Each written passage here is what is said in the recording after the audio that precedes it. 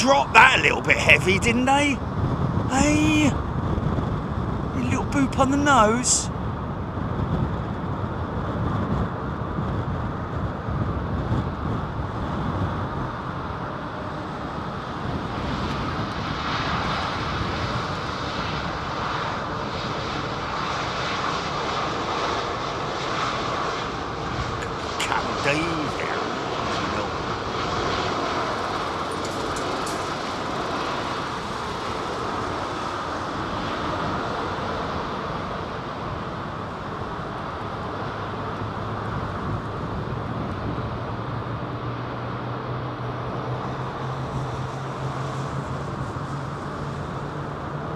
Starter.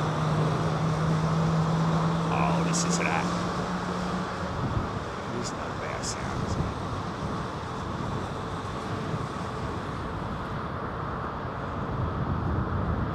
Morning, sir or madam.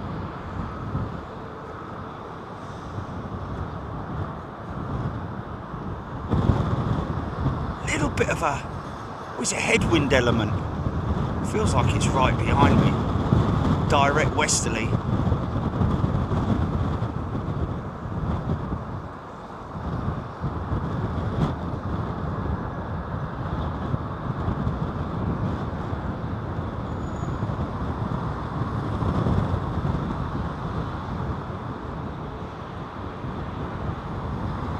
Very, very derated.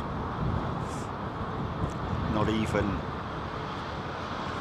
applying reverse thrusters. Just got the doors open as a precautionary measure. Standard operating procedures. Big smile on his face, look.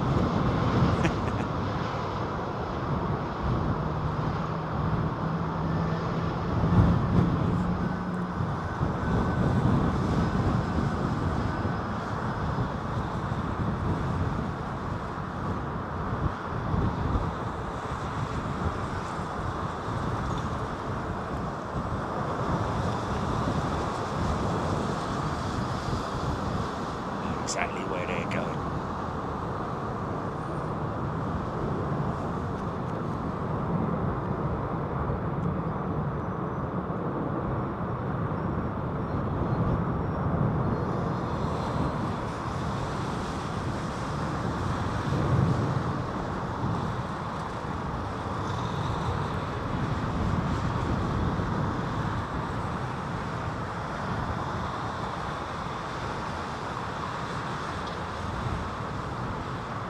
Morning, folks. How are we all doing? Hope you're well. Wednesday, innit? I nearly said Sunday. Every day's a Sunday. Roll up, roll up.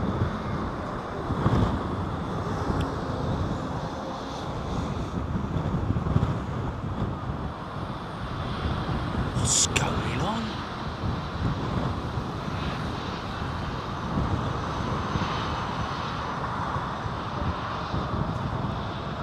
So get yourselves involved in the chat, folks, if you want to. Good morning, everybody. A Kiwi idiot abroad. Good morning, Maggie. Koala Aloha. That's funny, isn't it? Two in the same one from New Zealand, by the sounds of it. Karen Langley, good morning. Pico 7. Isuru, Billy, Avro Arrow, Steve Stibbons. Oh, okay. Aloha is Hawaii. Okay, completely different parts of the world. My apologies. Folks, if you look on Flight Radar 24, you may see a Virgin jet that is approaching somewhere over Ireland at the moment, squawking, a medical emergency by the sounds of it. Paul Henry, welcome back to Big Jet TV. Great to see you here, Paul. Get on to the thank you to everybody for your birthday cards and Christmas cards. Did the latest run to the PO box yesterday, and I really appreciate it. Who's the naughty person that sent 2 packets of mini rolls? Very naughty indeed, but thank you. Because we don't have room, you see. Our PO box is only small.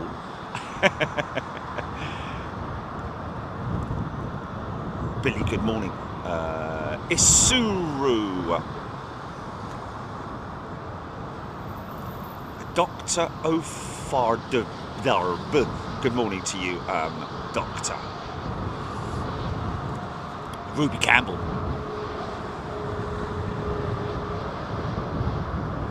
Early birdie. Oh, not squawking anymore, apparently. Okay, there we go. Well, that's good. That's a good result. Yeah, I'd imagine that's not medical then. That's possibly just a... It's a bit interesting though, isn't it? It's come all the way from LAX, and it's squawking, and then it's not anymore. But anyway, I'm sure we'll get to the bottom of it. Early birdie, good morning. Hamad Khan, good morning to you. Beverly George, Max, Louise, Leonard. You'll be streaming on Friday morning, my friend. I'll be coming in on Emirates EK1 from Dubai and Australia. Unfortunately, not Louise, my friend. We have meetings tomorrow. Camera. Oh yeah, no. Sorry, tomorrow is tomorrow is Thursday. We're going to be at East Midlands International tomorrow, folks. I call it East Midlands International. It's actually East Midlands Airport, isn't it? But well, they still on their banner it still says East Midlands Airport, so we'll leave it at that. Steve Stibbons, good morning. Monkey Boy 85, Declan Dolan, Lisa Binns. Yeah, but we'll go with what they say. Yeah, the airport themselves. Jax Van Halen. Good morning. Oh, a little bit of side drift there. Sort of like no panic, just catch it. Slightly out of alignment again. The radome, as you can see there. So they must have a batch of those out of sequence radomes. Obviously everything is done to exact specifications. Well, it should be anyway.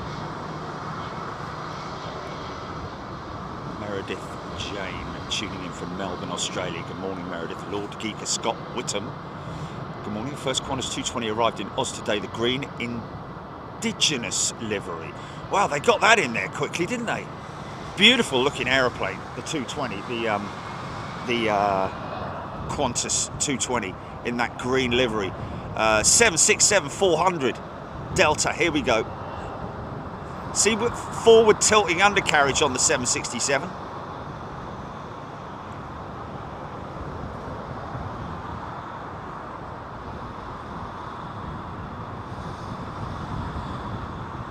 Flight radar are in the house. Good morning to you.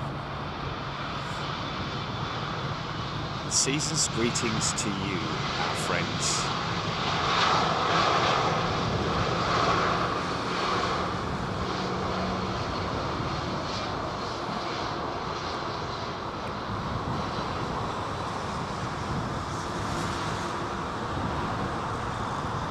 Jordan Tiger 74, good morning. Louise Leonard.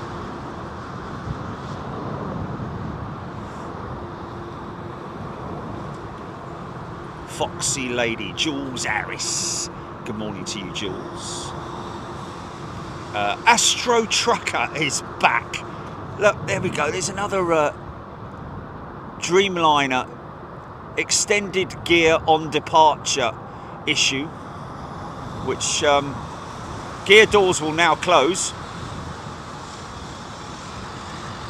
And that aircraft will continue for about 2 minutes. Whilst this is nice, United 777. It's a 200 in it. Look at this big old thing, man. Is it a 2 or is it a 3? I think it's a 2, isn't it?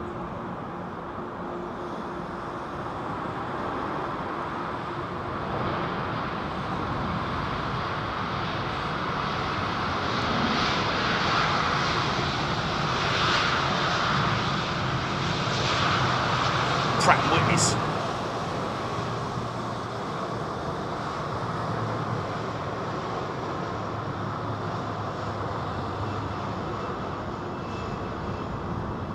Happy for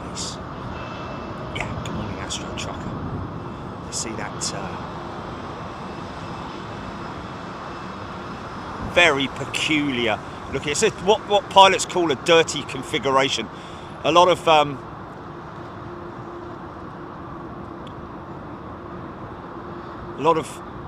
dirty air being thrown around by those that undercarriage. Creates a lot of drag on the aircraft, burning more fuel than it should do.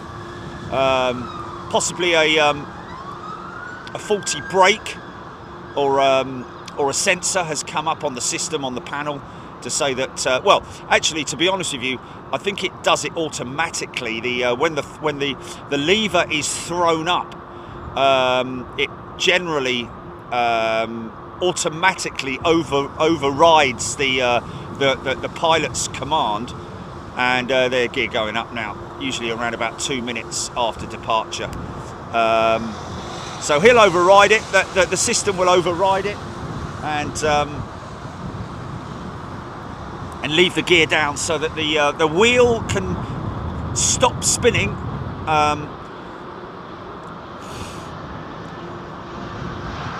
Unlikely to be a hot brake. One would have thought. We've got a membership. Somebody just gifted a membership, I think. BBLLB. Thank you, BBLLB. Hope you're doing well, my friend, out there in Chicago. Big Daz. Good morning. Chris Muller tuning in from Edinburgh. Good morning then to you, Chris. Mad Dog 88, Foxy B, Forza lad, Forza Ferrari, hey Gino, why you're not a winner the whole? Lord Geeker, sorry, always from London. Good morning to you, London, Frankfurt, London, Anchorage. What's that all about? Aviation in 4K. Good morning. Currently wearing my Big Jet TV jumper. Brilliant. Stay warm, Aviation in 4K. That's fantastic. Nice old 767.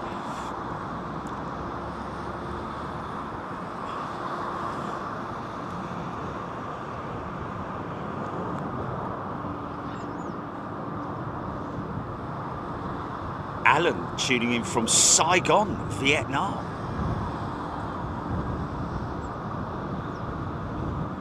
Very smooth.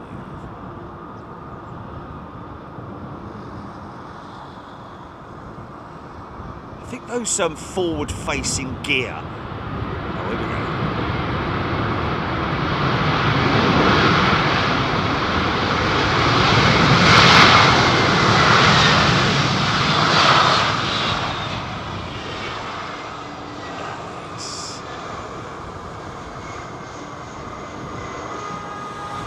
Mind that. Lovely old sound, man.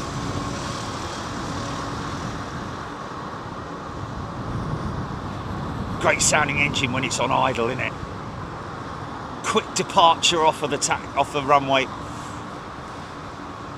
Elevators right down in the almost the maximum trim position. Phil Sky, good morning. Louise Leonard. Can't wait to be in London for Christmas. Flying home for Christmas. Meredith Jane finished work for the year today, so can stay up late to enjoy watching planes with y'all. Good morning to you, Meredith. Emma Deal. Off to Malta on Saturday for Christmas. How about that? Sue Cowder. Claire Bear. Good morning, everybody. Hope you're well. Robbie Whiteley. What are the specific scenarios that lead to a 7700 squawk? I know medical, but not sure what the others would be. Robbie, look that up on Google and give us the feedback. There are obviously different squawks, different numbers indicating. I just want to hear these engines, man. Lovely old sounds. Half expected to be analog inside that 767. It's amazing how looking at one post on Twitter or LinkedIn can lead to so many things. Good friend of ours, Shay Oakley, posted on on LinkedIn about the comet.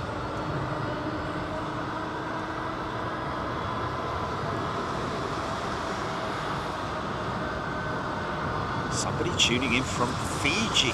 Good morning, Shamrock 105. Paul Nash. Here's an interesting story that's just broken in terms of aircraft reorders or orders. Lufthansa just ordered a big batch of A220s and 737 Maxes. I'm guessing that's got to be something to do with one of their partner airlines. Would that be right? Somebody let me know about that. Astro Trucker. Meredith Jane has gifted 5 memberships. Thank you, Meredith. Already up to 2,400 people watching. Good morning, everybody. Hope you're doing well. We're at London Heathrow. The LFB, bottom right-hand side of your screen there. If you get 2 minutes, just 2 minutes, to have a browse at the LFB website. There's something in the holding pattern over there. Or just come out of the hold, possibly. Air Canada. Oh, that's nice. Annalise, thank you, Annalise. Yeah, I'm wondering whether it's Eurowings or whatever it might be. Schmitty87, Mark Williams, Michael Edge, Max, good morning to you. Yeah, that is Air Canada. I was just going into the hold, is he? Ian Prothero, last day off before Christmas, back to delivering people's Christmas shopping for a well-known supermarket. Taps Pocket, brilliant. Yeah, big shout out to all the folks who are working over Christmas. I know that these guys at the LFB, obviously, you know, emergency services do work, of course, 24/7, 365. We know our good friend Johnny Drake, or Drakey as they call him, downstairs. He's going to be looking after the team here on Christmas Day, I think it is, and Boxing Day possibly. Of course, we are going to be putting a show out on Christmas Day as well, folks.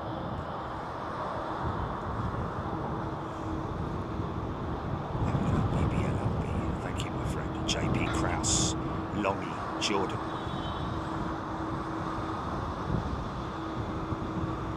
Great from this angle, get to see the wing flex and dip.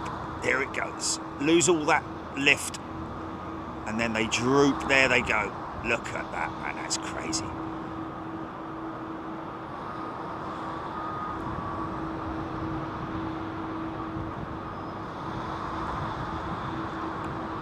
Absolutely zero reverses. Crazy flight deck on the 380, folks.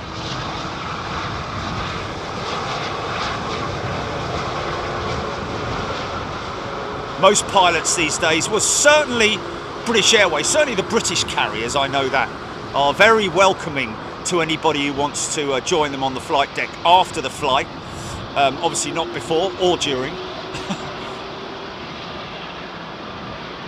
But the craziest flight deck, getting into the flight deck of an A380 is like literally visiting your granny's house and stepping up the steps of a terraced house with lovely old concrete steps that have worn out. Obviously they're not concrete. Dacre Haddon is a brand new member. Good morning, Dacre. If you are a new member, folks, if you've been gifted or otherwise, please get involved in the chat if you want to, that is. If you follow on Flight Radar 24, make sure you keep me informed on aircraft, or keep us informed on aircraft that are on approach, what's coming in, where it's coming from, any other news that you want to put out there. Always good to get the feedback. And of course, a lot of the time I'm going to miss your replies and your mentions, so please don't take that personally, folks.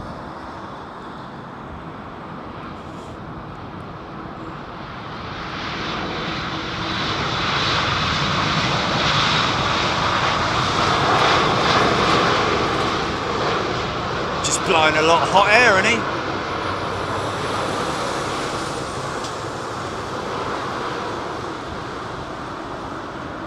Shelley Ashton, good morning. JP Kraus, VS8 has started descending, Claire Bear. VS8, that's the one that was squawking at one point, wasn't it?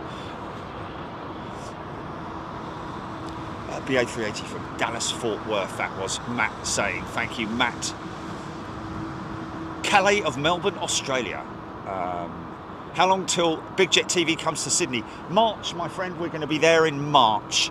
We're travelling all the way down to 81 days until our visit down under. Kiwi idiot abroad. Jerry and Gilly, as nicely as possible, your streams help me to get to sleep in the early mornings of New Zealand. You guys are fantastic. Thank you, Kiwi. We really appreciate that. That's a lovely thing to say, isn't it? So she's probably asleep now, isn't it? Hayden Campbell, Haps, good morning to you. Andrew Doubtfire, have a question. If the APU is a mini jet engine, which it is, then where is the air intake for it? Great question, Andrew. See if we can find that for you. There is a flap, literally, an intake flap. Depends on what aircraft type it is. This is lovely, this old MBA 330. Look at this, with the old Trent 700s. Sue Cowder's gifted 5 memberships. Now, sometimes very early on in the taxi to gate process, the APU will be fired up.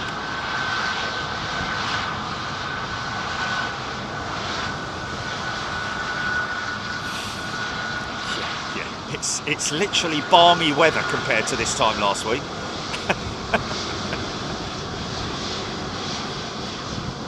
But yeah, there's a very noticeable on the 777.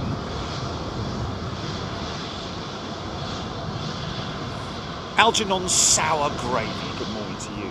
So yeah, the APU, there's normally a little flap at the back, different places on different aircraft, which the air is brought in by whatever means or method. Just trying to see if I can give you an example of one where the APU is actually running. Ben Stonard. Comair Atkinson, good morning to you. Sir James Doink, good morning to you, Sir James. Stewie's Travels, Tau Pro, good morning. Douglas Butcher, just a short visit before work, sorry. Declan Dolan.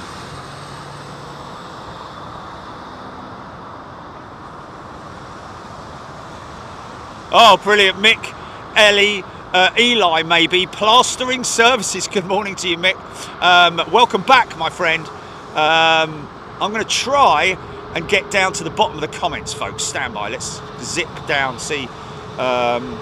Yes, Dean, indeed, Singapore Airlines is going to be operating their 350 out of London Gatwick. Gatwick's becoming quite busy. Might have to look at possibly doing 1 or 2 shows down there, but need to sort of like reinstate our relationship with a couple of people down there, which we have. So look out for that. Louise Leonard, so glad you're coming to Australia. Neil Witchard, glad I'm not going now, I've got to be honest with you. I'm not a big fan of the heat, I've got to be honest with you. J-Mac, Declan Dolan, the wind is from direction 250 with speed of 13 knots, visibility 10 kilometres or more.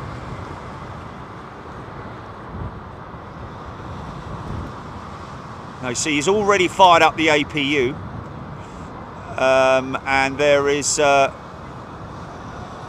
was there? Oh, wow. Wow, I didn't see that. Can we look back at that? Apparently some flames shot from the APU when he fired it up. That would have been just the result of fuel, probably, just in the combustor part of the engine that's just sitting there at the bottom of the combustor and it's being fired up. It's a bit like a car backfiring sort of thing, I guess is the best way to describe it. Let's see if we've got anything down here, because it's very distinctive on the yeah, nothing on that one. On the 777, that's for sure. William Black has gifted 5 memberships. Thank you, William. Wonderful.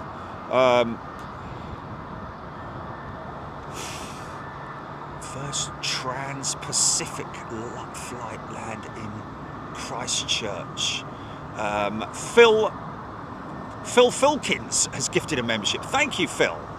Lovely thing to do. We're going to be gifting some memberships on Christmas Day, ladies and gentlemen.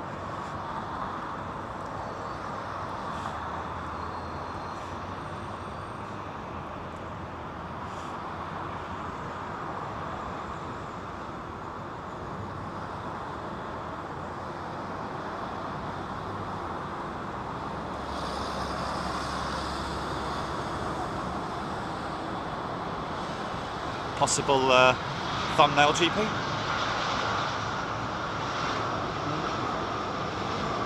Andy B's gifted a membership. Thanks, Andy. Declan Dolan. James Fenny, 767 sounds absolutely amazing. It does, doesn't it? Old Pratt & Whitney engines. CF6s, Pratt & Whitneys, all those old school multi-bladed engines sound great, don't they? Trent 700s don't have that sort of like whiny noise that we like to hear. Very old school style sound. I'm skipping all the way to the bottom of the comments. My apologies, folks. William Black, good morning from North Carolina. Max Harris, Stajin Berghuis, Sukauda. Jay Bell, morning everybody.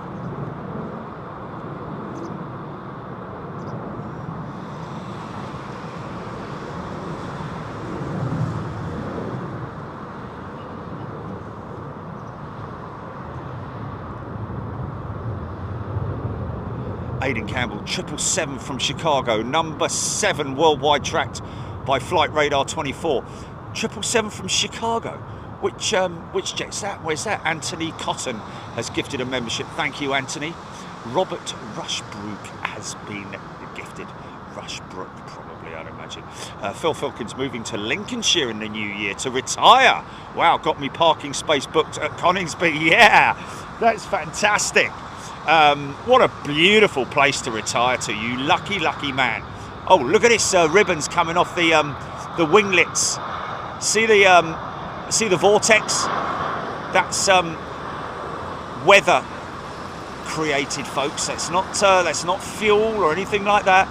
That is purely a great example of the last part of the wing, that literally where the air passes over that wingtip. Okay, Virgin VS8 is coming in straight in with no hold. We do not have any emergency services in the vicinity at the moment, which is a good thing. Paresh, Beverly George, Nick Hill, air service agreement between the UK and India will be revised. What's that all about then, I wonder?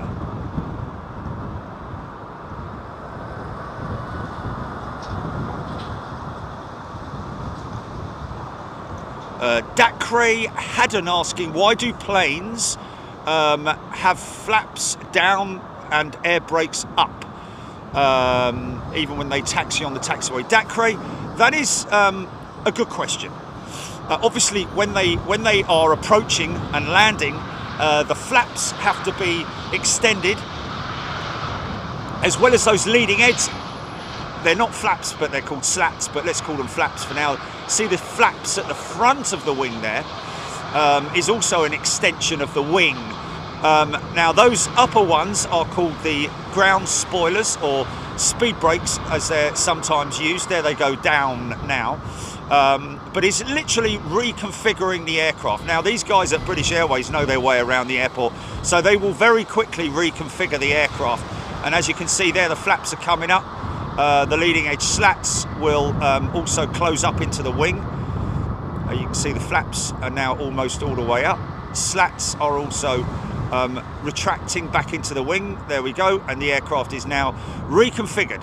Next time they all move will be obviously when they taxi for departure, which will be again extending the flaps and slats, but no air brakes or speed brakes used in the taxi out. The speed brakes actually the autopilot system or the systems themselves actually also use the speed brakes as sort of like ailerons as well as flight surfaces to minimise the twist in the wing and reduce the amount of stress on the wing. Nice Eta jet, one of their old ones, but still looking good in that livery. Very racy looking livery, the Eta livery. A lot of people got used to that now. SQ317 on radar, so we'll be taxiing, get ready for takeoff. Gary Sibthorpe. We have the Singapore Slinger, I'm guessing he's talking about there. I can see her pointing in that direction over there, so that is the Slinger ready for departure. We'll grab that. Bruce Fine, Gary Sibthorpe, thank you everybody. Steph spotted a 747 parked on a remote stand yesterday. Towards the end of 27 left. Retro livery, but couldn't make out the airline visibly. That's One Air probably, Steph, I'd imagine. That's probably One Air that you saw parked up down there.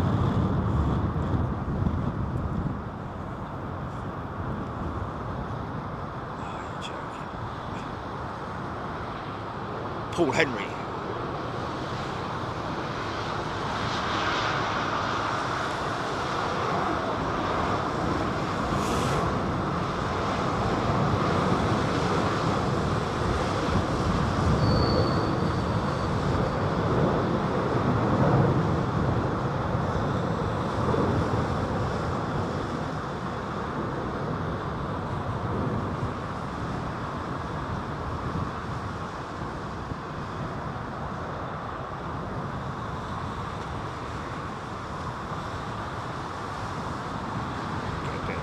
Vortex off of that wingtip as well.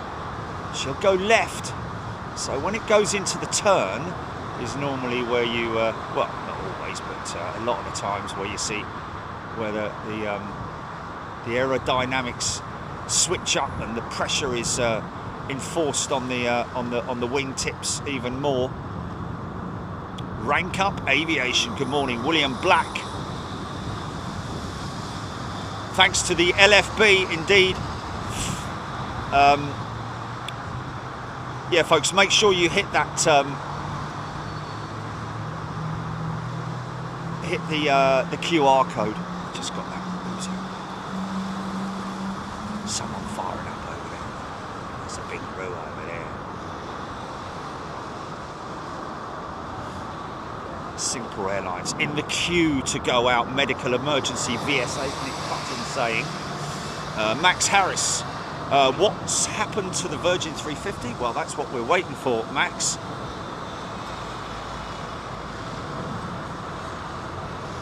Talpro BA380 from Miami in the holding pattern.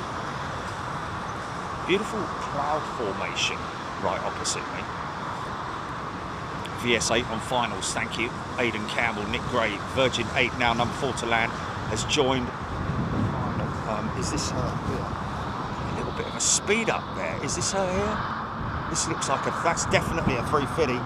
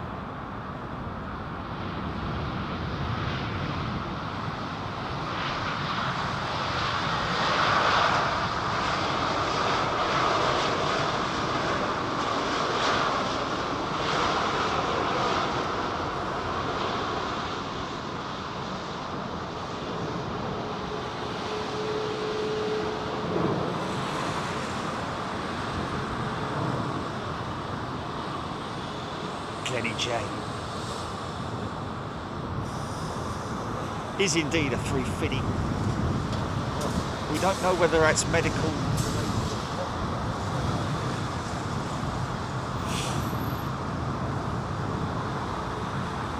So it is still, but it's not squawking anymore. Julie B grew up near an airport and 2 military bases. Wow, I never learned so much about planes since watching these streams. Oh, that's brilliant, Julie. Fantastic, thank you. Great feedback. Look at this stack shot. Have a look at that.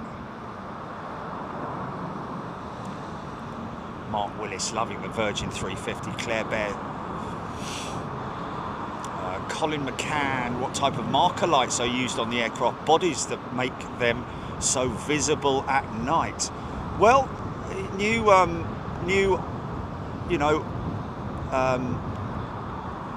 what are we talking about here, my friend? Are we talking about the illumination lights, like the tail illumination lights, or the wing lights, taxi lights? Of course, you know, a lot of the new type of aircraft are using high intensity bulbs. A lot of old aircraft have been, oh, easy, son. Nice! Have been modified to take the high intensity bulbs.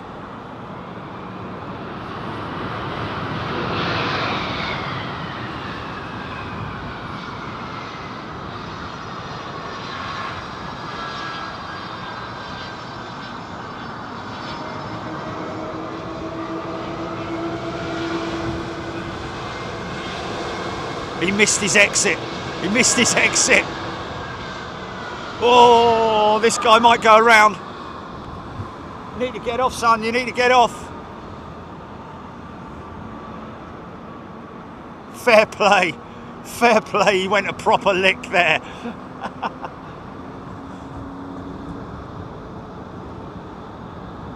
Air India Dreamliner. You can see their triple today. Frank E. Cromer, been enjoying Big Jet TV for some time. This is my first chat. I'm an OAP, so be gentle with me. There we go, Frank. It's great to see you here, my friend. Get involved, stay involved, please, Frank, along with everybody else who are either new or old or existing members.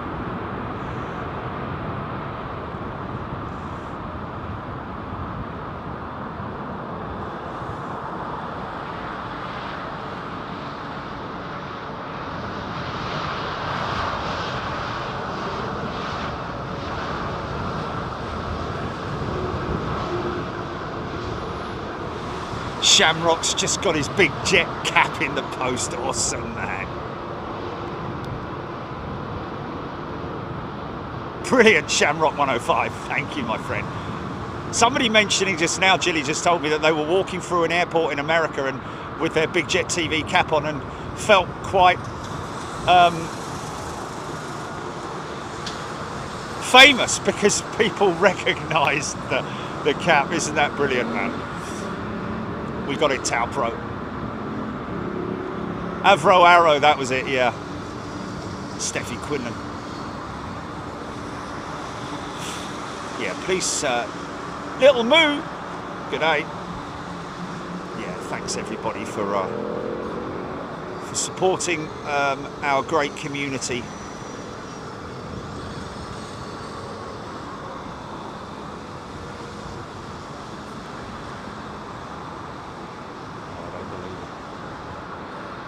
That rain come from? Yeah, man, yeah, just felt spots of rain. Yeah. That is fantastic, isn't it? You can't make it up, like Scott Thompson, Steve Stibbons, Sunshine, yeah, right.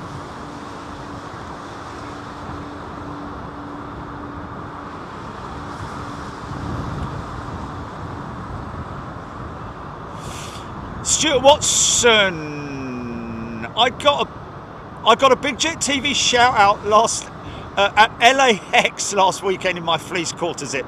Absolutely brilliant. Big Jet TV. It happens.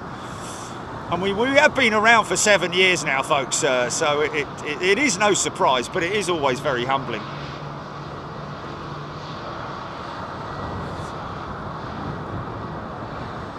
Gary Sibthorpe.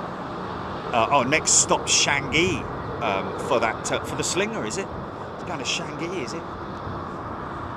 Look at that one making its way across. Look at this. BA 380. It's the Miami from Miami, isn't it? This is the one we. This is the one we caught coming out of the hold, I think, or going into the hold. One of the two. Beautiful trash panda. Look at that aero braking, man. Nice.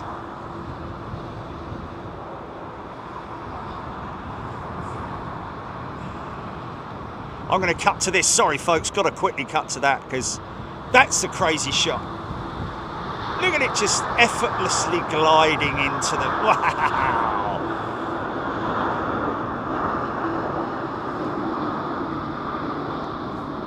Ah, man. It's those lights, you see. We talk about the high intensity lights. That's what does it, is those bloody lights. Sorry for my language, but...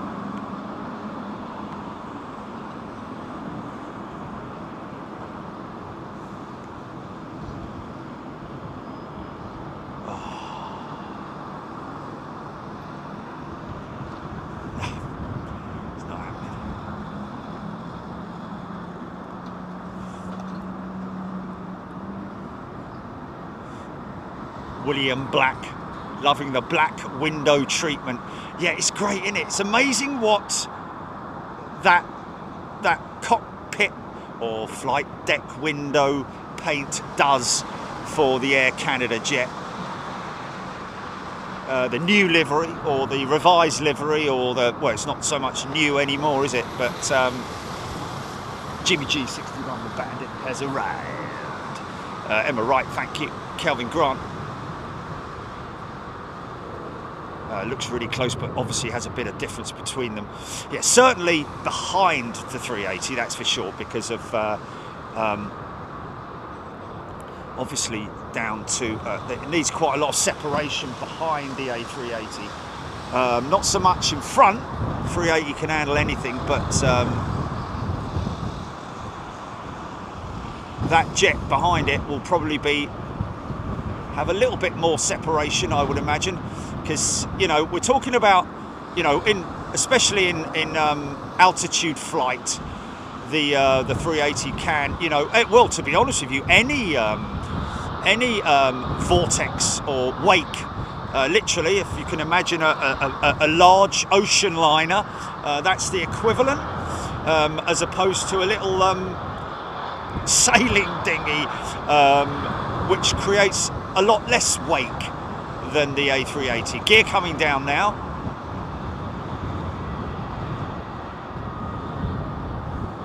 Outboard gear first. Always looks a little bit odd, doesn't it? And then the belly gear will now be sliding down and back. Front gear down, nose gear down, that is, of course. There's the main body gear coming down now. A lot of old school pilots call them the bogies. I like the old school sayings myself.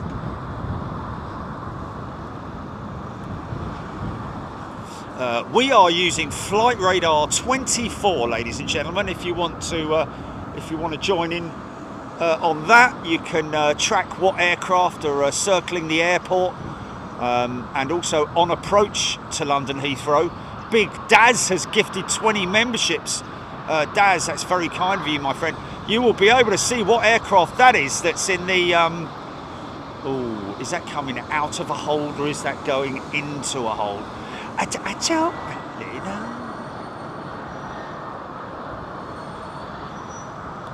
Now you'll see little...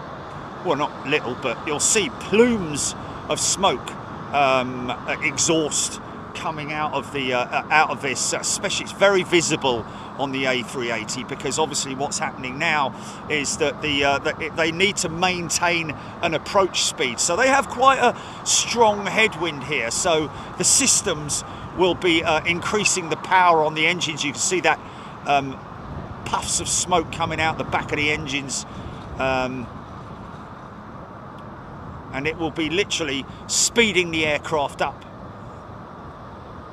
to maintain that approach speed. Happy Gardner, heading to London Heathrow, May 2024, Etihad 787-9 from KL, is that Kuala Lumpur? I think. Lovely old Lufthansa 320neo.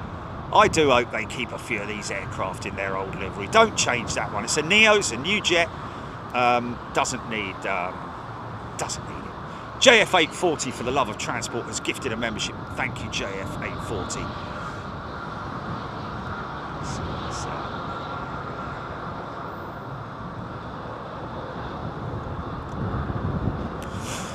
Nick's Carnival videos. Roll up, roll up. All the fun of the fair. Squopy.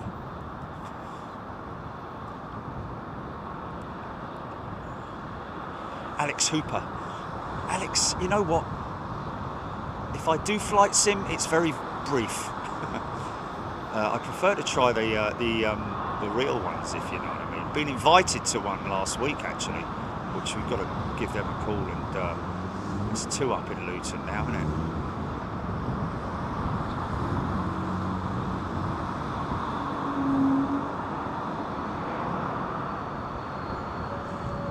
Rex Magnum, what a great name.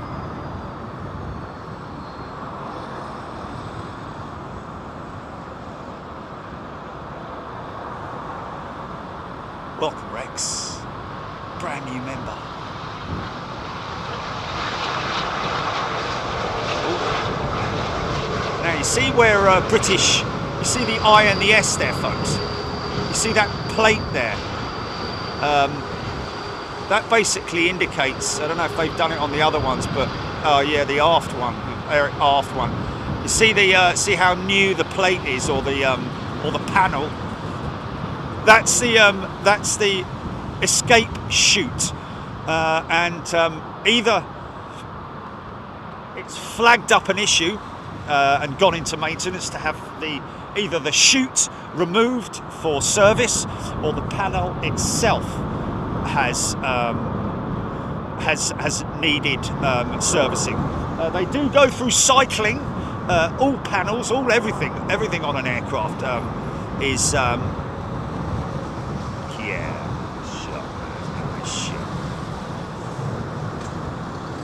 he's a lot of runway, that guy. Sarah Faro, new members today. Yes, welcome everybody. Please don't hesitate in getting involved. Ask questions. If I don't know the answer, there'll be someone on here who does. I know one pilot in the house, BBLLB for sure, with American Airlines, flies the MAX. So if you've got any questions you want to ask,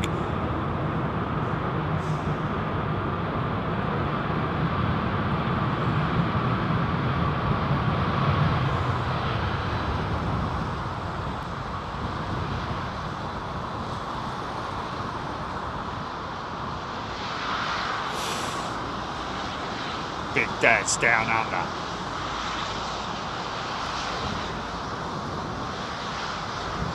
Avro Arrow read a stat at JFK that US Airlines alone carried some 853 million passengers in 2022. Wow. You're a statistic, Jim. Listen to the hum of those Trents, man. Listen. Can you hear it?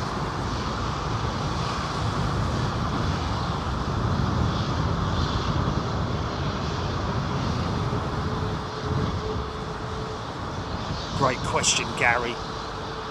How often does BA wash those 380s? Well, the question is, how often does an airline manage to clean an aircraft, any aircraft?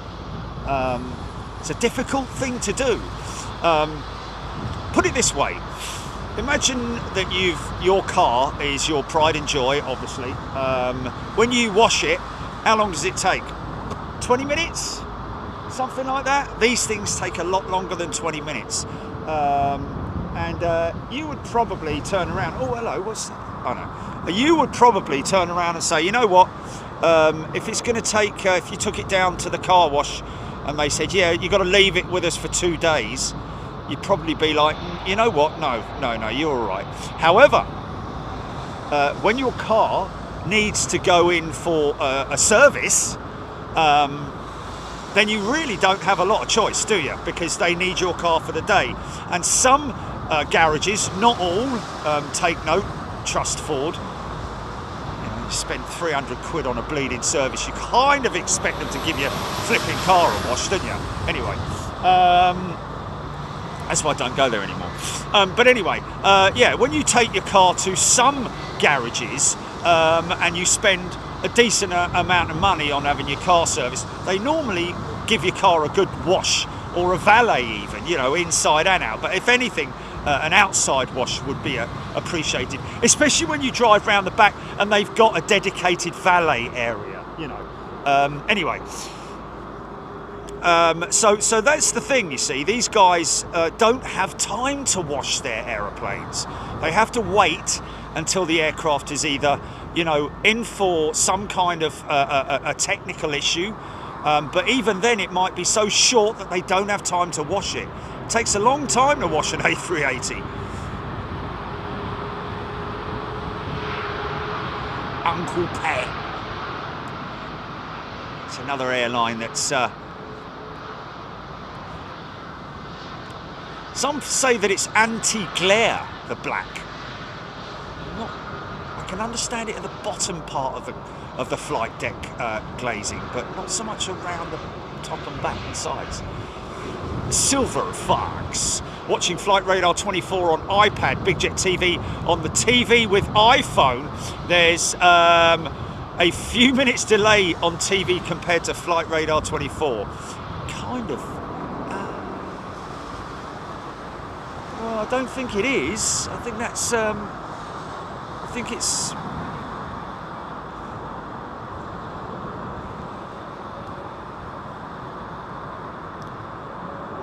Yeah, there will always be a delay, but I don't know about 2 minutes. Is that 2 minutes? Is that...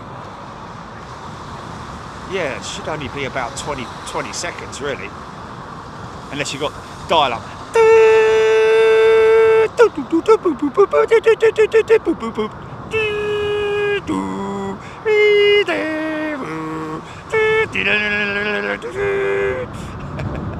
Dial up, remember that. Rex Magnum.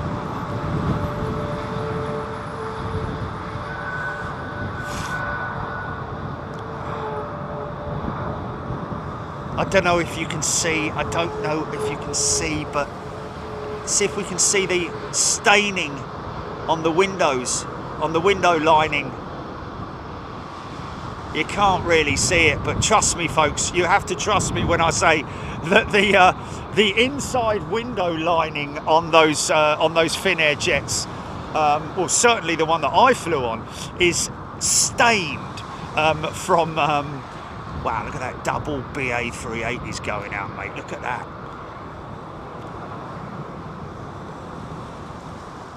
Yeah. It's stained from the anti-ice fluid, the Type 2. So the lining, the window linings inside the aircraft are actually orange. Emma Wright.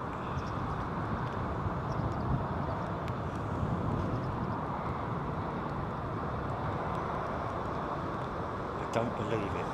It's actually raining, mate.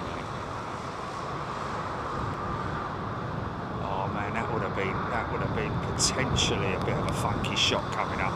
We've got one in the background there, but it would have been an half decent funky one. Look.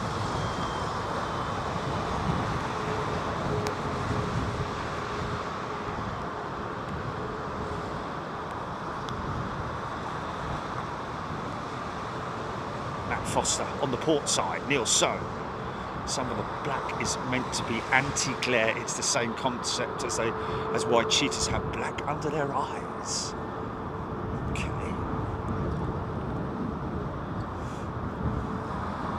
Yeah, no. I mean, you know, way back in the old days, you know, the old retro jets, you did used to have an anti-glare paint forward of the flight deck, and some of the noses actually, some of the radomes actually had black paint as a protection, a protective layer to reduce the amount of UV rays getting through and interfering with the weather radar that's in the nose. A lot of people don't appreciate and understand that literally inside that nose, you can just about see the crease, well, the join there. There is a weather radar.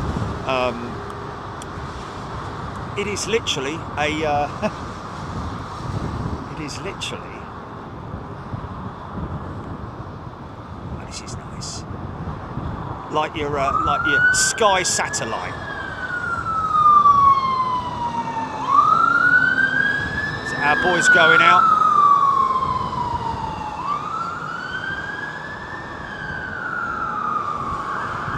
Team Stripes Moo is a brand new member. Welcome, Team Stripes Moo. Here we go. They're sitting down. She's heavy, man. She's heavy.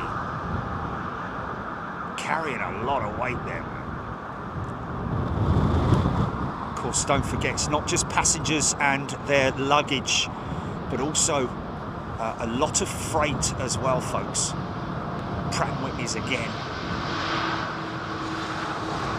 You know, these jets, as well as their passengers and luggage, make a lot of money out of carrying freight as well. Oh, funky, funky,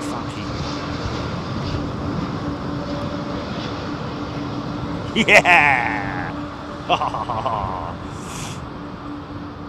No one else does funky like Big Jet TV, man.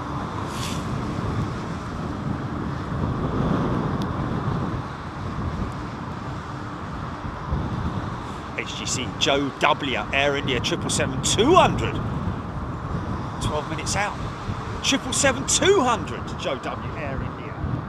Didn't even know they had one.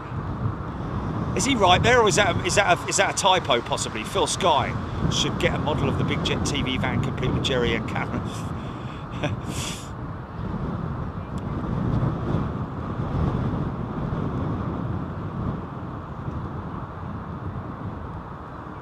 Really? He's right. Wow. That's rare as rocking horse poo, that, isn't it? Barry Fennick, which commercial aircraft have head-up displays now? Good question, that Barry. Well, certainly the Dreamliner is fitted standard. Read all about it with the head-up display. I believe that Airbus are working on the A350 and future aircraft. Yeah, okay. Well, what I mean, as rare as rocking horse poo is at London Heathrow. We normally see their Dreamliners and, of course, their 777-300, which has just recently re-entered service here at London Heathrow. But I can't recall the last time I saw an Air India 777-200 at London Heathrow. Anybody else care to elaborate on that? Jeffrey Stevens got my gifted membership on the last stream. Just wanted to say thank you, as I missed it happening. Only realised about 12 hours later. There we go, Jeffrey. That's a nice thing to do. Come in and say thank you. Really appreciate that, my friend. Thank you, everybody.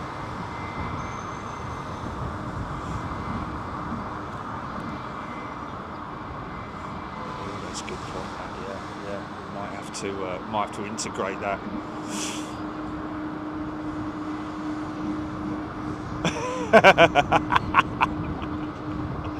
Yeah, that's funny, man.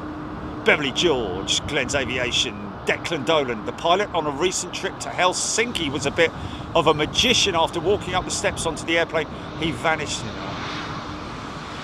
I walked into that one, didn't I? Shamrock 105 on the A380. The reverses are on the inner engines. Indeed they are. But do the outer engines still have reverses but just not wired in? Shamrock 105, no they don't. They are not fitted with reverses on the outboard engines. Because when you consider the amount of braking power that's available in terms of engine reverses, obviously, the brakes themselves, which is humongous. I think we've got 16 braking wheels on the A380, 16, something in that region, and of course those big massive barn door ground spoilers, which go to which is, it's like literally hanging your a garage door outside you, behind your car, and that's just one. The 380 has a whole load of them as well. Julie B has gifted 5 memberships. Thanks, Julie. That's very kind of you, Julie. And also Craig Matthews has gifted 5 memberships as well. Good to see that today, I think it is, ladies and gentlemen, with British Airways, 100 new people will be... let's just have a look and see.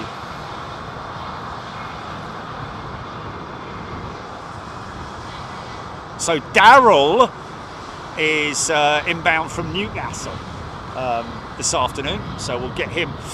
So Guy Bowen from British Airways, project pilot, posting yesterday, it will be a life-changing day tomorrow, which is today, for 100 people that successfully gain a place on the inaugural course of the Speedbird Pilot Academy. So there we go. So 100 very lucky new crew. They will be gaining a place on the inaugural course of the Speedbird Pilot. Oh, okay. So they will be gaining a place. Great, fantastic. Well, good luck to all of them. This is Air Canada, I think, is it? In the old livery. Some call it the Head and Shoulders livery. I think Head and Shoulders is available around the world in it, but they've got a new branding, haven't they? So they don't have that. They don't have that sort of like.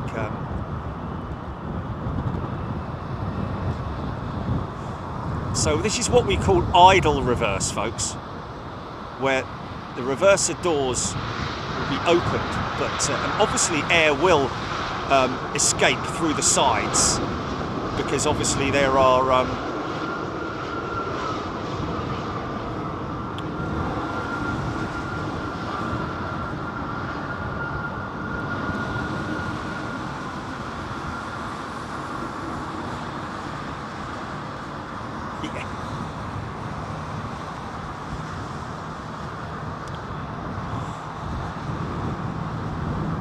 Yesterday, EasyJet ordering a number 157 A320 Neo jets.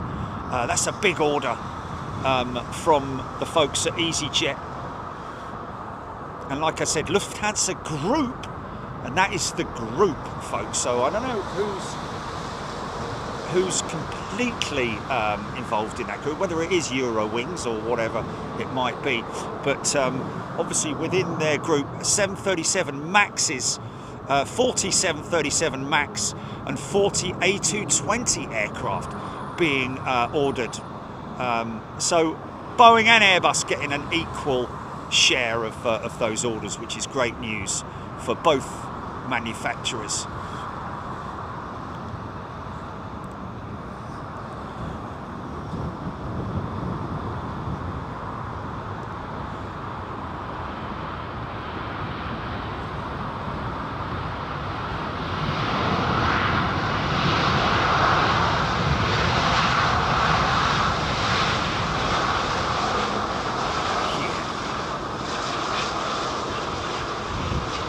See a little bit of as they apply the brakes.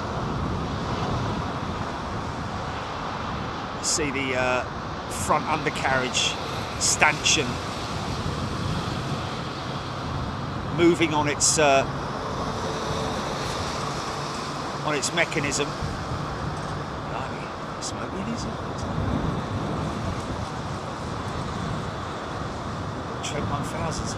Is that Virgin jet still up there? Is she still up there with that engine? Yeah, look at that. Both engines on that Dreamliner. Wow. Is that just a servicing issue, perhaps? I don't know. It's just a sort of standard.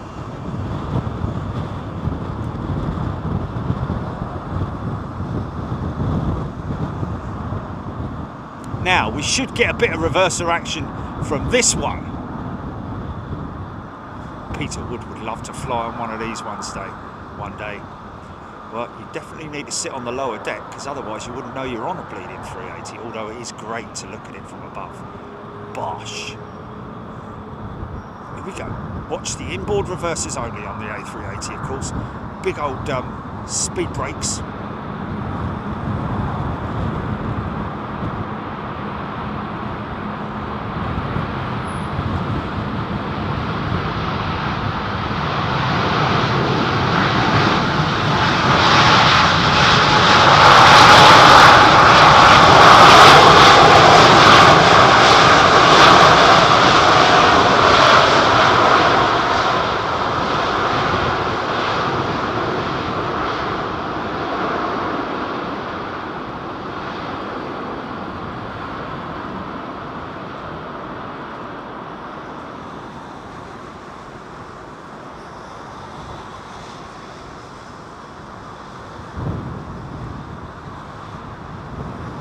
NCFC Craigo is a new member. Welcome, Craigo.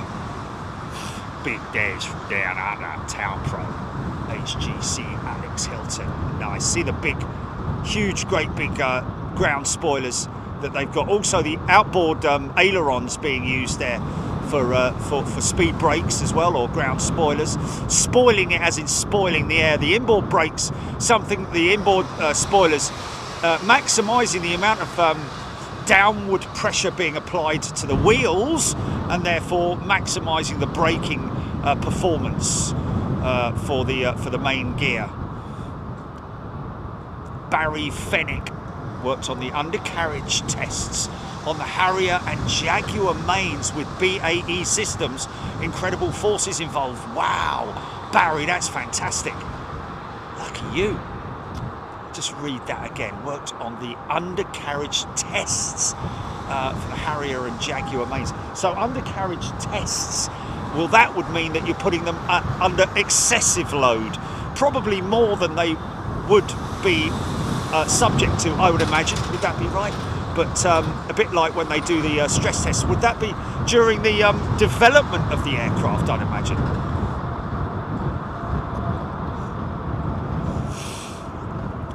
Arunta 5.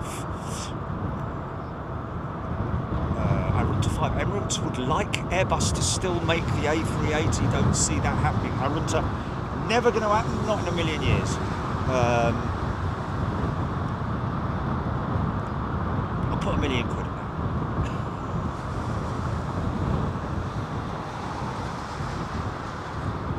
I think that's why you'll find that Emirates will be, are most definitely putting their trust in Boeing for the 777-9. Stuart Sims, Ross Ashplant. Good morning, everybody. Hope you're doing well. It is Wednesday. Big Daz, Emirates love the 380. I seem to remember the Emirates CEO slagging them off, didn't he, during COVID or thereabouts, somewhere around about that area, saying that they're a burden. It's certainly not the case now.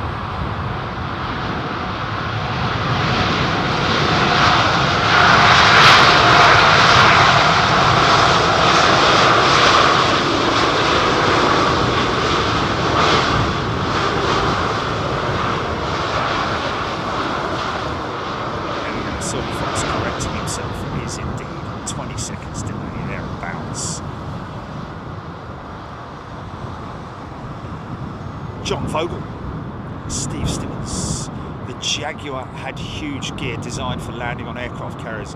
Yeah. So did the not just, well, I think I don't know if they ever had a carrier variant of the Jaguar, but most certainly the Harrier. I think that was developed to land on aircraft carriers.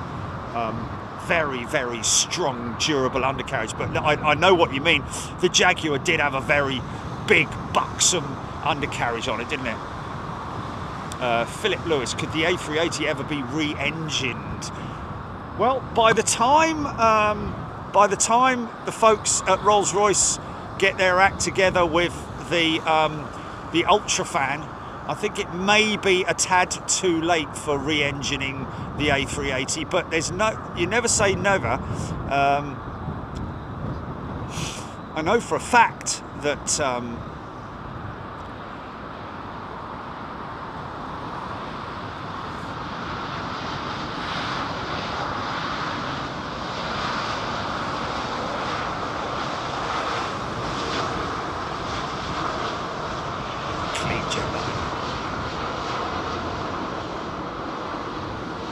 I know for a fact that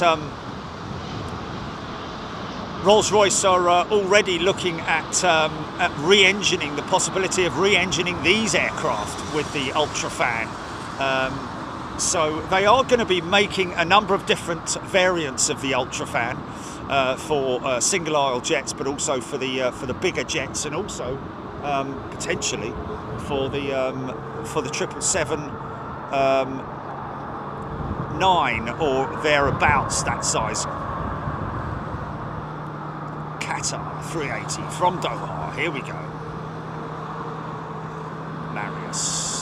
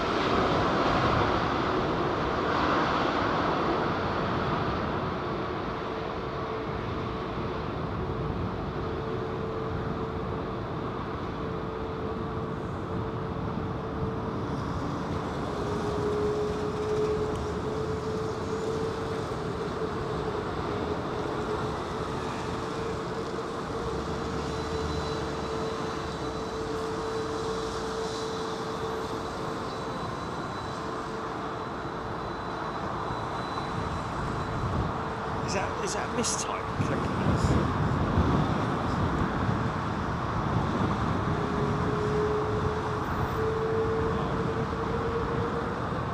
Well, how do I pronounce it then?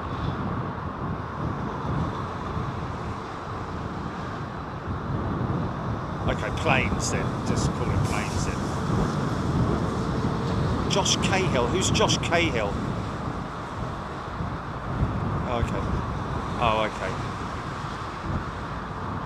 He was banned for pointing out the airline's decline in service. They started firing the crew on the flight he was on, and... Oh, okay, right, yeah, I got you, yeah.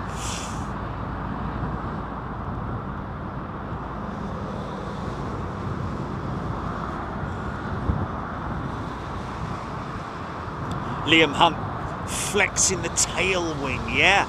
Massive. What you got to appreciate, folks, is that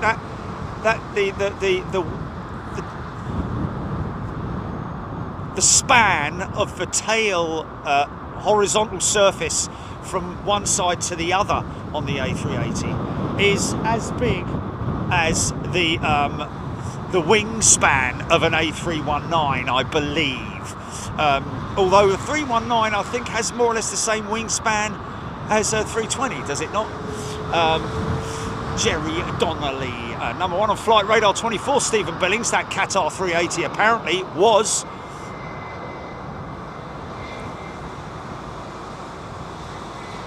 Jason Pitt. Lee Russell saying, I've only just noticed the stripes on the tail. Is that the... Oh, right, yeah. The darker grey ones. Yeah, which is, yeah. So all that paraphernalia around these aircraft is something that we're going to try and recreate with Staines International. That's why I've been buying ground equipment in bulk.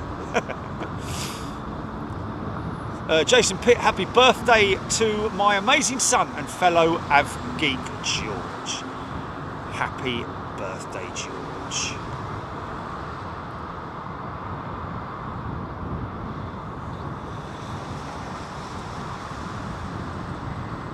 Oh, okay, cool. Tim Johnson.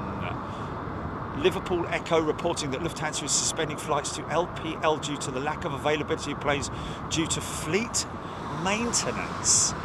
Well, that's got to be something down to the Neos, hasn't it? I would imagine. Would it be? Because of the Pratt & Whitney issues. A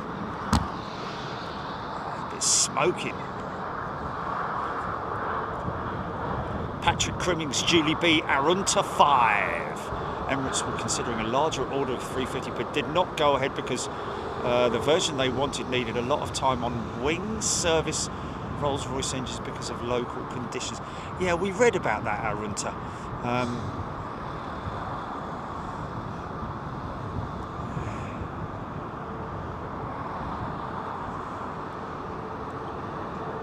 You know, you read a lot of things, you hear a lot of things, whether you hear the official word from the airline or from the manufacturer is something that you'll it's always a lot of speculation, isn't there, when it comes to you know, why somebody didn't order this and why they didn't order that.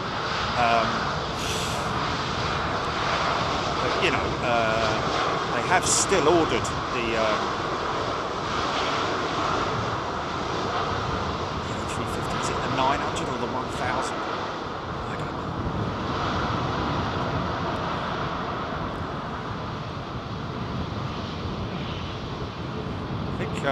From what I heard anyway was that they were unable, Airbus that is, or should I say Rolls-Royce really, were unable to give them the numbers that they needed in order to secure the order. Wow, she's quite low.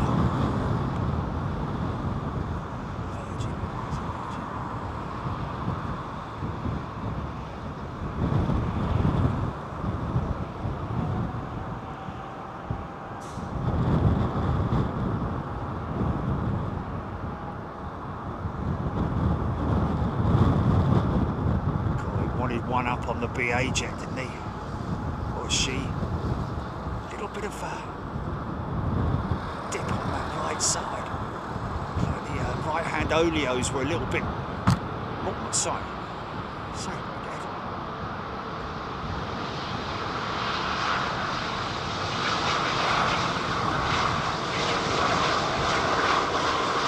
It's incredible when you go and look at pictures from bygone era, you know, of days back in the days of the Comet. Crazy.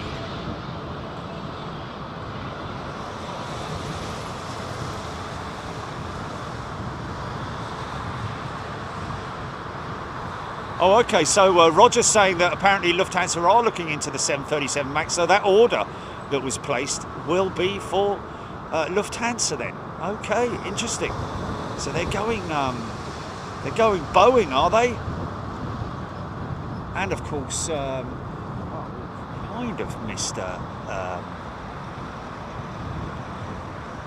Whatever that is. Okay, Air India 777-200, folks. Here we go. This is, I mean, I know somebody mentioning that they obviously do have a significant number of these in their fleet, but here at London Heathrow, normally the 300, so it's a bit of a rarity for you.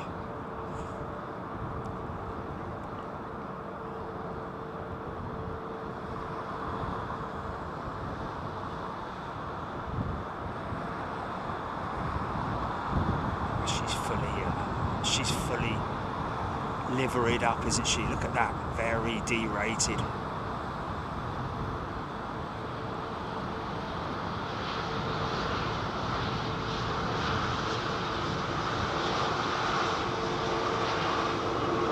Big smile on her face, look.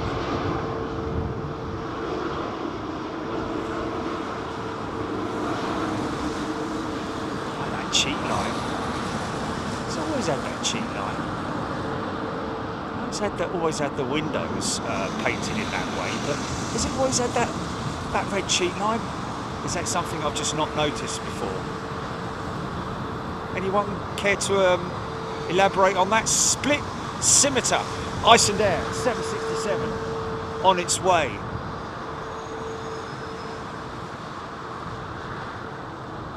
Well, I think it is. It's just... No, I think it is. Got cruisers, by the way, GP, if anybody's interested. Tim Johnson. Rory Shaw.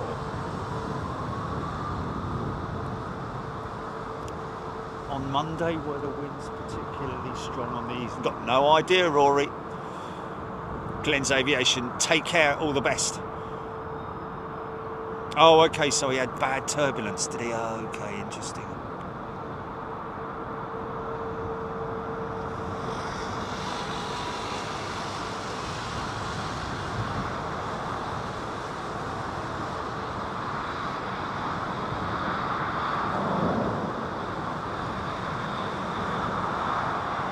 Somebody's saying that apparently the cheat line is only on the older 777s and 320s. Thank you, Anish.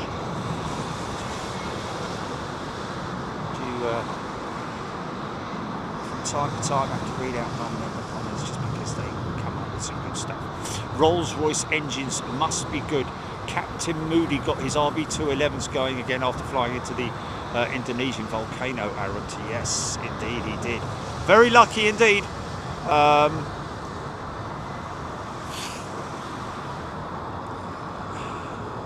Nice on the oldest 777s, and this is nice. Icelandair 767 not bringing their 737 Max in today, which is quite nice. Quite a long landing. Yeah, there she goes. Ha! Brilliant, man. She should light this one up. Go on, son. Nope. All brakes. Wow. That's how efficient they start. Oh.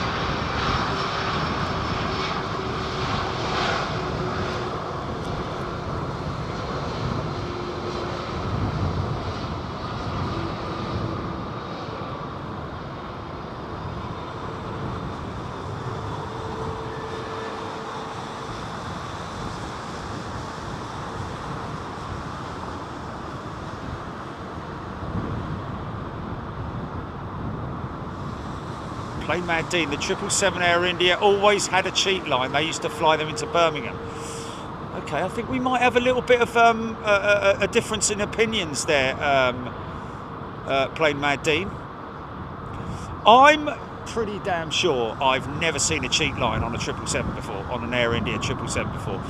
I've seen the windows, but I've never seen the cheat line. And I'm hearing that apparently it is on the older 777-200s and on their 320s as well, apparently.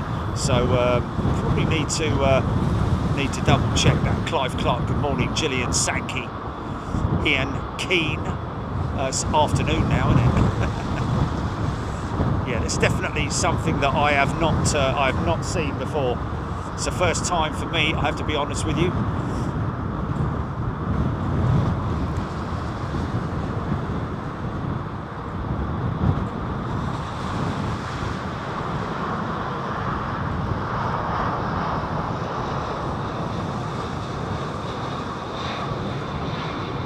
Fourteen and a half years old, JF840 saying that 777-200 with Air India. 14 and a half years old. That's half the age of the BA 777 that I flew on.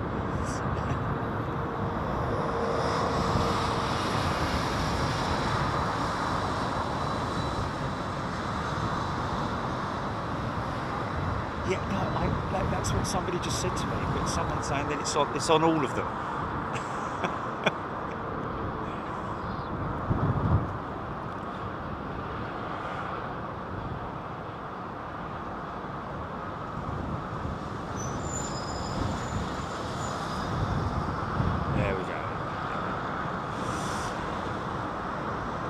MW74, Etihad 380, 11 minutes out. Thank you, J Mank.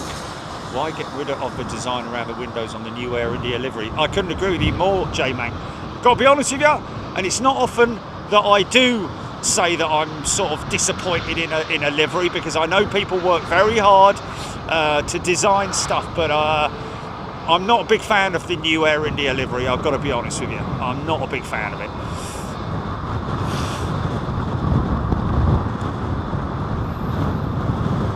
Gary Pitt giving a shout out to all new members.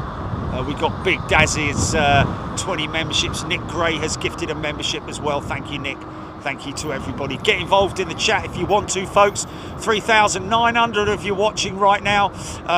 If you want to hit that subscribe button, it might be a worthwhile thing to do, because we are live twice a week, Wednesdays and Sundays, but we also travel overseas as well.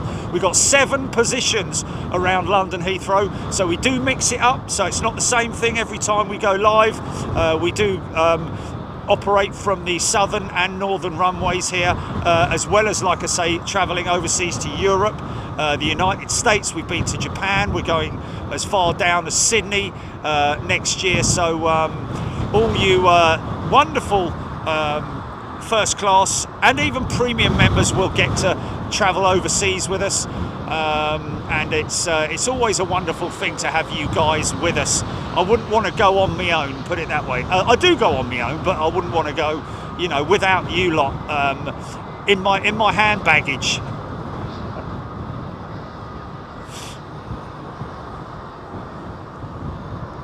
Sasha, London LH said in his press release that 737 MAX will not fly for... sorry. Lufthansa said in its press release the 737 MAX will not fly for Lufthansa or Swiss. So maybe Croatia Eurowings.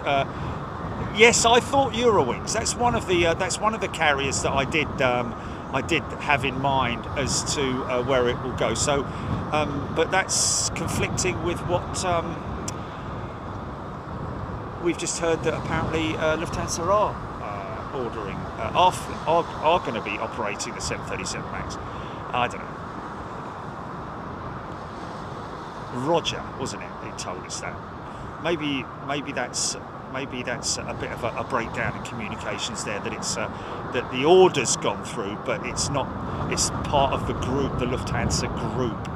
It's a bit like the IAG, isn't it? IAG that operate British Airways and part of the group have ordered 737 Maxes as well, not to be operated with British Airways, the carrier.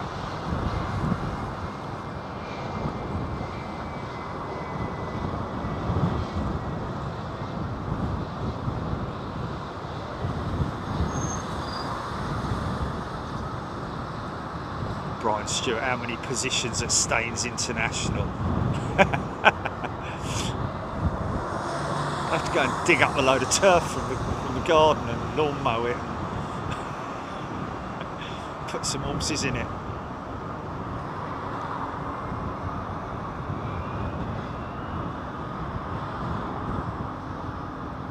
Mark Chelsea, Scott Thompson.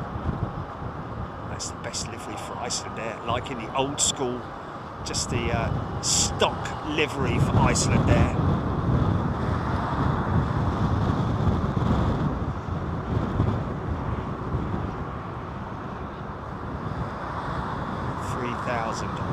People.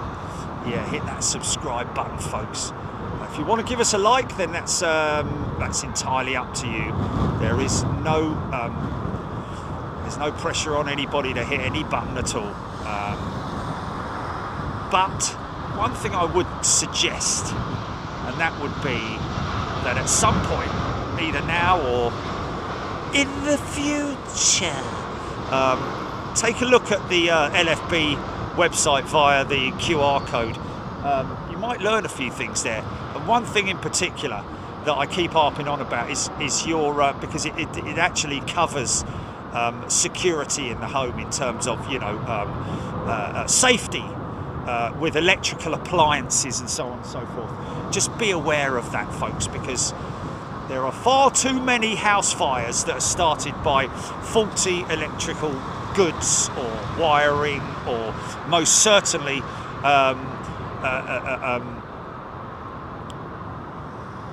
batteries, rechargeable batteries from scooters and things like that.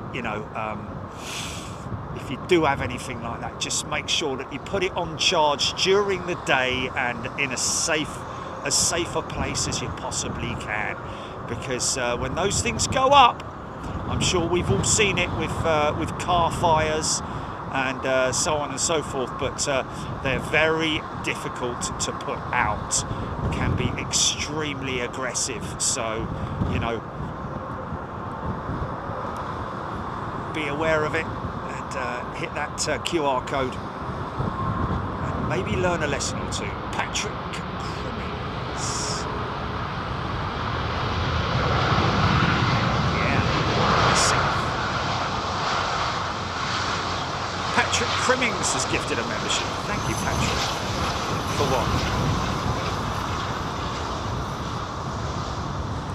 Well, all they need to know is that we're going to be doing a show on Christmas Day, isn't it?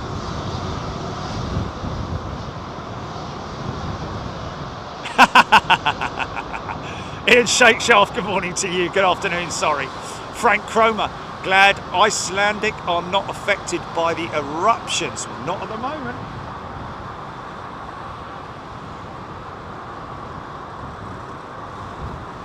'17th Mustang. I caught my dad trying to charge up 2 alkaline batteries the other day. No. Rich B, fantastic pre-Christmas show. Thank you very much indeed, Emma. Right, I didn't realise that the A380 is not in production anymore. Wow. Okay, Emma. Well, it's something that you learn every day, and there you go. I hope you're not too emotionally affected by that, Emma. But yeah, the A380 ceased production.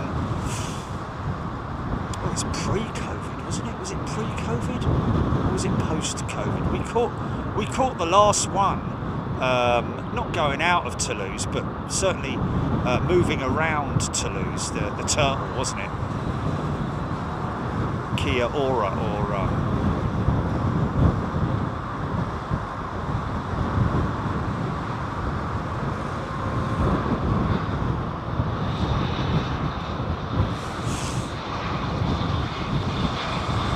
Oh, Joe Crummett, thank you very much indeed. Jeffrey Kirk, Long Flair, Stuart Howard, Hayward, sorry. Thanks for the gifted membership, really appreciate it. Give me a shout out to Patrick Crimmins. That's a nice thing to do, isn't it? Stuart, thank you. If you are a new member, Stuart, everybody else, get involved if you want to get involved. If you're an aviation fan, if you've got any questions, if you want to track on Flight Radar 24, they are our preferred platform for radar in the aviation world. Very well known amongst the news fraternities and so on and so forth. Generally, when there is an aviation related article on the news, on the national news here, Flight Radar 24 is used. And we are very honoured to have a great relationship with the folks at Flight Radar 24. And it is an amazing platform, ladies and gentlemen. Lots of people watch the channel. Now, watch the channel and also watch Flight Radar at the same time. See that flap just closing there, folks? Closing? There you go. That's the APU air intake. Just about saw it closing there. As they move away. So APU has been shut down on that American jet. Sometimes the APU may be not shut down until, on the actual taxi itself. Jeez. Liam G. I think Liam, it's more or less a full schedule here on Christmas Day.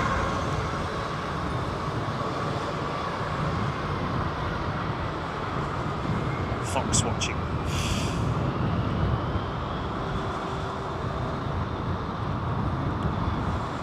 No sign of the Fox. We haven't seen it for a long, long time, have we?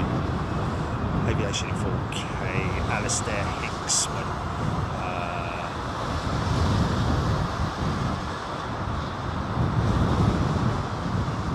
Glenn's Aviation. Steph. Short, sweet visit from Steph. Thanks, Steph. Take care. Transporting Kent. Lots of tillers inbound. We will continue to grab airport action.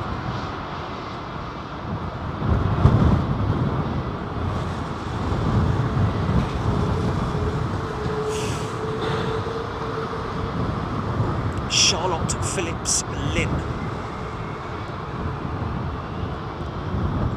Christmas Day, Charlotte. Little Moo. Baileys and chocolate. Oh yeah. Oh well then, yeah. In that case, yeah. Yeah. Sunday show is. Yeah.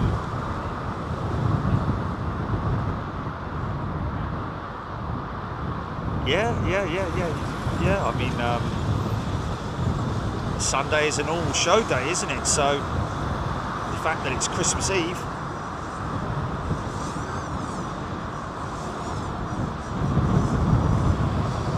Should probably be quite busy for people flying in for Christmas. Dawn has cats.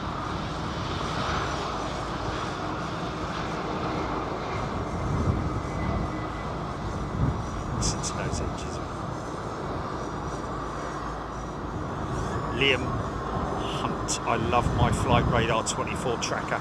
I did all my flights recently, so interesting. The stats they give, yeah, incredible, man. You literally, it's a one-stop shop, Flight Radar 24. But also, if you are if you're a paying member on Flight Radar 24, it's not that bad actually in terms of the annual membership. But you can track aircraft in 3D view, augmented view, all that kind of thing from the flight deck. All that kind of cool stuff. Paul Jones has gifted a membership. Thank you, Paul. Gizmo, F1, F3 was gifted that membership. Nice one, Gizmo. Come in and get involved in the chat, folks. Don't sit there. If you've got questions, if you want to ask, then please get yourselves involved. Okay. So, 380. 380 long range.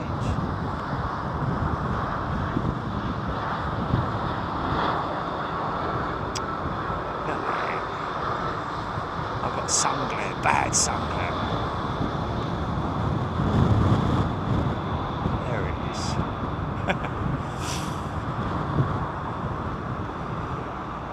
Little Moo, do the airlines put on extra flights at Christmas?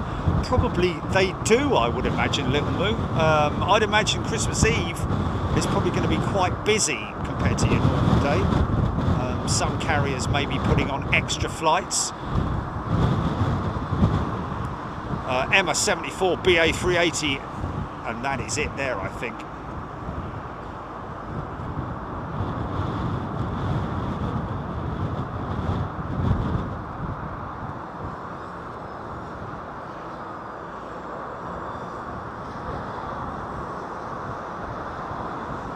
Stephen Billings, Etihad number 2 on Flight Radar 24, beaten by Red Arrow at number 1. What's that, GP?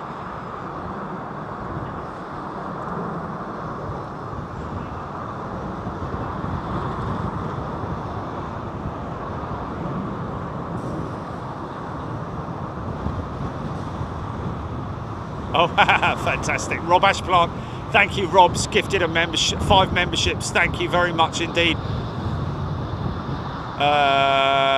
Kyle Lafferty and all the passengers at Glasgow waiting to fly out to Dubai on the 380.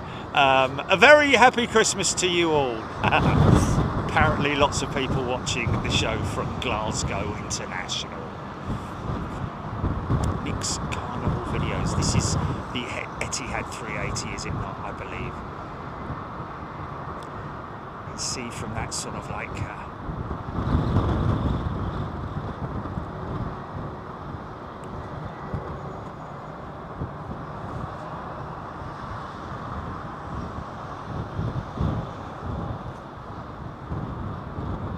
airtime Irish.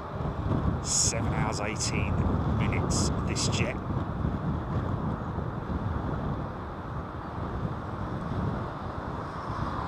From door to door, or runway to runway, or gate to gate.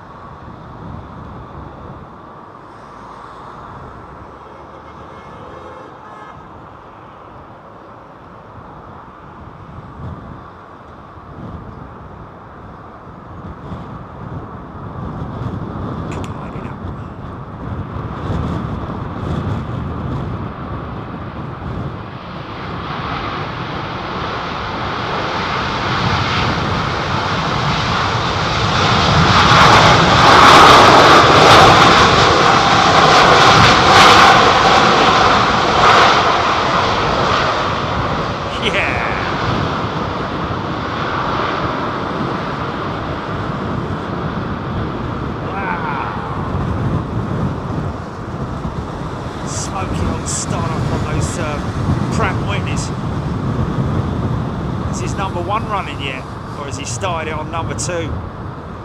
It's crazy.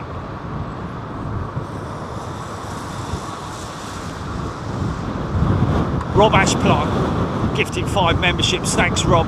And Diane78 has gifted 5 memberships as well. I don't know if that was the both engines are fired up. Glistening away. The Etihad 380. Arunta. Love the 380 for its size. It's reasonably compact in design. You're right there, you know. It does look kind of like squished, doesn't it, in a funny sort of way, because obviously it's a double decker, isn't it? And the crazy thing is that the 777-9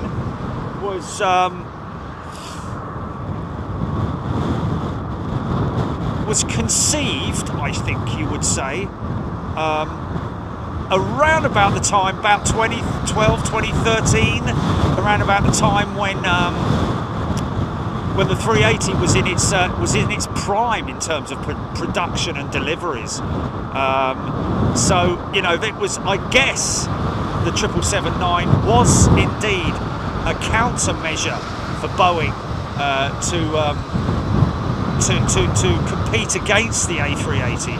Little did they know, of course, of what would happen in terms of, you know, the future of 4-engine jets.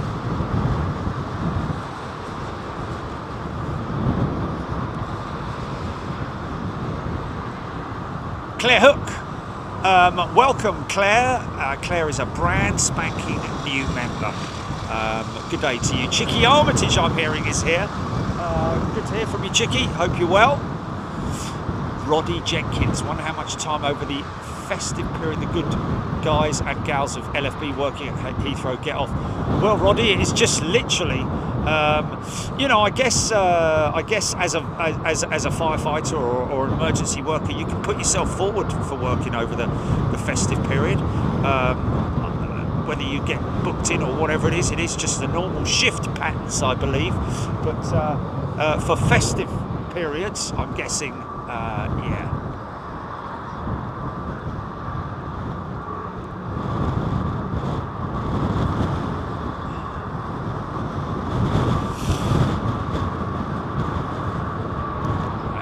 Delayed. That might be delayed, yeah. Is that a member? Nick Dark asking about a friend of his flying out with WestJet around about 2:50 this afternoon. Nick, I've got to be honest with you, there's a good chance that might, it's scheduled for 2:50, isn't it? So there's a good chance that aircraft may well end up going out of this runway, because 10 minutes is, you know, that's pretty tight, isn't it? If you're scheduled for a 2:50 departure, chances are wheels off ground will be around about, you know, 3:20, something like that, or 3:15 or 3:10 or something like that. Highly unlikely, I would have thought, that they'd be going out on time. However, you know, hey, you never know. Something good might happen. Let's watch this 330 200 firing up. Another Delta jet, another Pratt & Whitney powered A330-200. So might get a bit of smoke out of that one. I don't know whether that was just a random start-up. Can't see much there, can you? Can you see much there?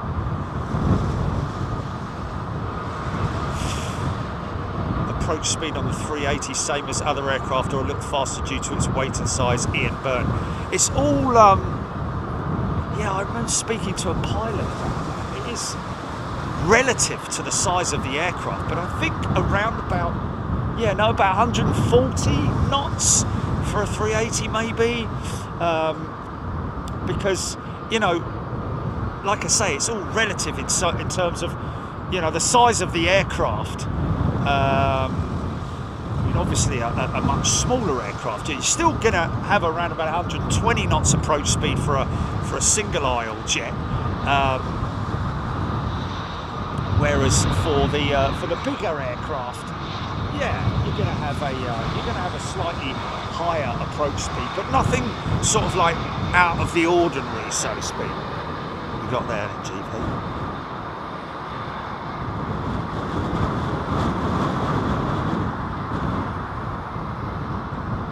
KLM Dreamliner, I believe. It should be able to pick that up on flight radar, unless of course you've got your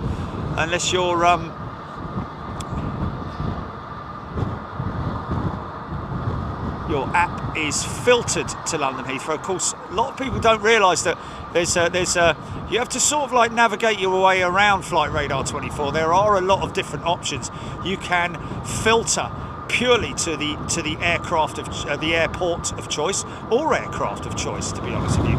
If you want to track a particular aircraft, like our friend who's got a friend going out on the WestJet 787 as an example, you can easily track the aircraft all the way, literally from gate to gate on Flight Radar 24. Lots of parents do that. Sons, brothers, sisters and daughters, and uncles and aunts and all that, following their loved ones' aircraft across the Atlantic or wherever it might be going, checking in on it every couple of hours or whatever it might be. And of course, nowadays you have the Wi-Fi capability on these jetliners, more effective and more efficient, should I say, when you're over land than when you're over water. Doesn't particularly work that well over the Atlantic, that's for sure. Certainly that's what I've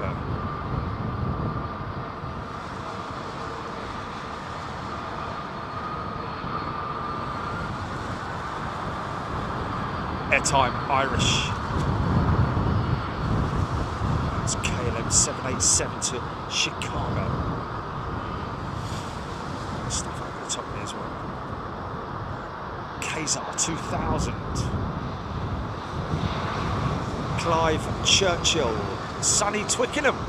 Quiet at the moment until 3 o'clock when they change runways. Oh yeah, of course, Twickenham. Of course, at the moment they're coming over Kew Gardens. I think. I'm right saying that. It's north of Twickenham, so it is a little bit quieter. For those folks living on the flight path. Steve Batty, I always track my sons on Flight Radar 24 when they travel. Great. Dean Mellor, I like to filter for the A380s. Awesome feature to show all the A380s in the sky. There we go. Dean Mellor, that's fantastic. Yeah, there's so many different options that you have with Flight Radar 24. Yeah, it's find out all the airport information. You just click on the little blue icon on the airport, get all the arrivals and departures. You know, it shows you which are delayed, which are on time, etc., etc. Pauline 648 380 door to door. Good morning, madam. I'm expecting a delivery home. Okay.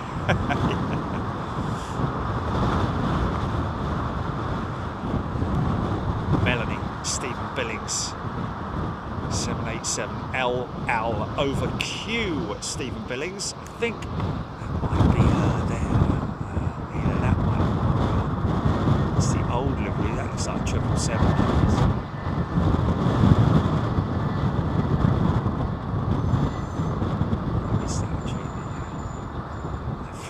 Behind her, that's for sure.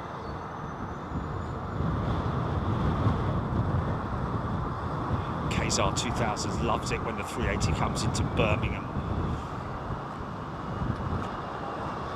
See it on short finals. There we go. Oh feck! Can you show the LL retro livery 787? Is this it now? Okay, next in. This is it. You got it, oh feck.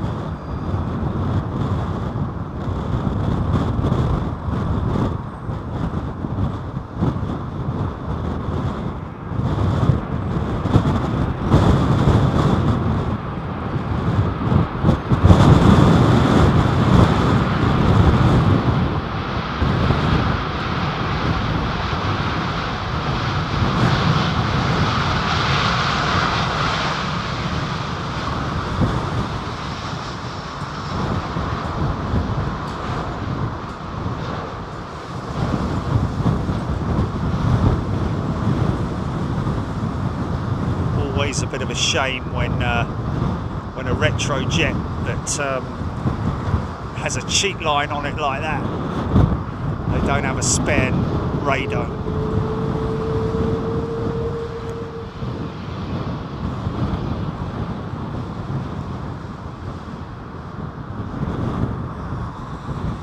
Jeffrey Kirk, something I recently noticed, it appears the altitude of the smaller planes like 320 are lower at the back at times.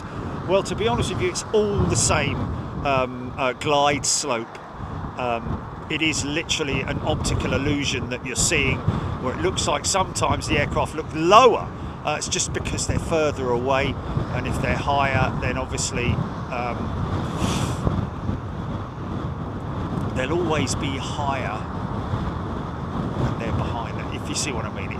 But it is all so around about 3 degrees the glide slope for London Heathrow. Most international airports, apart from places like London City, which is a 5-degree glide slope, or final approach, should I say, because it has a very unique approach to London City.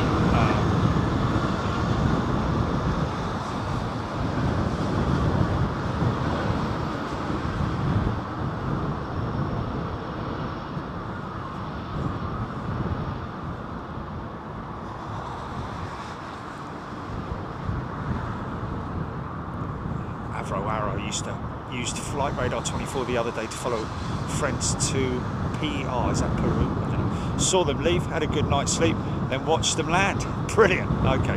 BA 380 from San Fran, 4 minutes, Nigel Gale. This is your BA 380 from San Francisco. And behind him, see, there's quite a long separation between him and that 777.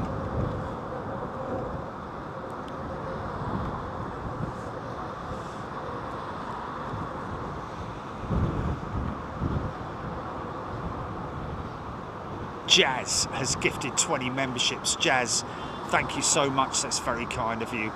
If you have been gifted a membership, please come in and say thank you. That's, of course, if you're watching.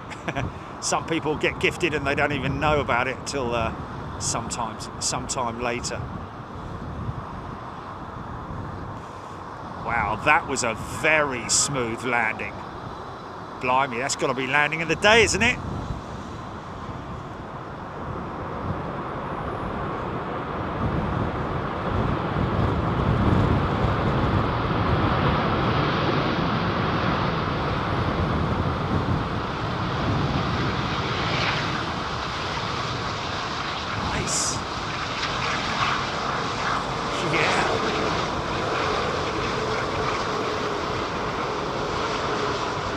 tin foil on the engine there. Look. I don't know what that is. It's definitely a fix, isn't it?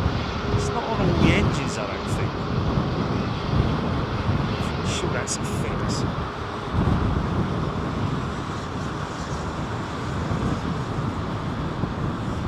Chris Gossman, been a subscriber since Balancorio. Juan Brown, we know him well, don't we? He's a lovely fella. Suggested that I watch on that windy, stormy February day years ago. I became a member several months ago after I was gifted a membership. There we go, Chris. That's great to see you here. So he's stayed on, has he? Oh, Chris has stayed on as a member. Love to see you here, Chris. Thank you very much indeed. Max Harris. Why do all old liveries? Max, great question. That is what's known as a cheat line. It was something that was unique. It was a sort of like a design that was used back in the 70s and 80s, even as early as the 60s, really, on jetliners. A bit like sort of like architecture, isn't it? Different designs of architecture for different eras.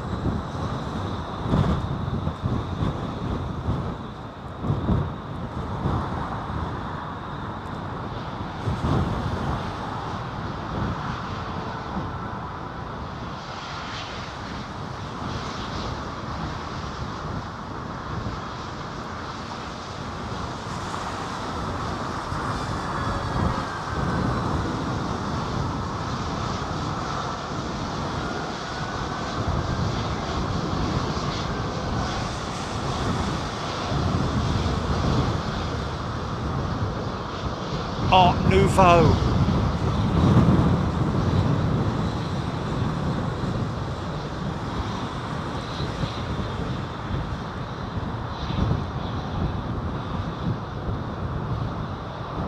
Bruce was gifted it without realising it at the time. There we go. Nigel Coxon, Chrissy, Diane 78, Sue Cowder, Steffi Quinlan. Yeah, that was a very smooth land. Look at that. Is that the MEA jet going out already? Wow.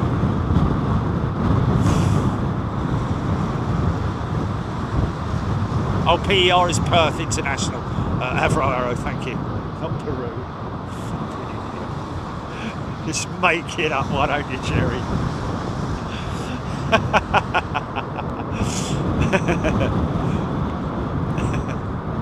Flipping it. It's even worse, isn't it? Sorry, Avro, mate. I'm sorry. You know me, mate. You know me. Peru. Oh, dear oh Lord. I really should make a concerted effort. A bit like learning the highway code, innit? I must make a concerted effort to learn my airport codes, yeah. No, the airport, yeah, and an atlas. Oh, God. I'm done with all of that, mate.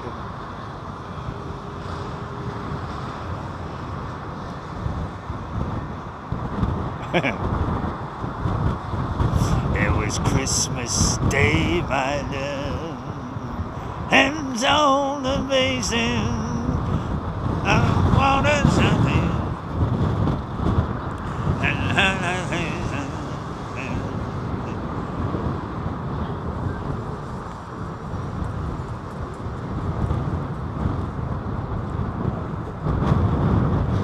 Deepest, darkest Peru.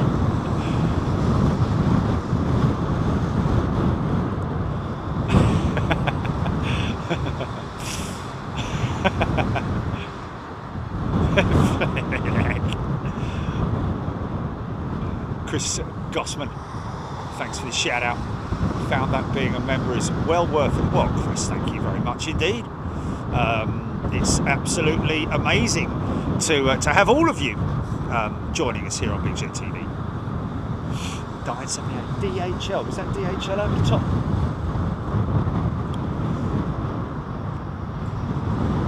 Alex Hooper flying EGSS LFBO tomorrow. Will the turbulence be bad with the storm? LFBO.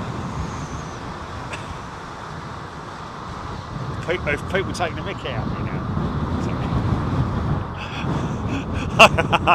I've got to be very wary of this now, haven't I?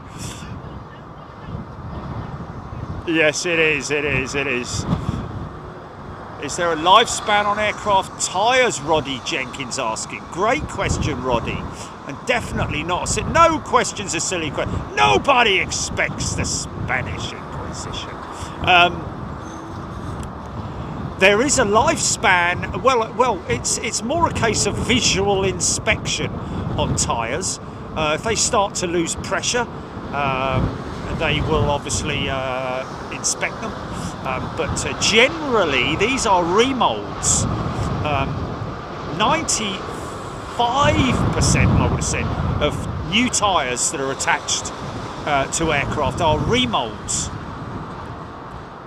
And we're not talking about, like the old school days, but it is a system that is very efficient. Dunlop have a very big remold section here in the UK, didn't they? I think.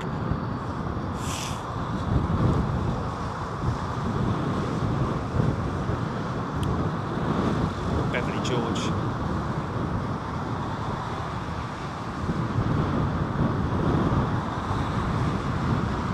Okay, Sukauda. When I did my BA reservations training, we were given blank maps with just dots for the airports, and we had to know them all.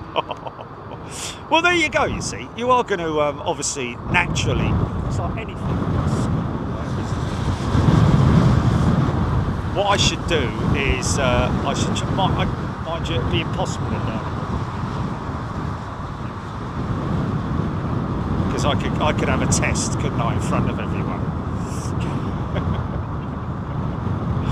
But that would be just unfair, that would, wouldn't it? Just people would just, throw curveballs at me all the time.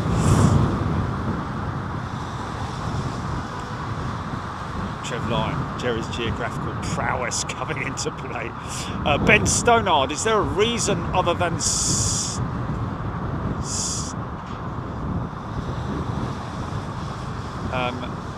stylistic choice that some of the planes have a painted black visor around the cockpit windows? Ben, great question, Ben.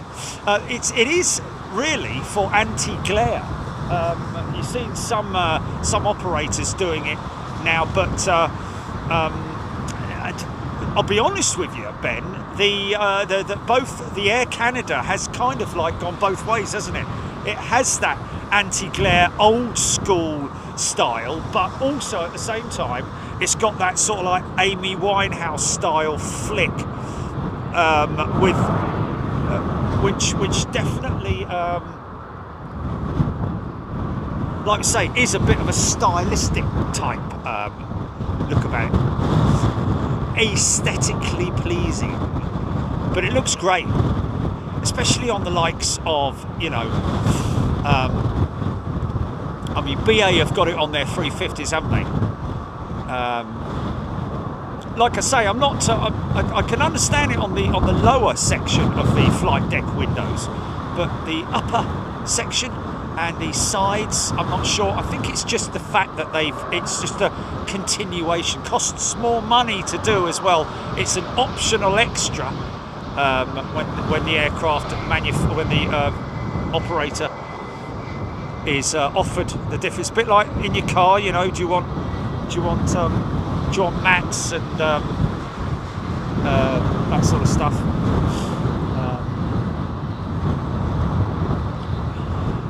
It was Christmas Day.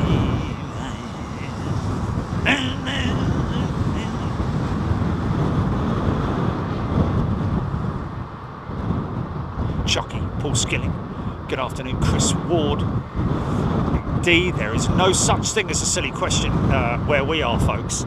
Ask away. I love it when we get questions, man, because I might learn something new out of it as well, because there's always somebody knowledgeable on here. Even if you are googling it, I don't mind. That's 777 Paul. Cheating were painted on to make aircraft appear more streamlined. Yeah, I can understand that. It's just a design style of the day, wasn't it? A bit of aero brake going on with this guy. intentional or otherwise, I don't know.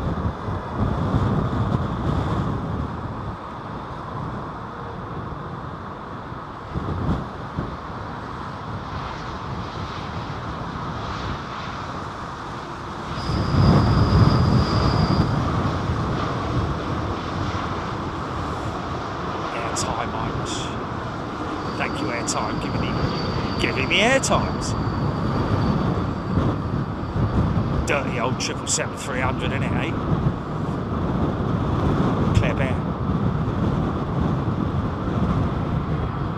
Jockey, JF840. Take care, JF840.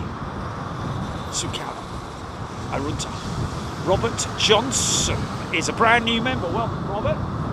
Lovely to see you here. Wow, its temperature has definitely dropped in the last sort of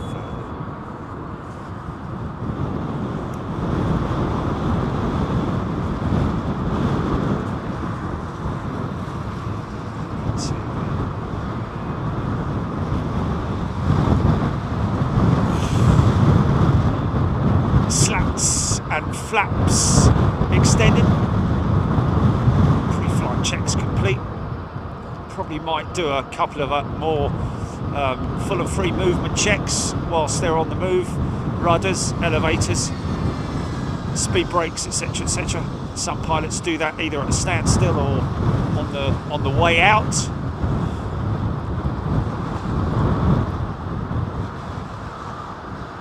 That's a very looking at another A330-200. As you can see, she's shorter than her sibling, the 300, which is obviously longer. And of course, they have now developed the new 330neo, which has the bigger engines, the revised winglet. I don't know if the wing itself has been completely revised on the A330neo. I certainly know that the wing tip has, and I'd imagine that the pylon, which is the part that the engine hangs off of, has obviously been quite heavily revised, and obviously the structure around the pylon has probably been quite heavily revised as well. It's a freighter. It's a freighter.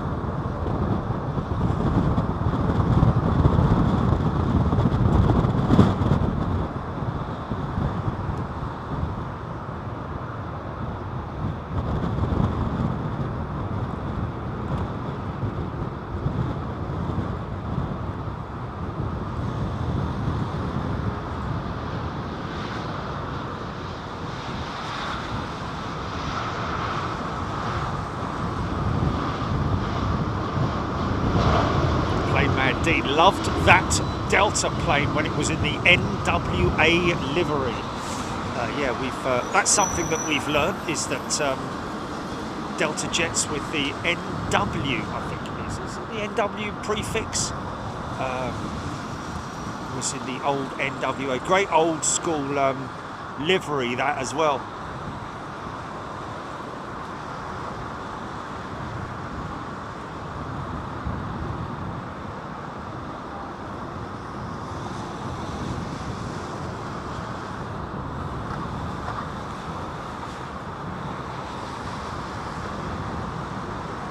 Are you muted, GP? Ashley Dobson, great question. Why don't all planes have wing tips retrofitted? Would they not save them fuel costs on the long run? Well, Ashley, the thing is that 99% of aircraft that fly do actually have wing tips, winglets, should I say, or sharklets, or raked wing tips, depending on the aircraft type. That's a fence style winglet that you're looking at there, which is the straight edged style winglet, as well as obviously the A380 and the old A300 and A310 winglets, original ones, and the A319s, 20s, 18s. which still have old style winglets on them, or fence wingtips. 747 of course has the fence wingtip. Funky shot coming up. Yeah.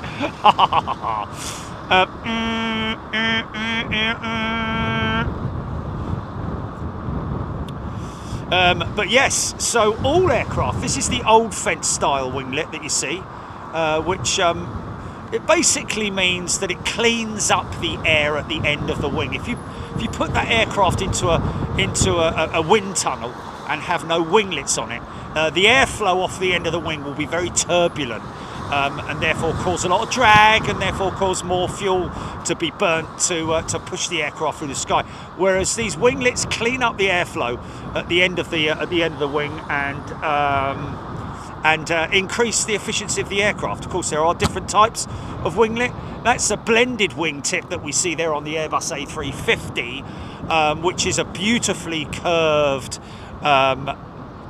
winglet, sharklet, whichever way you want to call it. Now that is a 767-400. Now it doesn't look like it's got any wingtip on it, does it?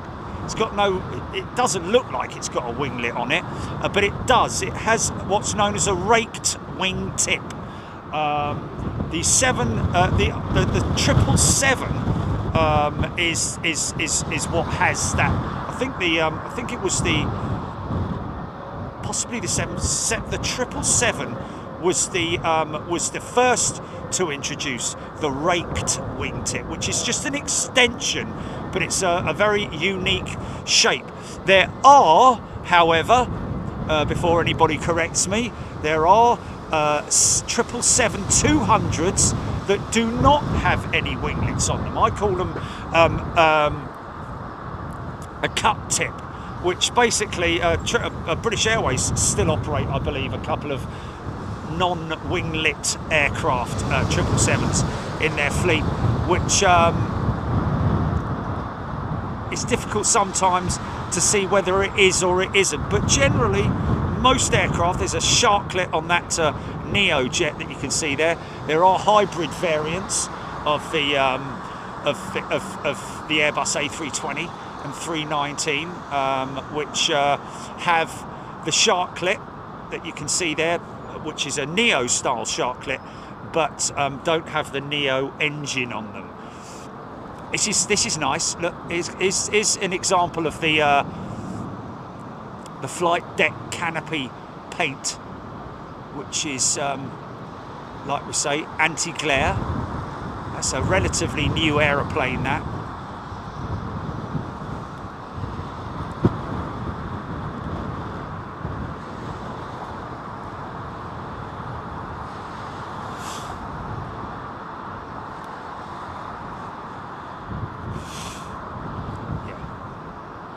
All of the 777-200 freighters also have the raked wingtip as well. So there's quite a lot to learn in terms of aircraft design and technology. Nice startup. Nice startup. Who's that? It's a 777, whatever. Might be I think that might be a clip wing. 777-200 there as well. Old four-door. Don't think she's got any winglets on her, has she? Or wingtips. Well, she's got wingtips, obviously, but no. Early birdie. Arunta. Liam Bide. Steve Batty, yes. Liam mentioning about the process of remoulding a tyre. It is it's pretty straightforward, but it's interesting to watch. Something you might want to probably there's something on YouTube, I would imagine, covering the process. Just have a look here.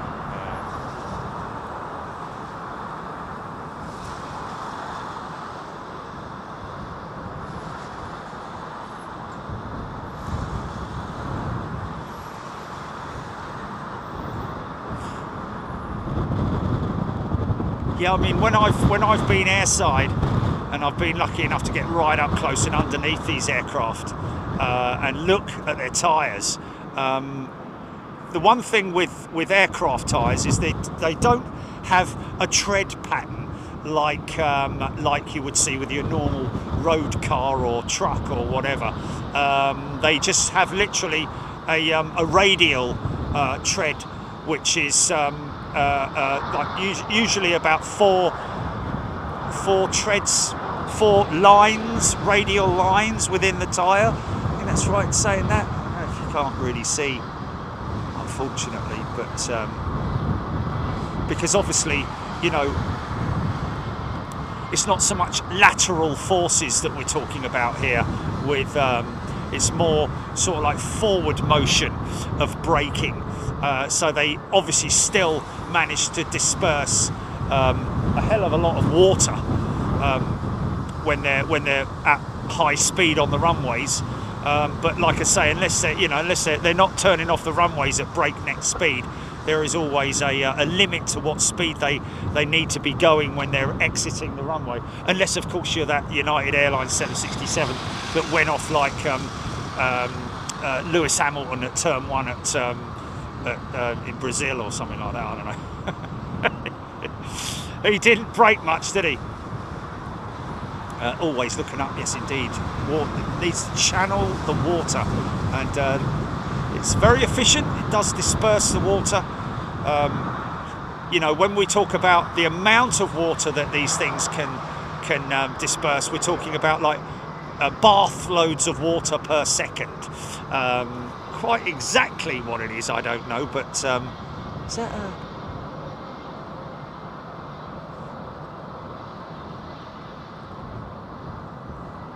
It is a hell of a lot, put it that way.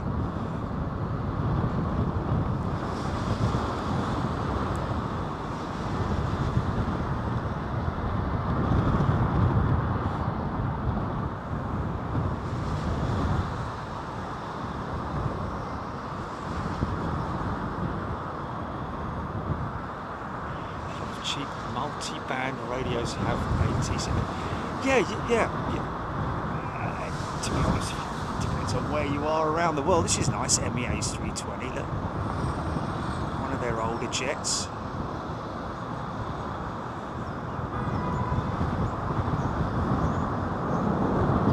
John Fogue. Indeed, Uniden. Probably the best scam out there. I think I always had a problem with the airband radios. I'm guessing that, well, you can download ATC Live, is it? ATC Live on Live ATC, sorry, on your mobile, which is a damn sight easier, I can assure you, than trying to tune an airband radio. It's nigh on impossible. Unless you use your store that sells you the radio, they can pre-tune it for you. But obviously, you know, you can nowadays you can use apps on your phone where you can just select the airport, which runway, whether you want arrivals, departures, ground ATC, all those sorts of opportunities.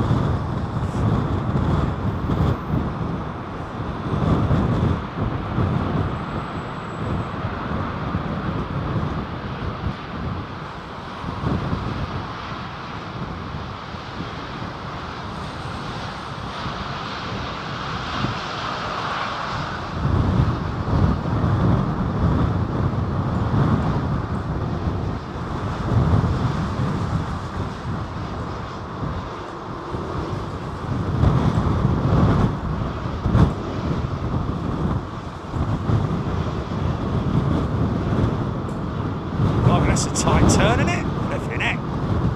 Fair play.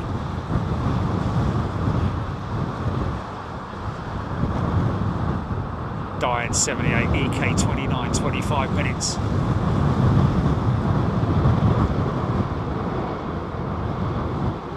Chucky was watching. What?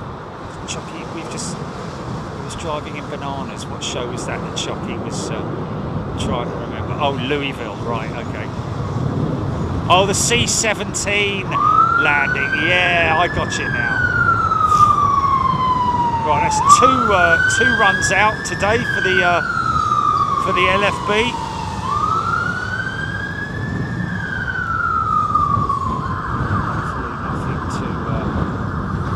Too dramatic.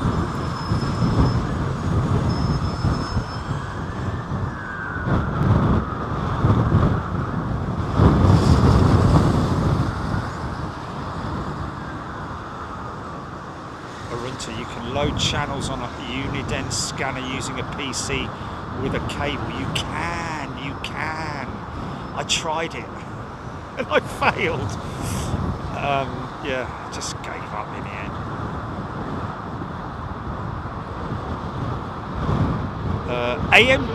AWM 94 has gone straight into superclass. Thank you, AWM 94. That's very kind of you, my friend. Great to see you here. Starman Pete, good afternoon. It is my imagination, or do planes taxi faster these days? It seems like they buzz around like dodgem cars, whereas they used to trundle.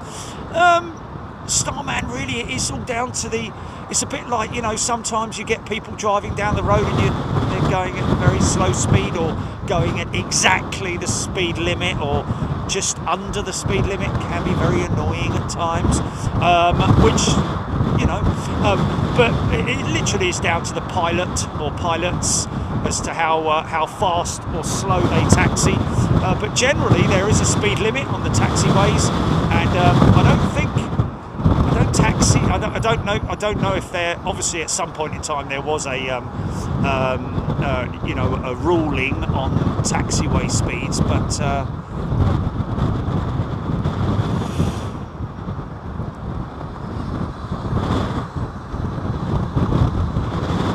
sometimes they do, you're right, they do appear to be taxiing a lot faster than others.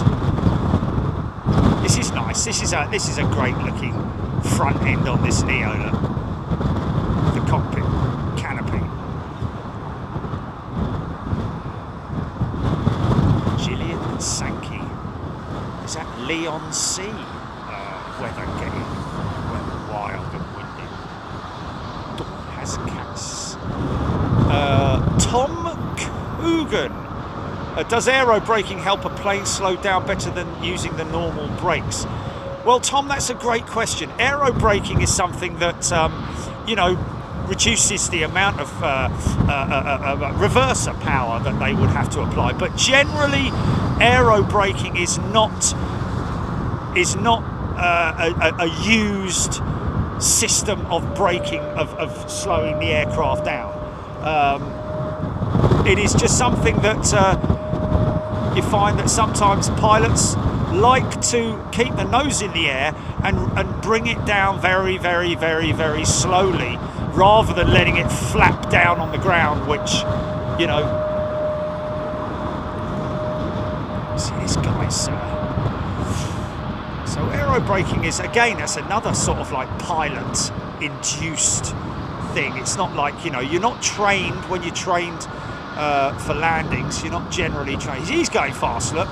You look on Flight Radar 24, you'll be able to see the speed that aircraft is taxiing at, and he's certainly going a lot faster than that Dreamliner was.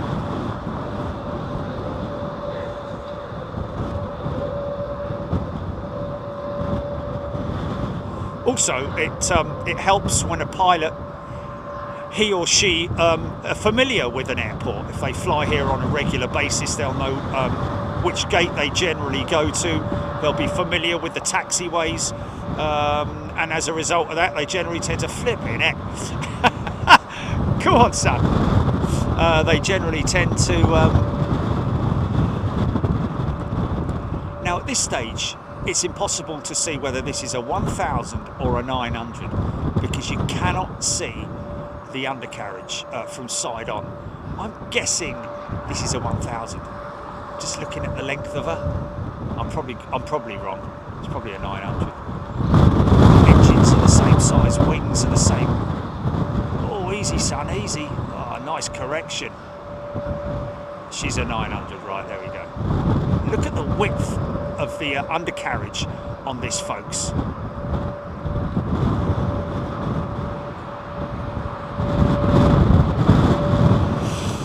You remember that big bust up that Airbus and Qatar had with their 350s? That's all a thing of the past now, isn't it, eh? Remember that? Well, you can have them all back, not interesting. But look at the what we call the width of the axle on the A350, same as the slightly smaller wheels on the diameter wheels / tyres on the 900 compared to the 1000. But look how wide that axle is when we compare it to the 777. We'll catch a 777 going off there as well. Keep that one in your mind, take a screen grab of it or something, and then you'll see what I'm talking about. Look at that! Look at that! The valance. See the valance at the back of the wing there? That's something that's always very unique to. That's streamline effectiveness for bleeding the air off of the back of the wing there. You see how neatly the flaps tuck up into that section there, and then the airflow has a continual valance, almost like a Formula One style aerodynamics, car aerodynamics on that. Very unique to Airbus. But Tom, saying that aero braking does slow an aircraft down, whether it's intended or not, it will, of course, slow an aircraft down.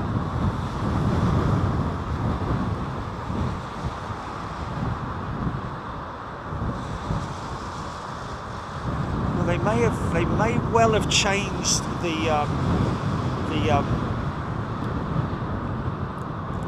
navigability on some of these scanners now, where it has preset scans, or it shows you, like he's saying there, Liam Bide, I'm sure the Uniden 125 XLT has auto scanning. It comes up with a list of nearby ATC.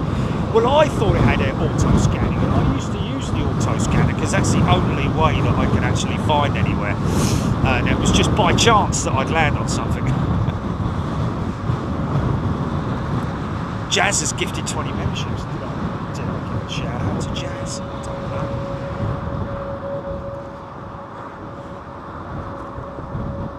And AWM94, welcome. Thank you so much.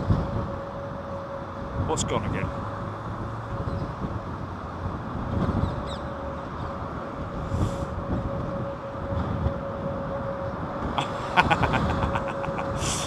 Kick.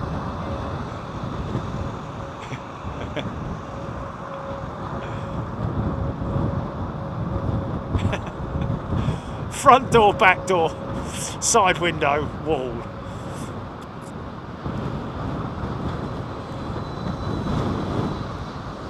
Paul Hammond, question Jerry, is it just 2 pilots on a cargo aircraft? More often than not, Paul. However, there may be, the load master may be on board the aircraft. Sometimes they'll carry a load master with them. Depends on the type of freighter aircraft that they're flying. But generally, when you see your DHLs, your UPSs, you know, your commerce flights. Oh, that sounds like a 350 firing up. When you see your commerce flights, you know, like I say, DHL, UPS, etc., etc. Generally, they will have 2 pilots, first officer and a captain, or 2 captains, maybe. It does really all. It's got special livery, this one, isn't it?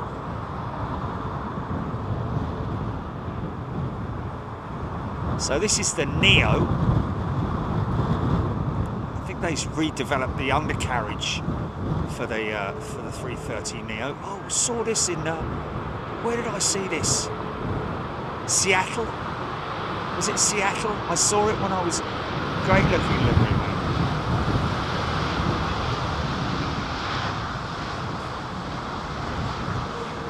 May well have done. I'm sorry.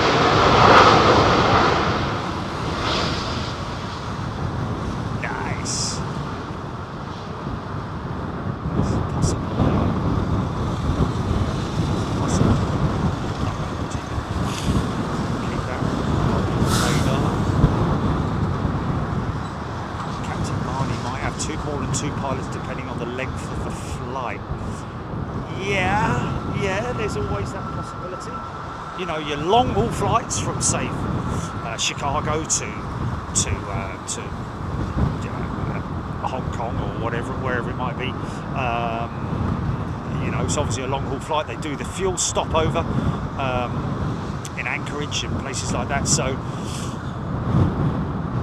they may carry, because obviously, you know, like anything, like a long distance driver or an HGV driver, they all have time on the clock, and they have to abide by it. So they can't go over that time, of course.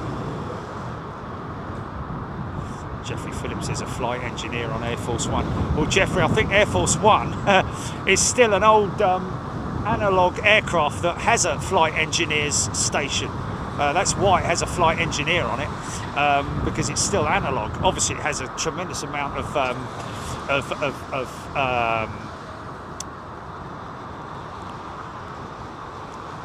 glass in the cockpit now. But originally that aircraft was a 100, I think, Air Force One. Testament to the Boeing platform, built tough, man.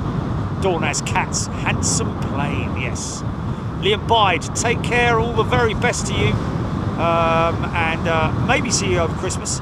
Otherwise, have a very good Christmas.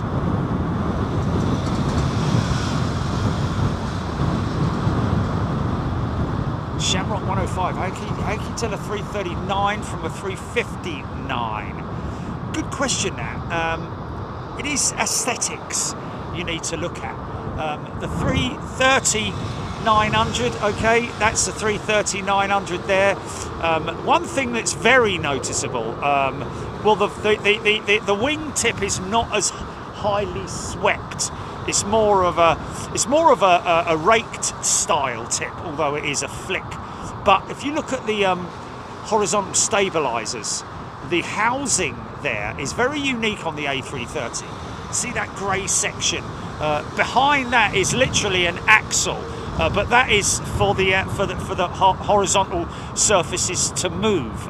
Now, whereas the A350 doesn't have that. It obviously does have it, but it has a different mechanism. Same mechanism, but the housing behind it. And of course, the A350 has got that very, very prominent upswept wingtip. 350 does have a very slightly smaller empennage or vertical stabilizer, whereas the 330 has got quite a wide vertical stabilizer, hasn't it? Other than that, you know, the APU, there is slight differences in the APU makeup, but generally the A350-900 as well as the A330-900 both have the four-wheel undercarriage system, whereas of course the A350-1000 has the big six-pack. Paul Skilling has gifted a membership. Thank you, my friend.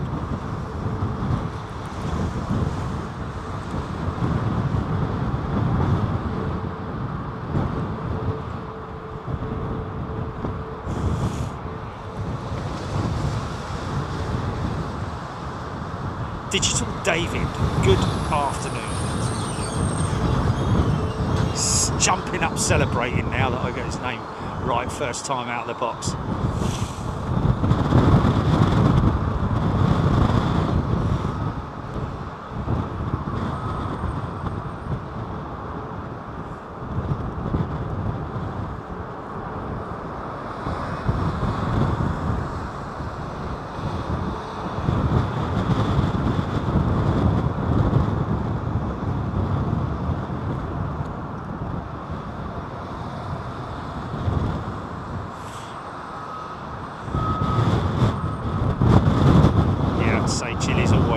Uber efficient when it comes to booking our flights. Look, the old and the new. There's the old style, and there's the new style of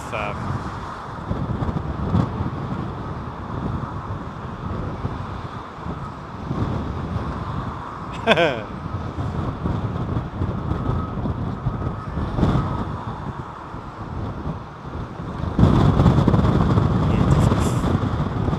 into quite a brisk headwind at the moment, which is ideal for them, really.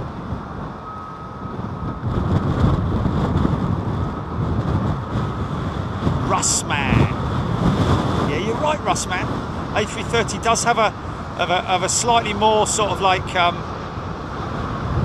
angular poise than the A350. A350 is very straight, whereas the A330 has definitely got a different, more of a rake to it. Appears to have anyway.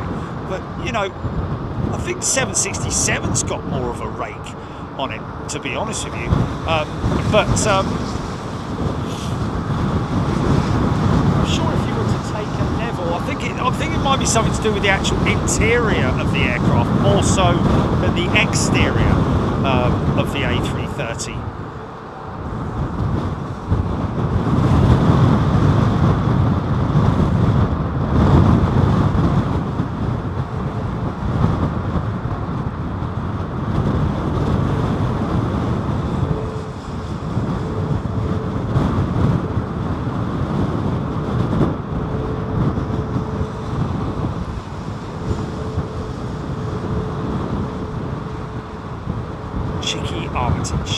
TCC, Steve Stevens. Oh, they're getting rid of the Land Rovers and replacing with Volvos. So that's a Volvo, is it? That one that's in the purple colours. Very nice, very smart.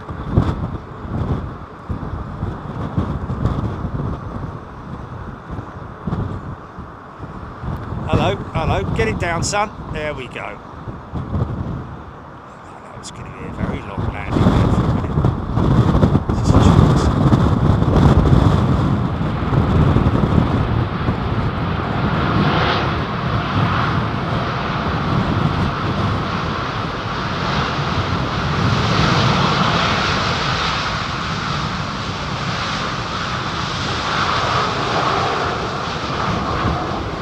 Nice.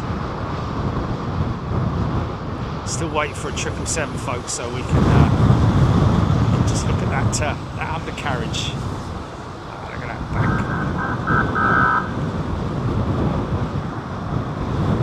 That's the old Bill.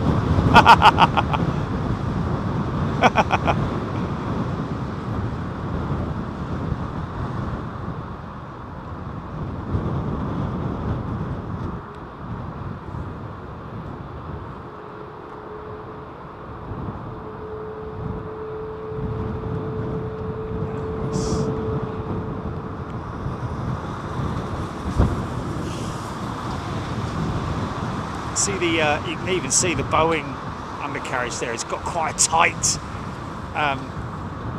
design, hasn't it? Layout, should I say, for the undercarriage. But the 777, because it's got a 6-wheel set on it.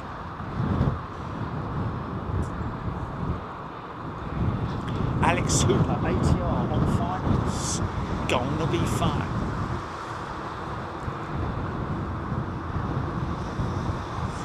How did Boeing and Airbus both design droop nose airlines?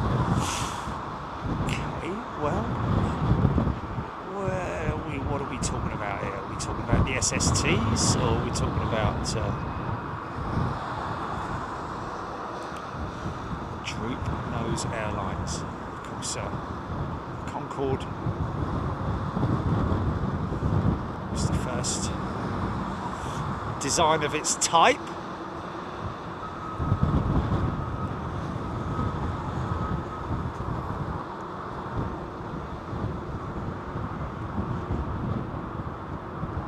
Always a slightly more sort of like aggressive angle of attack for the ATR, nose heavy right up until the last moment when they flare it.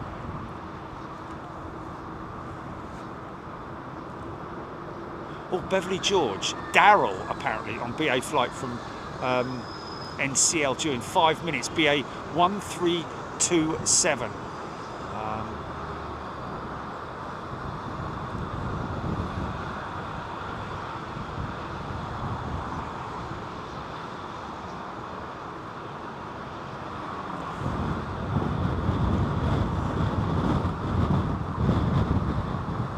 Oh, okay. Steve Batty, I think he means flat noses like the A350. Okay.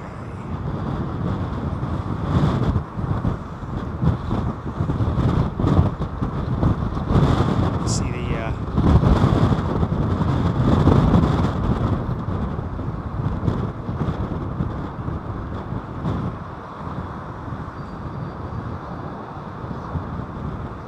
there's the flare.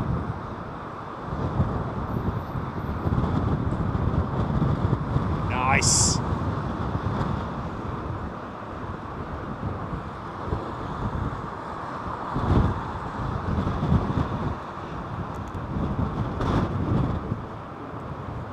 NCL.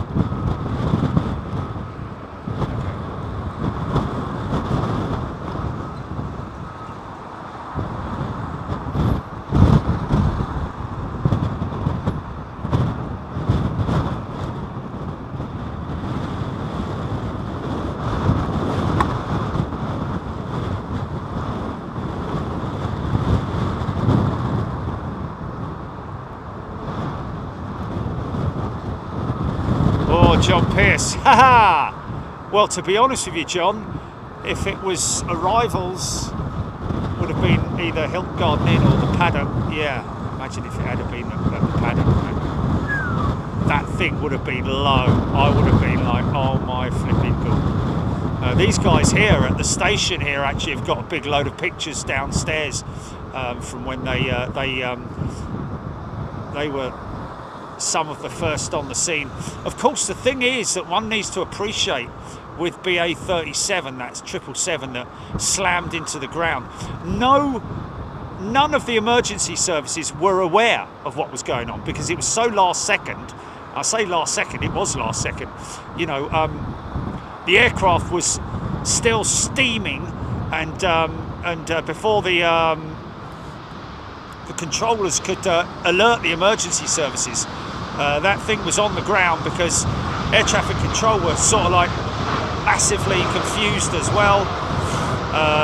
Pan, pan, pan, mayday, mayday, mayday, that's all they could call. That was it, wasn't it? BA-37. And then bang, 38, sorry. Bang, down they went into the ground, and a very amazing piece of flying by okay, so there's your 350 undercarriage again, and she now just keep that in your mind, that visual shot there, folks, of the 350 undercarriage. Just going to quickly grab that Dreamliner there.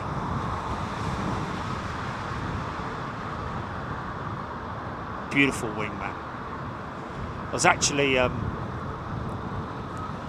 always amazed by now here's the 777. I'm always amazed by the all 777s of course have the 6-pack undercarriage. Oh, it's a Dreamliner, is it? Sorry.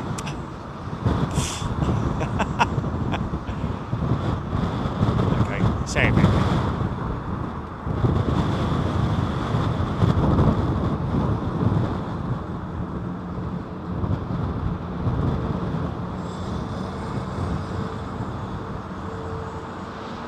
Yeah, so these guys down here were high alert, wasn't it? It was just like all of a sudden they knew not what was going on. Air traffic control would have called up the emergency services. We have an issue. We have a crash, literally. Southern side of the airfield. Blah blah blah. And many of the services, but I think a high percentage of the passengers had already evacuated the aircraft before the emergency services arrived, because they, like I say, had absolutely no pre-warning of it whatsoever. It was like, was it about 20 seconds, 20 or 30 seconds that the aircraft was, when they called for the extra power, and nothing happened. A little bit longer, I don't know, but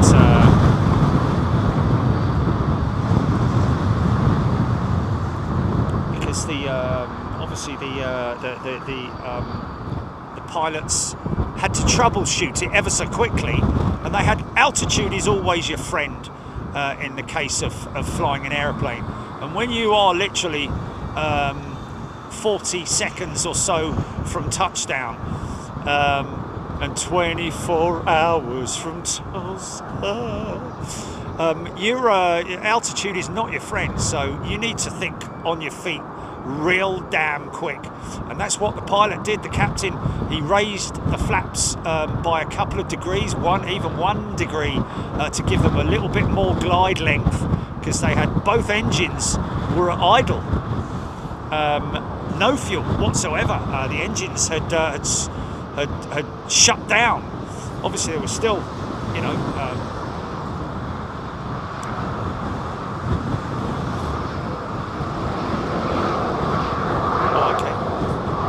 Christine, did you say?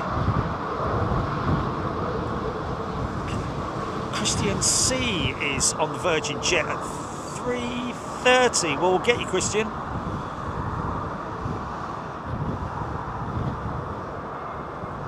Brian Stewart, they missed their minimums. Flipping right, they did.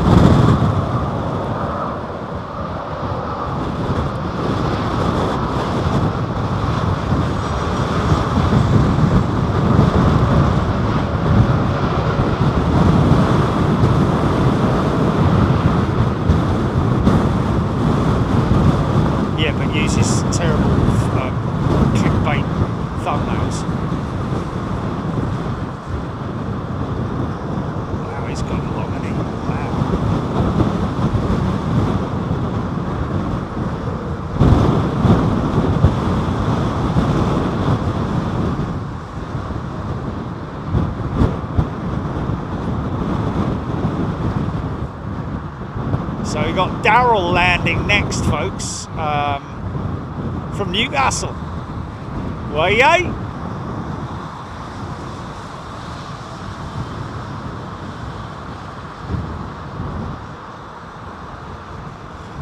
What's that Dubai bound at 380?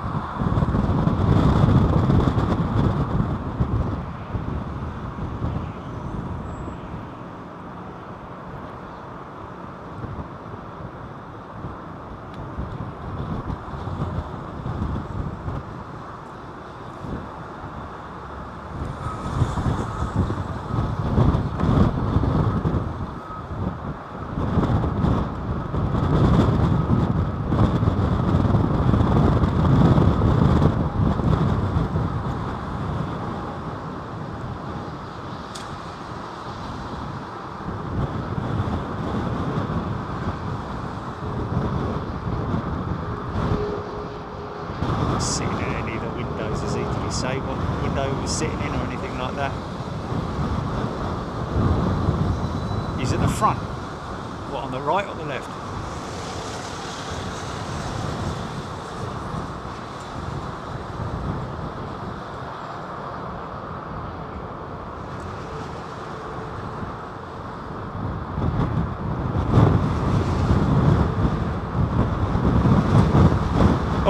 that someone waving then? 5 back. Did I see someone waving their hand? 5 back. Oh, is that someone holding up? Is that someone holding up the sign? It's Daryl, not Darren.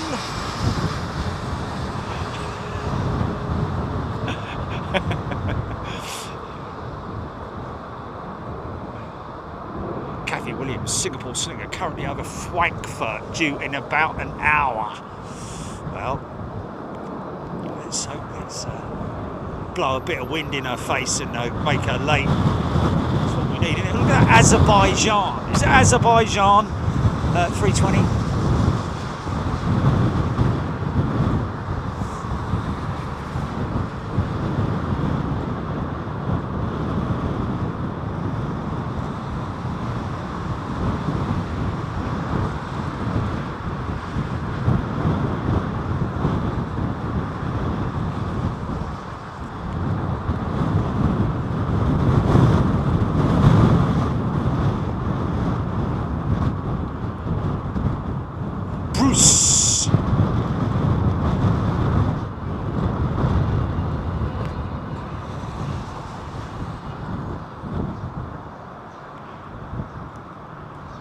Air France 220. Got them back in circulation, haven't they? Whether it was the I think it was compressor blades, wasn't it? On these Pratt & Whitneys.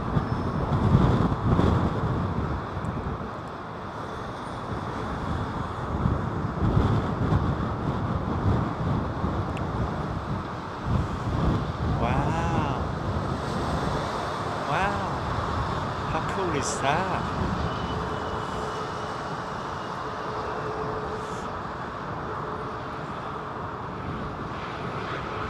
Spywalk's never seen an Azerbaijan 320 at Heathrow before. We've seen it before, but more often than not, it is the Dreamliner that we've seen before. Is it not? I believe. Got a jet about to push. A350. Hey! Is that him, maybe? Is that our man going out on Chile? So who's it's going out on the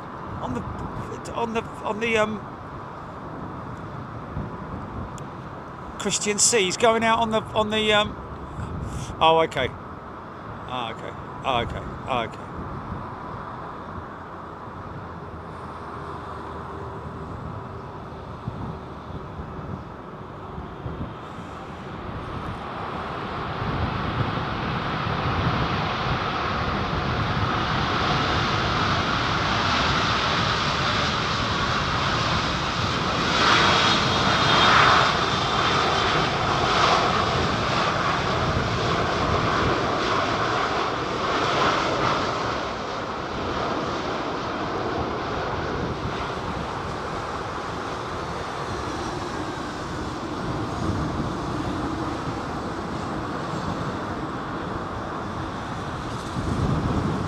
Oh, okay, here we go. 777 undercarriage. Now, you should notice that it's quite tight compared to the A350. See, there's very little spacing there between the oleo. It's not massively noticeable, but I'm pretty sure that the tyres are slightly slimmer as well on the A350. But certainly it is a wider rack on the Airbus.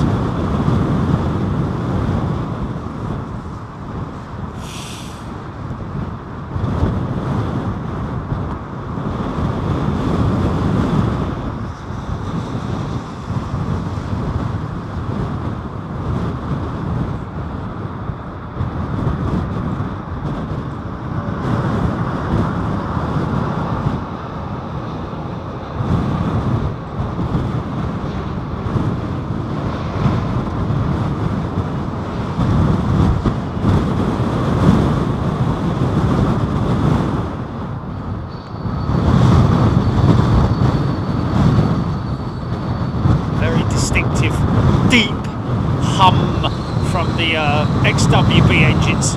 Might even be firing up the number 1 now.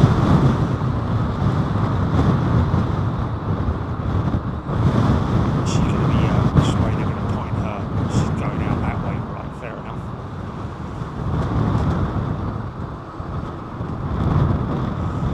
You see the elevators in the downward position there, folks. That means that they haven't started the engines yet. As soon as they start the engines, there's the APU inlet flap you can see there.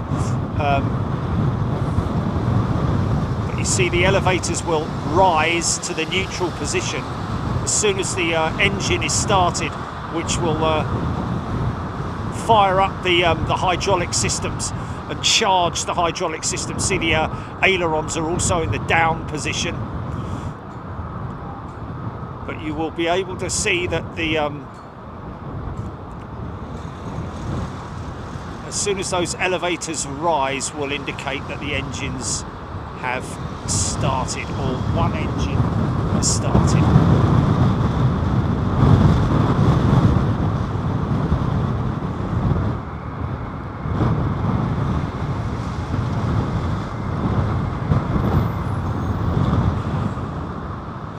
Certain amount of time for the bleed air to be to go through the systems down into the engine starter systems. Starter system will then start to turn the forward fan. That will then turn and turn and turn and turn up to a point where it creates its own bleed air, and hydraulic systems will charge up. And then they'll obviously be able to turn the turbines at the back. The turbines then will be the self-sufficient unit, which will turn the fan assembly at the front. Then they'll switch off.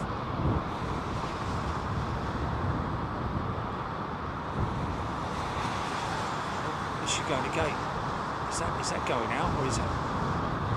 Is she going to gate? I think that might be going to gate. Yeah, T. It's Rosie Lee, isn't it? She's. Is she? Yeah, I think she might be. I think she.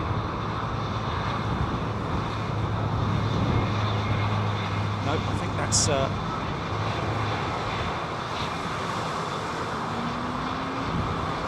Yeah, she's going. She's going to remote stand. So all of that nonsense I talked about there.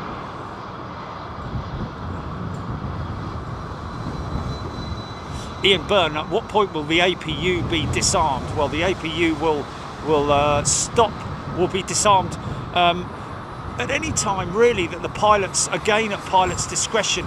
Once both engines are lit, they no longer need the APU, so that will then be disarmed and shut down. It could be during taxi, it could be literally as they're waiting to taxi away from the stand or from their start point. And sometimes, of course, don't forget that they will start one engine and taxi on one single engine, and then for fuel conservation and also the environmental sort of like footprint, they will I should have noticed actually that the APU wasn't running on that jet, to be honest with you.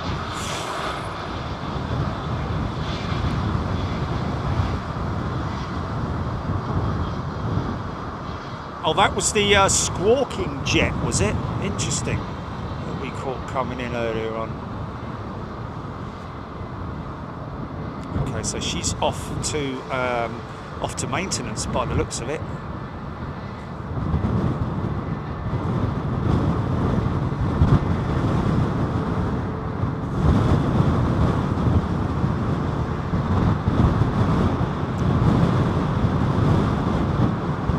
Dawn has Cat's remote stand parking spot ? Yeah, you're right, Dawn. It basically is a stand that is. These are remote stands here that we see these jets parked at because they came in earlier. Oh, stop! Oh no, that was a truck. They had.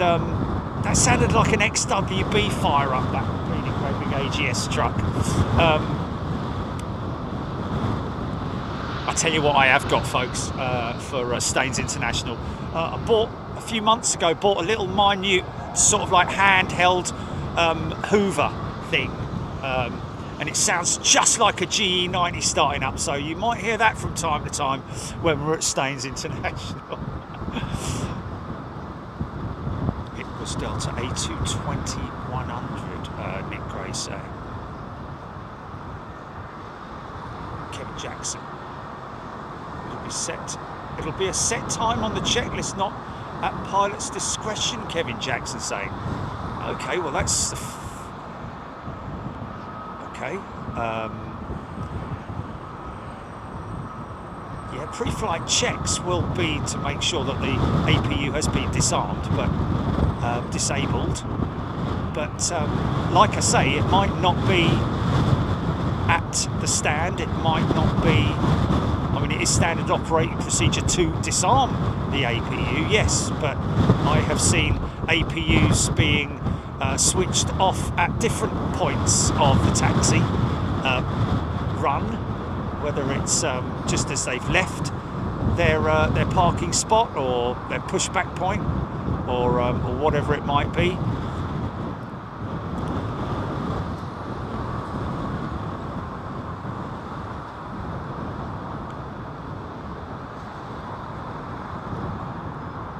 Notice that on the CFM 56. It's not CFM, is it? It's an IAE engine, isn't it? That drain mask there. Something I've not noticed before. In all the years I've been doing this, I've not noticed that drain mask before.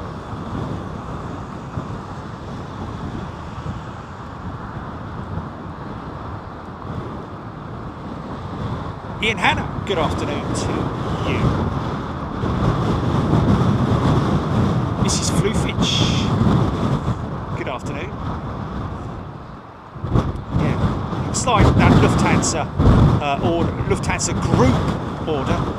It's a little bit confusing sometimes when people see the name of the airline in it and maybe don't fully appreciate that the IAG group, for example, controls a number of different operators, Iberia, British Airways, etc., etc.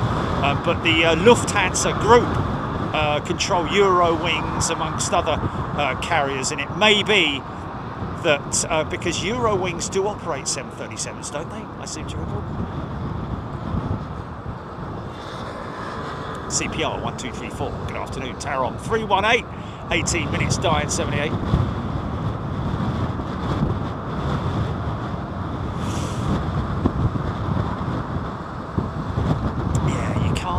Well, you can start the engines of an aircraft at gate without the APU, as we know, using a ground power unit like a generator, or even power that's coming direct from the systems at the airport, but not like a big extension lead. But there are ground power units capabilities for starting the engines if the APU is inoperable at the time. Sometimes that happens. They have to start the number one engine. Once that's started, that then is able to start up the other engine.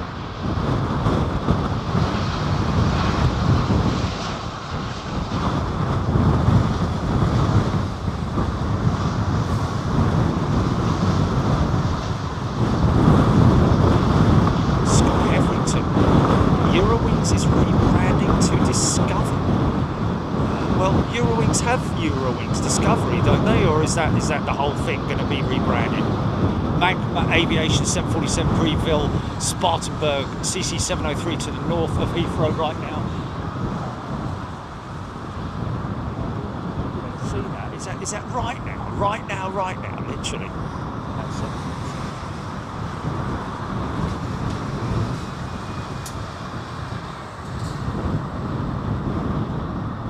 Two Spartanburg. Oh.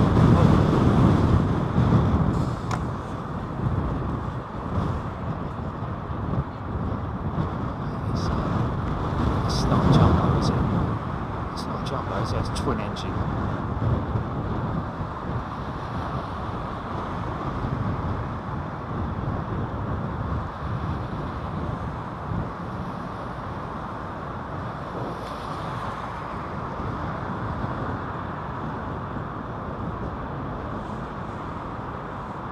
Seeing, surprised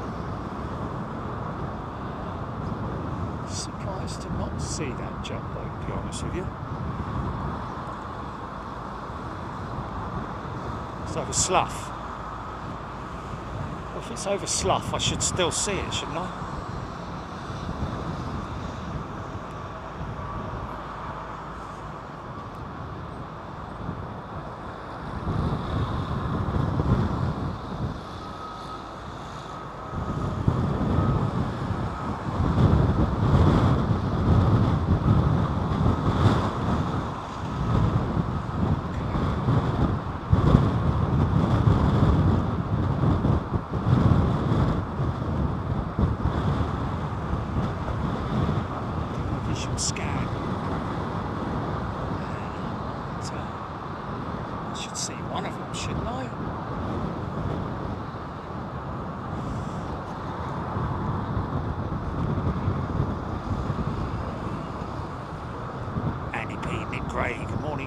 Good afternoon, good evening, wherever you are in the world.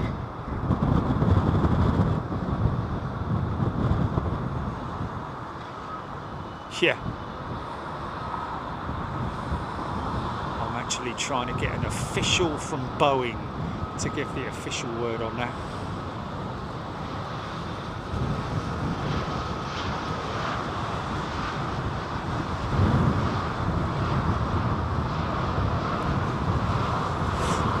That is a CFM 56 power plant.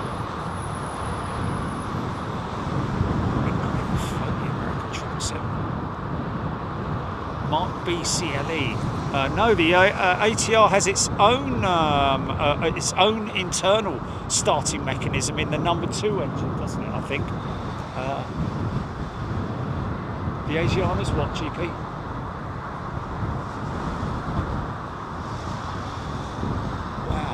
So neither of them are training then. The other one's gone, yeah, Chilly? The other one's gone. Wow. Okay.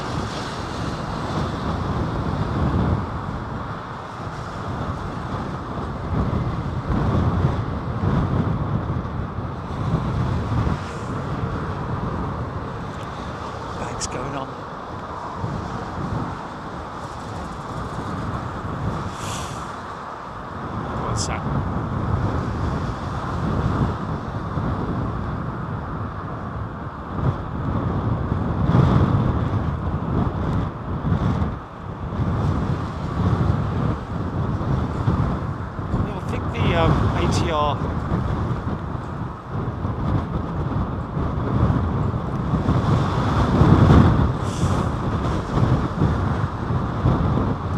ATR from memory from it has an internal auxiliary unit that they use for starting the engine, and then obviously that powers up the systems to start the number 2. I believe Big Al. It's another Big Al. G'day. He's back. Welcome back, Big Al. Kathy Collis. Watching from Butlins in Bognor Regis for Christmas. Wow, brilliant. Martin Howells, good afternoon. Glenn's Aviation Love. Avro TCC, Andy P, and Tina Benfield. Good afternoon to you, Tina. Hope everybody's doing well. Got everything done, ready, and prepped for Christmas. Unlike me, nothing at all. Every year, always the same.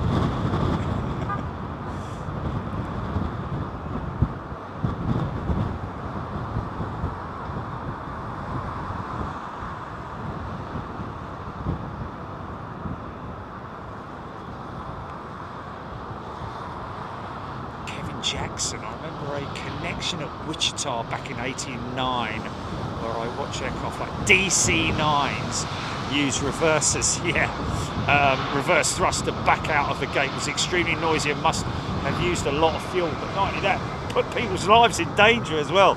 Really crazy, isn't it?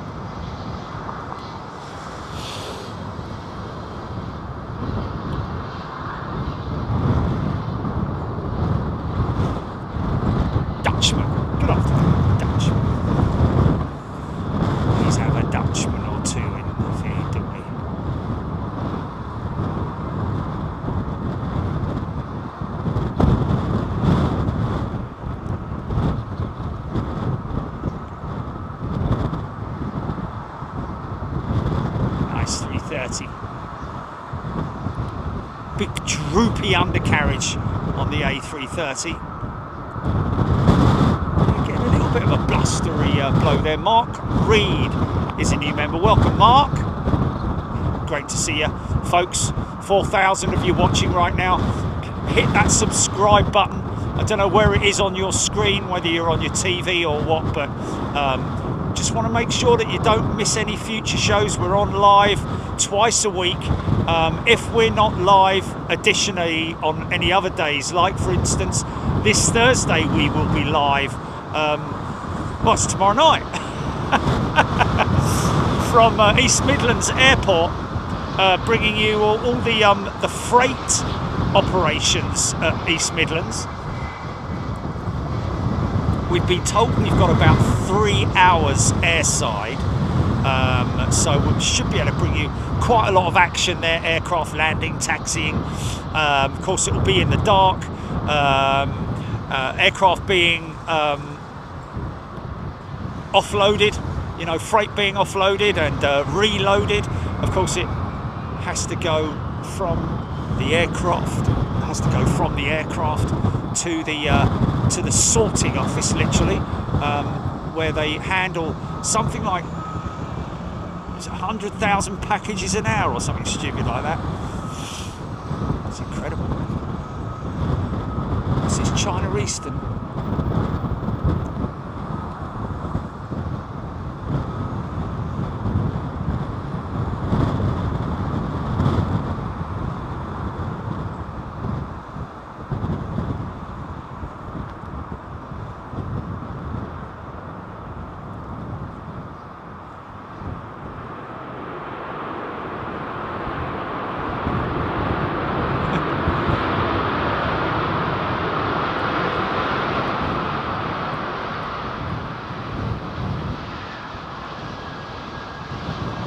Type of reverser on the Trents.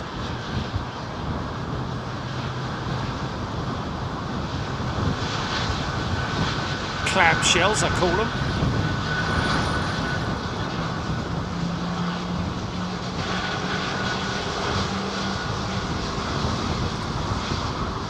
There's your fence style winglet.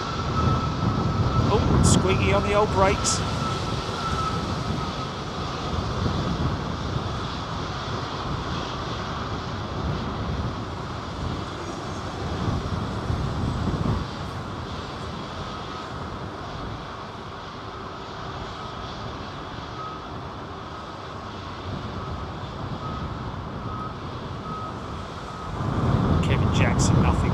Smoothly down as an A330. Well, Kevin, I don't want to sort of like burst your bubble, but I tell you, it can be quite rough on board because you've got the rear set that comes down, and then you sort of like hold your breath for the back set that go boom, or the front set, should I say, the second set. These are pretty quick on the Dreamliner, even though they're offset on landing. The 330 has a distinctive initial touchdown sound or feelings.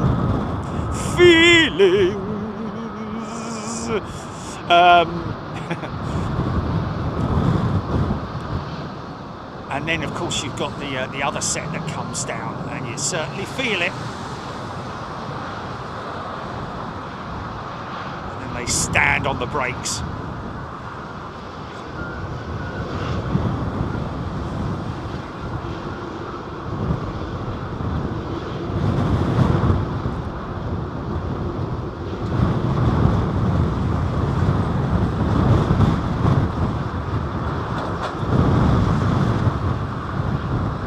Cheeky Armitage bought a t-shirt for the dog.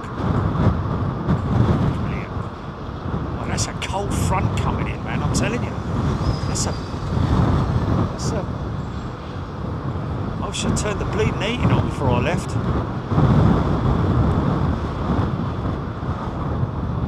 CPR 1235. Rank up aviation.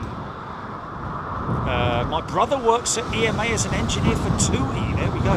Remember when I started Big Jet TV, I kept calling it TUI. And everyone was like, it's TUI. I'm like, no, I don't like that. Yeah, but it is TUI. It's because of there's other airlines back in the old days that were like that were like that. What was that airline that sounded like TUI? It was well, you got TWA, haven't you? Back in the old days, you got TWA, you got UTA as well. From back in the old days, but I'm an old schooler, so that's why I kept calling it TUI, but everyone kept reminding me it's TUI. Robert Howard looking forward to EMA tomorrow. Thank you very much, Robert. Gordon Freeman, St James, Doing. They're off. Is that them off again? Off they go again. That's number 3. That's 3 call-outs in one session, man. Yeah, I used to call it ITA, didn't I? Or it was ETA. Yeah, ETA actually told us that it was ETA. Ridder 747. Do DHL still have the XBA 757 at EMA? Oh, I don't know. Let's look out and see whether she's going to be either in circulation, still in operation, or whether she's going to, if so, she's going to be there tomorrow. Nathan pulling 330, the butter machine. Oh, I call it TAP, yeah. Transaero Portugal, isn't it? TAP. Yeah, people call it, some people call it TAP. It's like some people call I call it TAP. Oh well. Yeah, I guess. Is that just shortening it, TAP? What are they doing? And also you got. No, it's not. No. Never going to call it that. Never going to call it SAS. And also it's.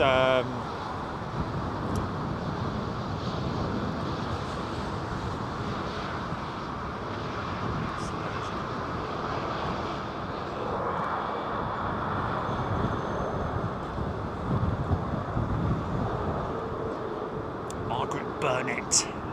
Look at this beautiful wing profile on the Dreamliner. Watch it go from that big high bend to almost flat. Watch. There we go. Look at that. Crazy, isn't it? Still got a sweep on it, but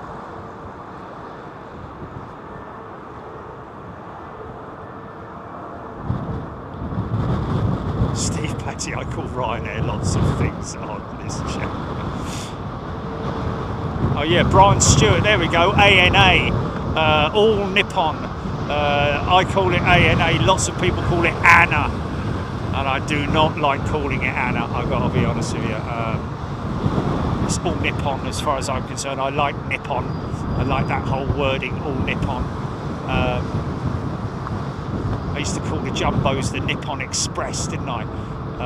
Don't know why, but ANA, yeah.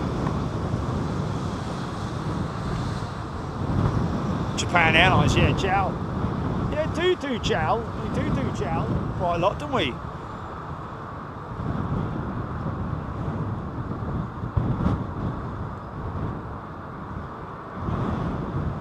Something going on.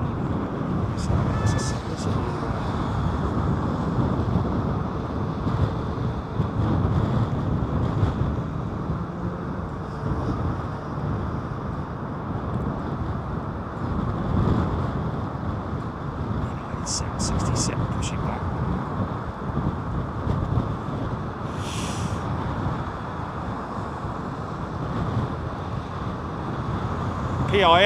PIA? No, PIA I've done before, not PIA.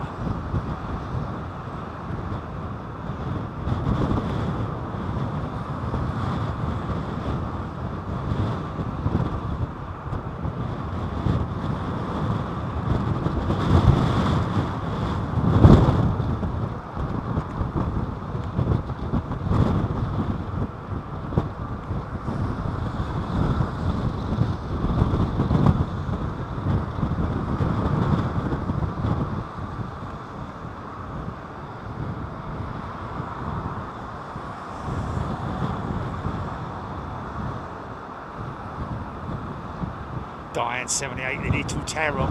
Here he comes. Look at him, look. Look at him, look at him.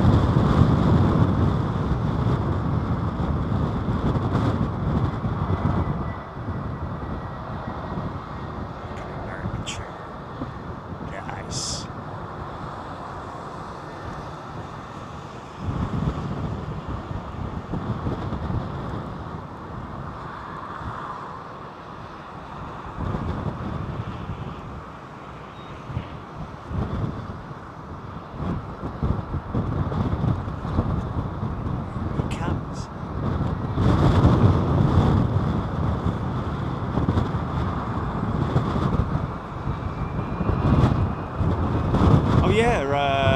Thank you for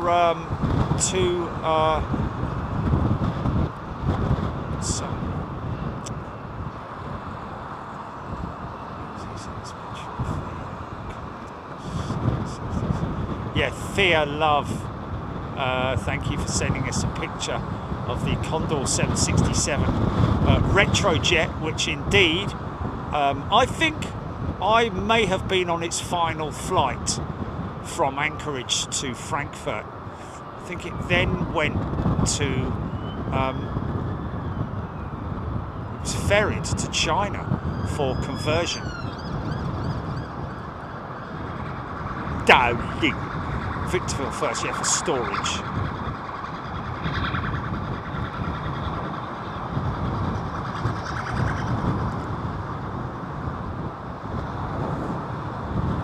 Yes, I think it did.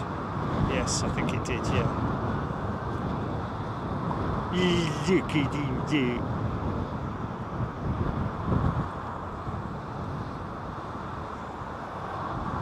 Frankfurt Haar, yeah.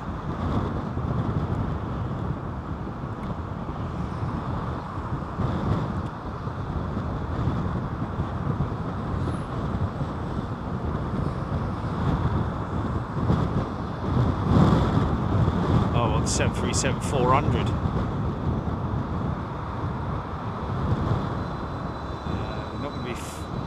Not going to be a lot different in it, is it?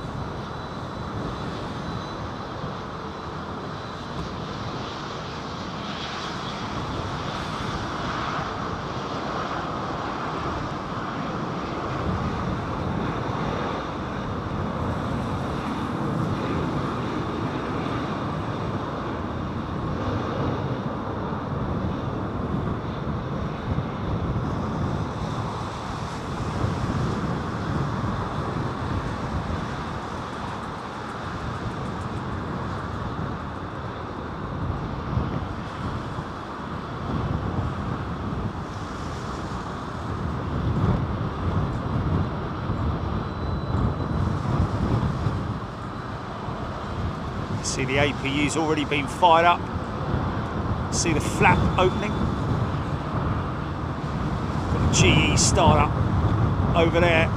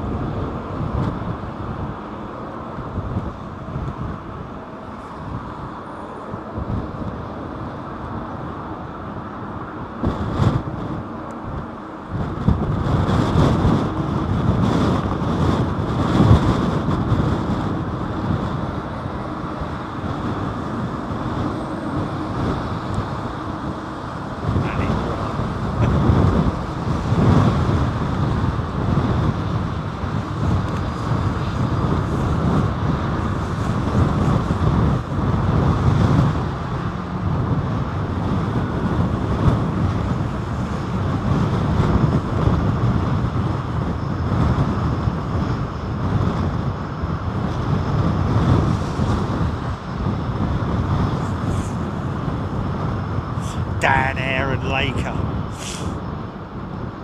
Laker Airways. I was a Laker liker.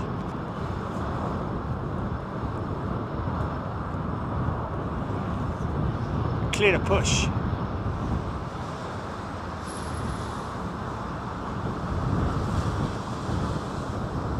You see the flap open there, folks. The APU.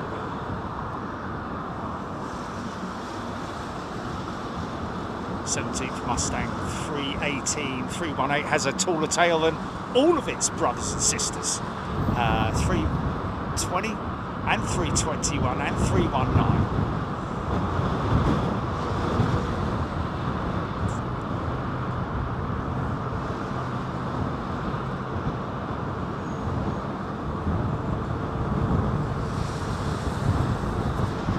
Plane man Dean, IL62 with Taron, yeah man.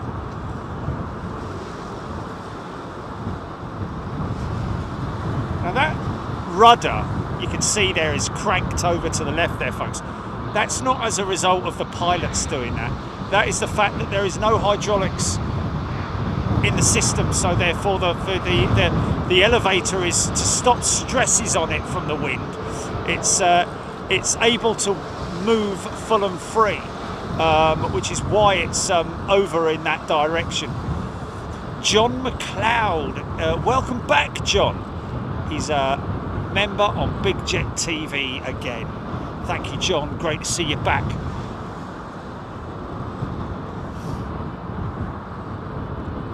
Just waiting for clearance to push that 777 back. Now, whether they're going to wait for this 767 or whether they're waiting for that BA 777, I don't know. What's going on here? What's going on here? It's a lone emergency unit come out of the western end of the airfield. Hell's Bells, welcome back, Hell's Bells. Remember Hell's Bells?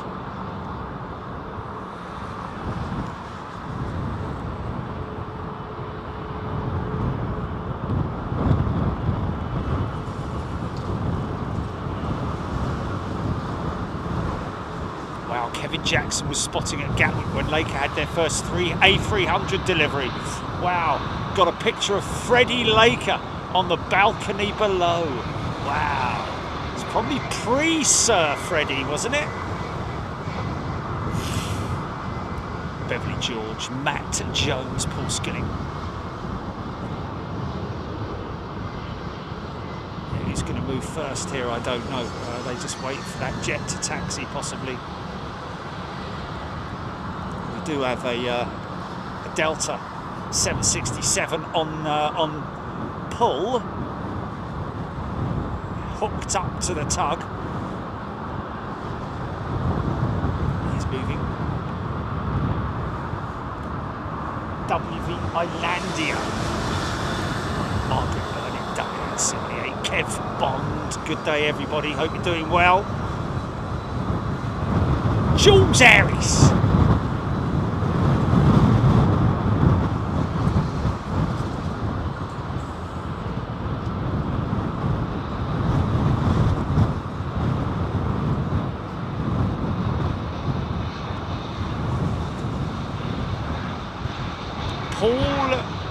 Caldray, I think it is. Is that Paul Caldray? Thank you. No, welcome to you, Paul. It's going out that way, isn't it? So they're possibly taking that Delta jet down to one of these gates down here, I'd imagine. In the meantime, now I think that American jet is actually going out, isn't it? Is that on radar? JP Krause. Paul MK, good afternoon to you. Andy Green, talking about the ailerons dipping with no pressure keeping them. Do you remember seeing the Trident lined up at Heathrow with all the T-tail ailerons dipping down quite dramatically when pumped? Oh, no, I don't remember that, but I can visualise it. picture it in my mind, that's for sure. Okay, I think we're clear to push now.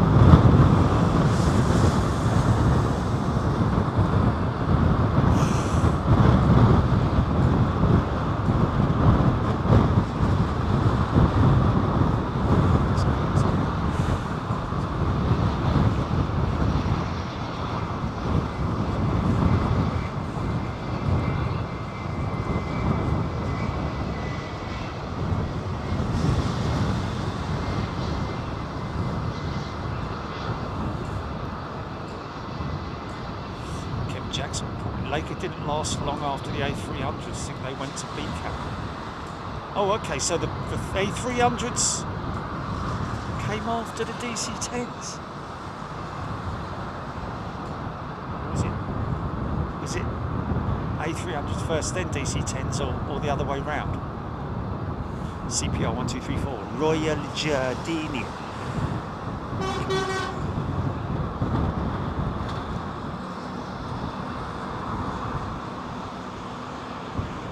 Sai Sharan, good afternoon.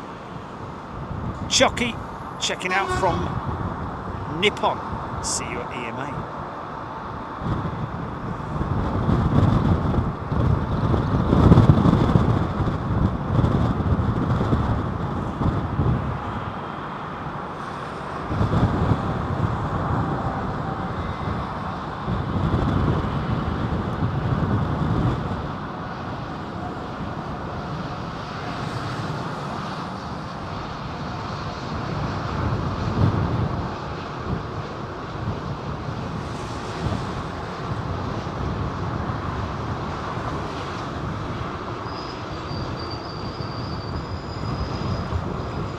Left turn, Clyde.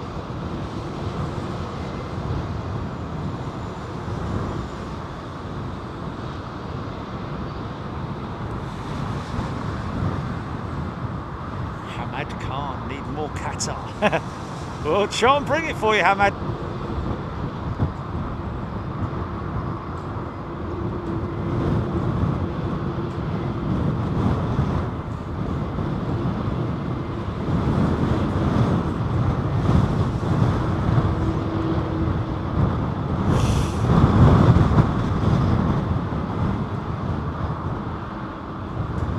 That's all right, Phil.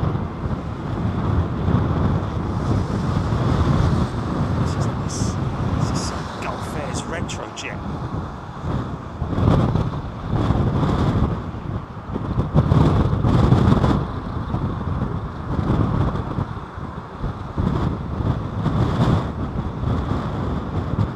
Quite a swing on that.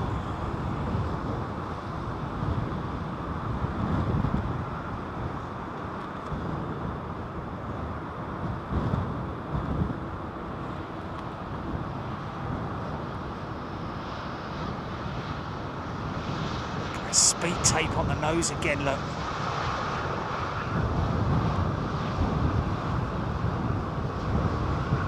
Noticed quite a lot of Dreamliners have, well, not quite a lot, but noticed a few Dreamliners that have got that speed tape on the radome as a secondary seal, I'm guessing.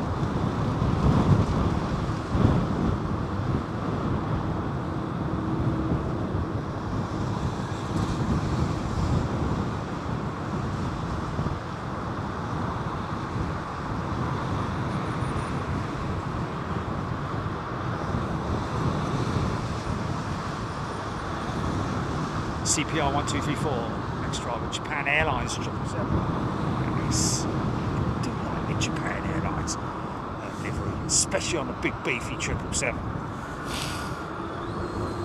Diet 78, loving the Gulf Air livery, Rab H. If you're a new member today, folks, had a lot of new members come in and say hello and thank you, but please, you know, get involved if you want to, that is, you don't have to. But we just obviously appreciate your support, and if you want to get involved, please by all means come in and chat.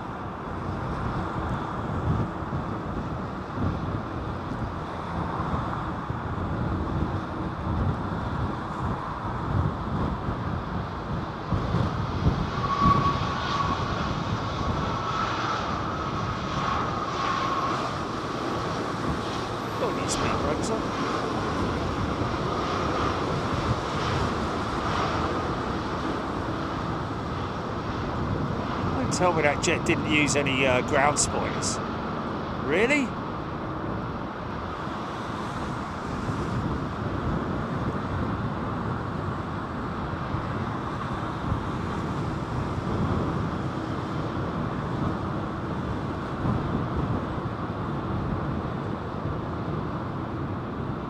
Jill Baxter, good afternoon to you. Captain Brian. There we go. Good afternoon, Captain Brian.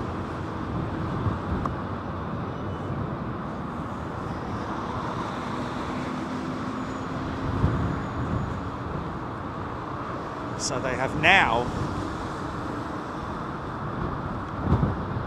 I think she's moving. Is she moving?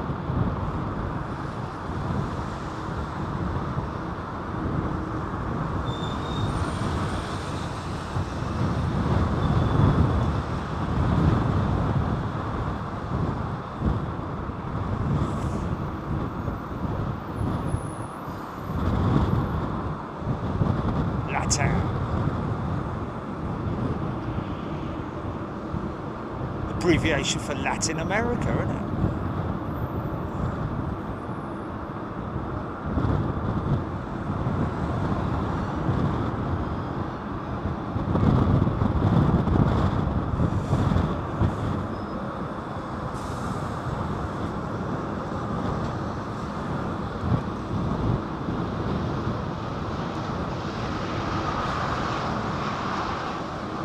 Dirty old engine cows.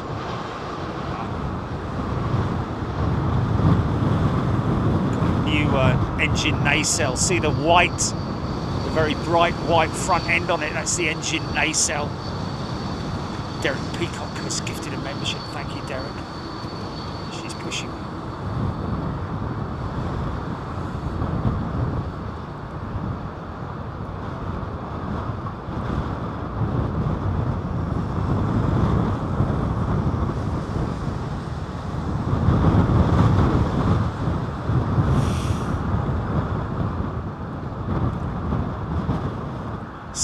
Sharan from Peru. I'm guessing there's a Trent 800s powering this jet. Patina Rolls Royces, Dirk Gordon. Yeah, showing our age. Patina. From 1842.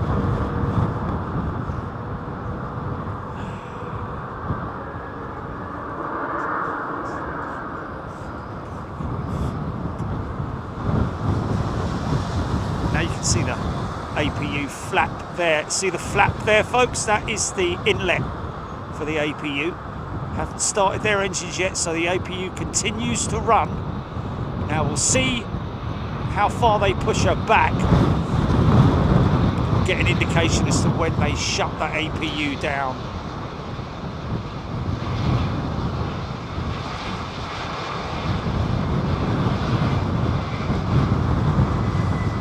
Say running the Trent 800s.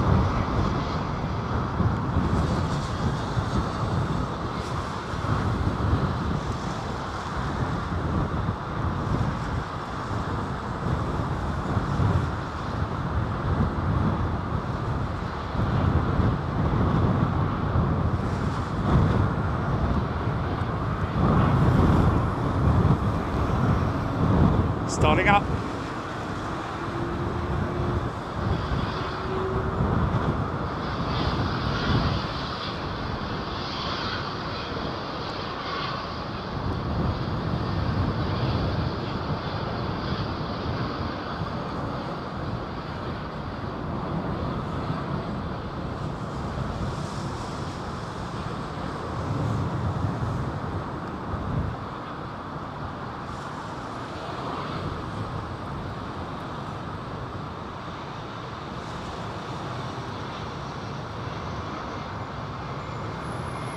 John Pierce, the flap will close when the APU is disarmed or disabled or shut down.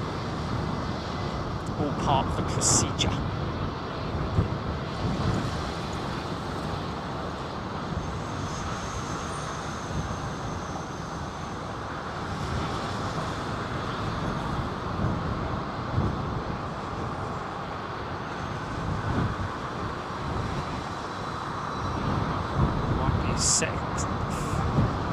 presetting the trim on the horizontal stabilizer. You can see that line.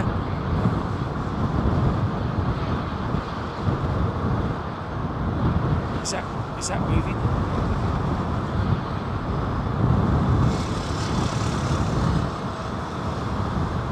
See the different position settings on the horizontal trim stabilizer. Trim stab, as they call it.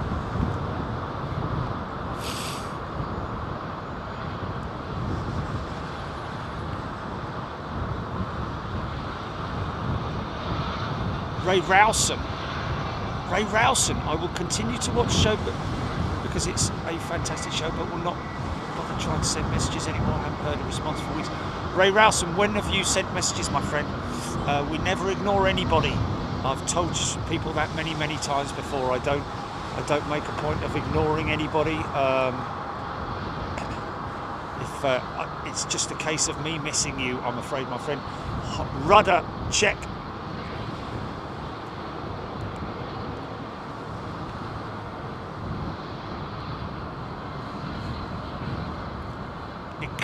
Twist. There is an A300 number 2 to land with DHL.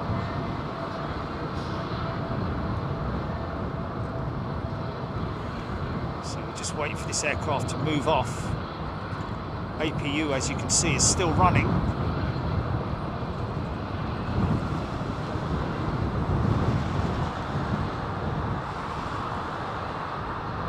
Elevators check. Very slow check, I have to say. Making sure that they're right the way through the entire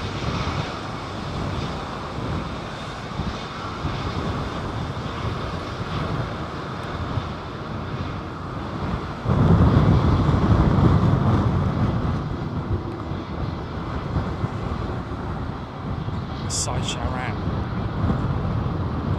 Did I say he was from Peru? You said Peru, my friend. Maybe that was where the LATAM jet is from, yeah. So might have been a bit confused there, my friend. He's from India. Thank you, Sai. Let's just quickly grab this DHL jet.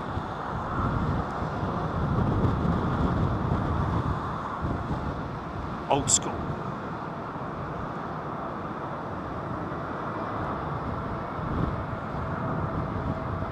Avro was gifted a membership. Thank you, Avro.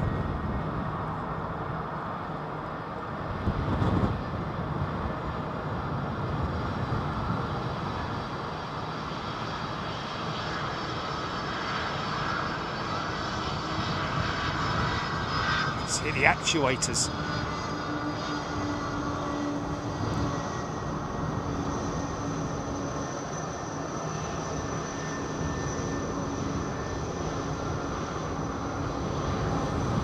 Lovely old aeroplane, man. And when I say old, I mean old. Billy, hard to keep up with everyone. Thank you, Billy. I think that flap's going to be closed by the time we...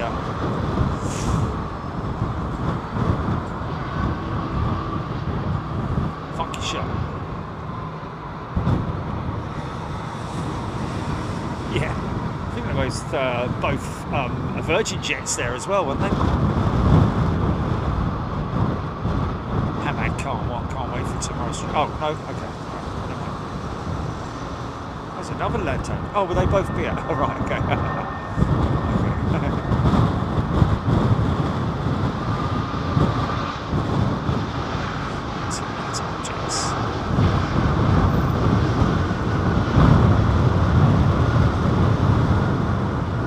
CPR 1234, you're absolutely right. That was indeed the first ever wide-body passenger jet that went into service, the A300.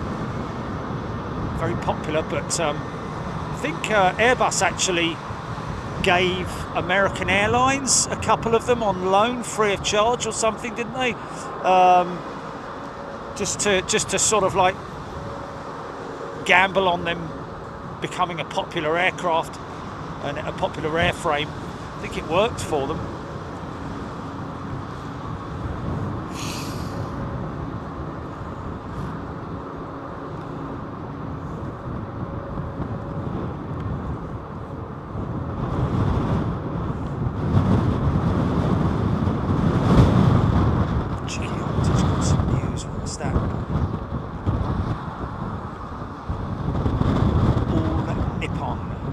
ANA 777.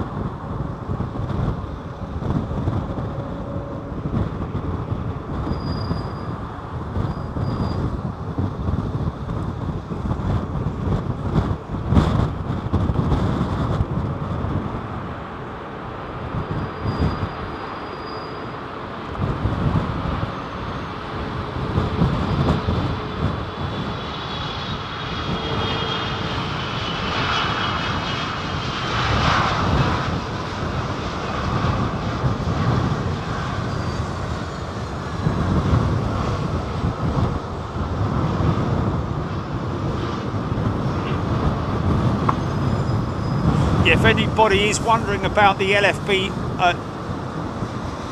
branding, folks, that is because I am standing on the London Fire Brigade building roof, and we were invited here to film from here, and in return it's only fair that we give them some love by way of branding the stream, but also sending people hopefully to learn a little about safety at home.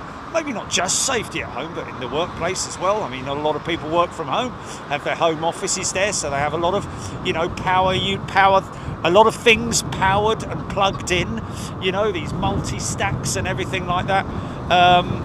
Obviously, it's just important that you sort of like, you know, keep those up to date and renewed and checked and so on and so forth. But like I say, I think one of the most important things that I care about in terms of trying to educate people is with rechargeable systems, you know.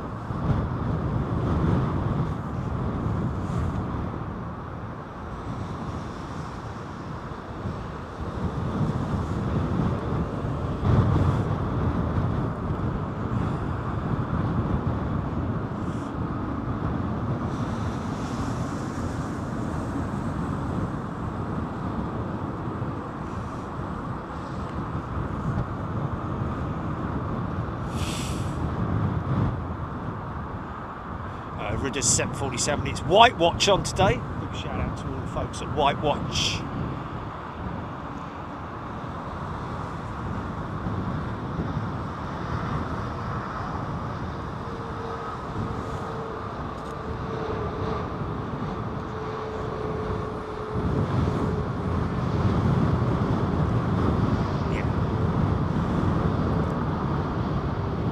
So obviously, you know, the 95% of lithium batteries that are produced are legitimate, good quality, like I have with my golf cart, and you know, anything that I buy, I always buy something that's, you know, without wanting to sound, you know, insulting, but you know, if you're going to buy a decent, good quality product that's got, you know, a warranty with it, comes from a respectable source, then you generally don't buy it from the market, you know, down the road. I'm sure there's a lot of decent, hard-working market traders out there that work extremely hard, get up stupid o'clock in the morning, but there are some market traders out there who are who sell dodgy components and things like that. So just, you know, be aware that they're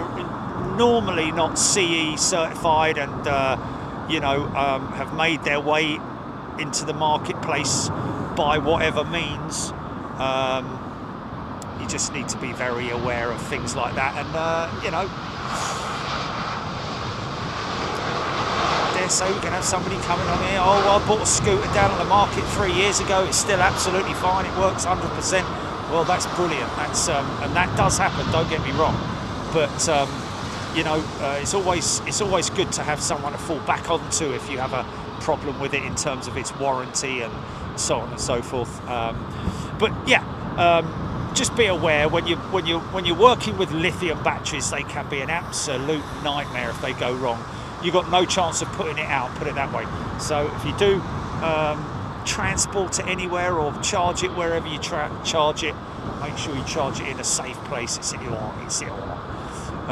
of course, I'm very aware of all of that because I have a lot of power banks and things that I have to charge once I get back from here.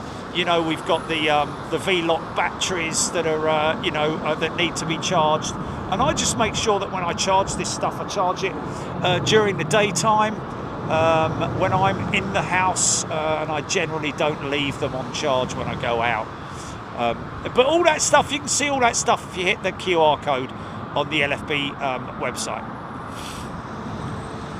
or the link that is pinned. Ladies and gentlemen, we have a pinned link. Thank you, Jill. Mark Howard.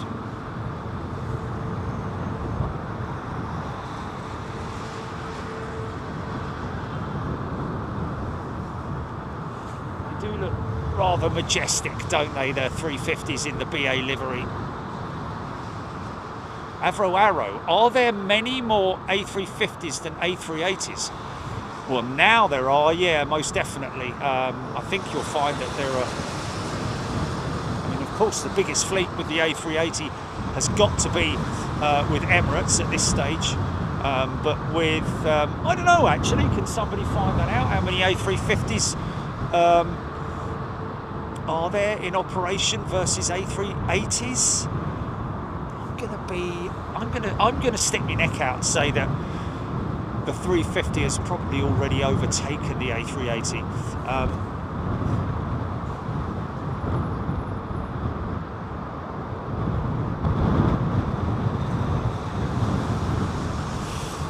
That would be a false reading, wouldn't it? Because that was prior to all the retirements for the 380, wasn't it? You need an up-to-date.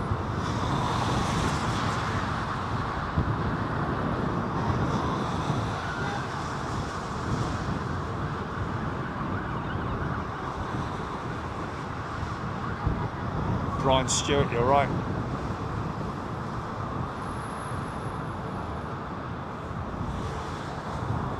Oh, we got the Slinger. We got the Slinger. She's early.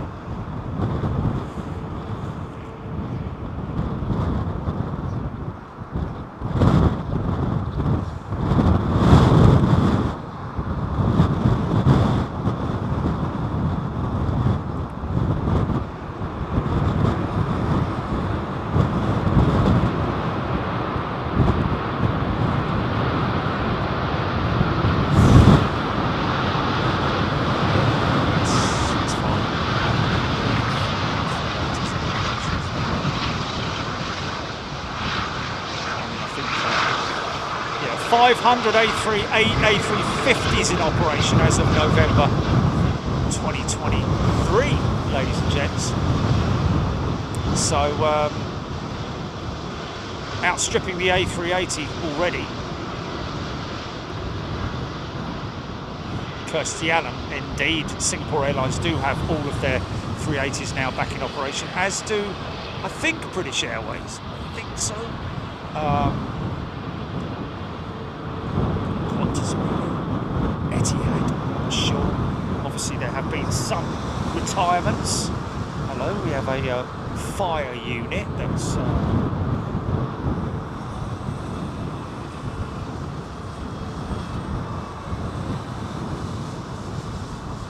it's a big backlog, that's for sure. Alpha Bravo, 654 A350s and 272 A380s. I think that Alpha, that might be, I don't know, obviously you get conflicting reports from different websites and that kind of thing.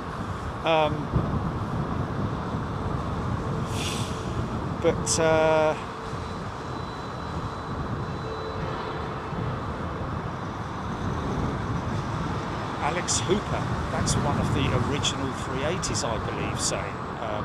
I do know that Singapore Airlines were supposed to be doing some kind of a deal, weren't they, with with Airbus.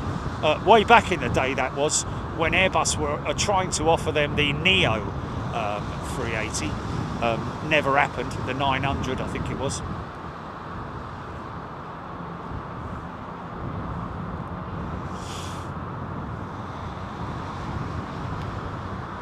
But I believe that they were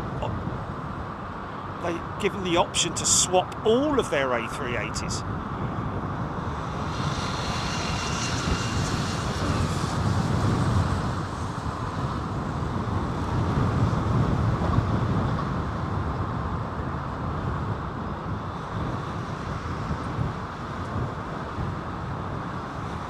Jill Baxter.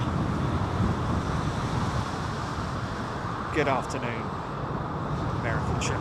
Looks like she's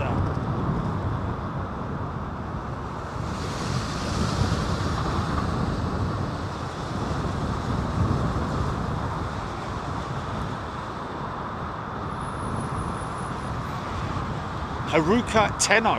A380 does have very distinct curving wing routes. Yeah, but look at the A350 as well. But I know what you mean. A beautiful curve. It's got to be with a wing that size. Great comment there from Haruka. Thank you, Haruka. Keep those comments coming, folks. Turkish A330. Flared it all the way in.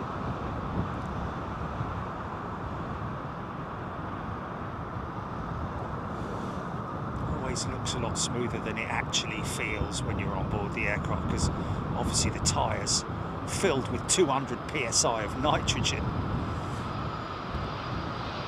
CF6 barrel.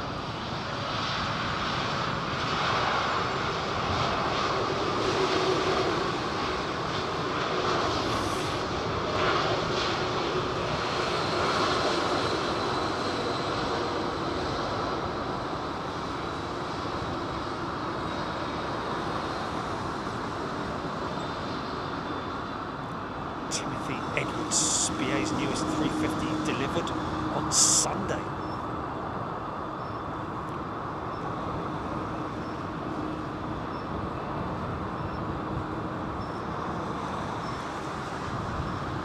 CPR 1234 fun fact: before they were given the famed IMARS cockpit, the 350s were supposed to be a brand new efficient version of the 330, but then now the 330 Neo.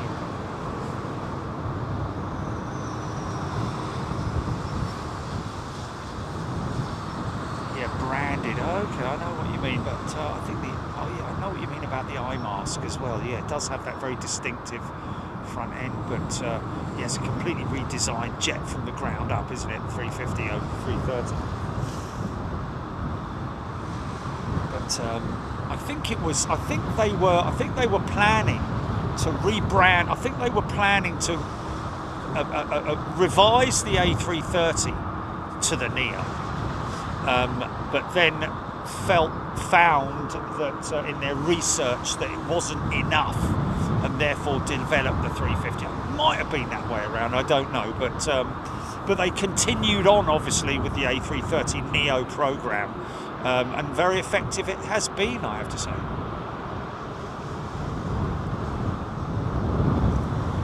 Nigel Cox some serious flair.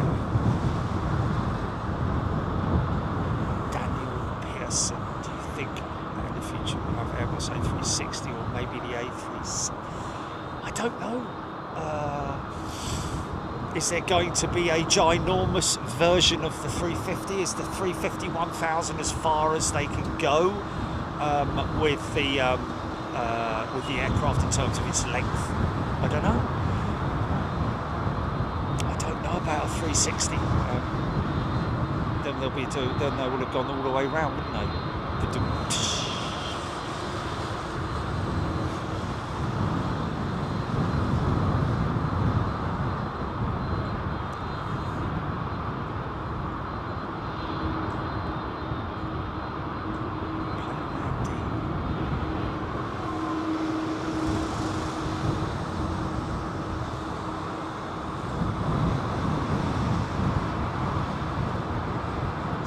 Reaching for the skies right now.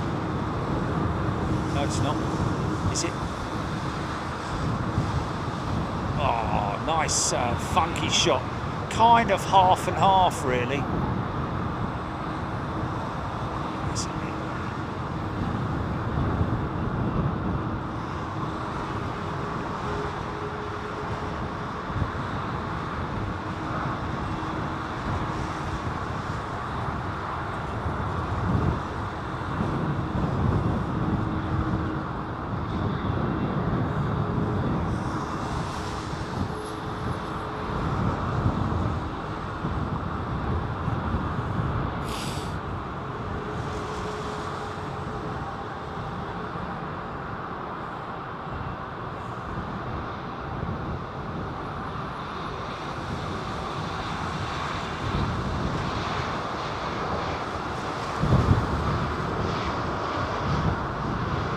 Jones, I don't think we'll see another 380, another double-decker jet in our lifetime anyway. I doubt very much.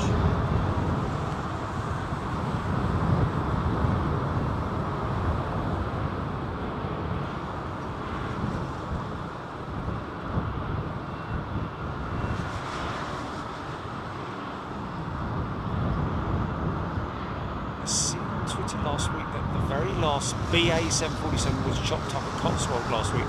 Just the retros and the 5 in Spain left. Okay, so it wasn't.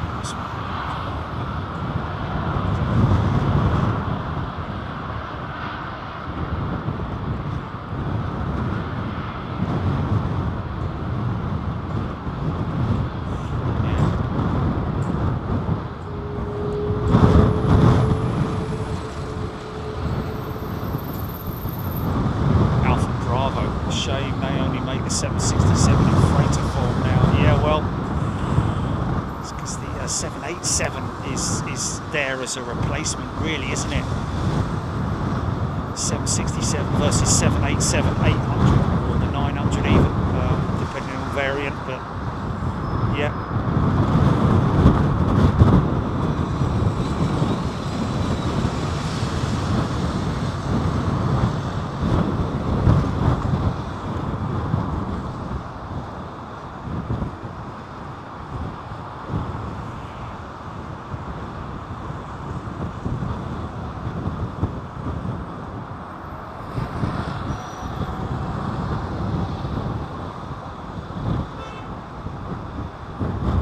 Yeah, please. So, then.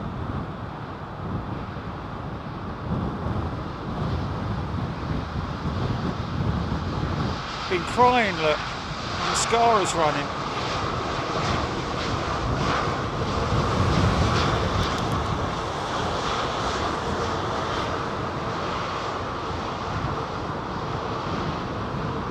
See the valance there at the back, that's what I'm talking about, that aerodynamic finish on the valance of the 350 is very unique. Same on the 330 actually, but very, unlike the Boeing, you don't, there is no, it just is literally finishes as it does, it's a continuous run. 767 as well. 380's got just a massive great valance on it, and look at the size of that thing, man. Need that, obviously. All the air conditioning systems are actually incorporated into the wing of the 380 as well, because they just, it's so big, they need all that space for the undercarriage. What's there, Skippy? Wouldn't catch you in there, that's dead right.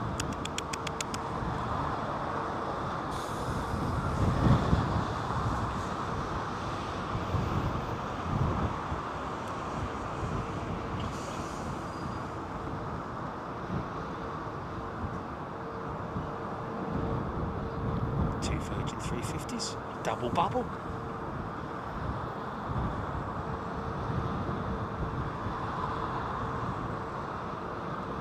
Right up the fire.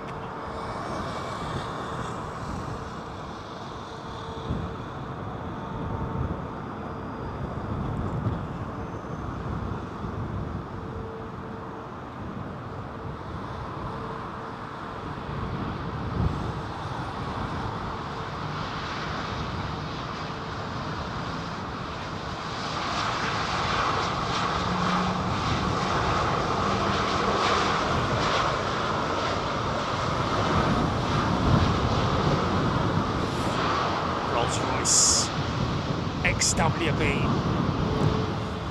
Like I said earlier on, interesting that the folks at Rolls-Royce are already pitching the new Ultrafan as a replacement engine for the for those XWB engines. Already started test bedding the Ultra engine. I don't know if the finished product will have those big blue carbon blades on them, but that's kind of what you need in a funny road. You need a drone delivery McDonald's service. Mac drone, yeah.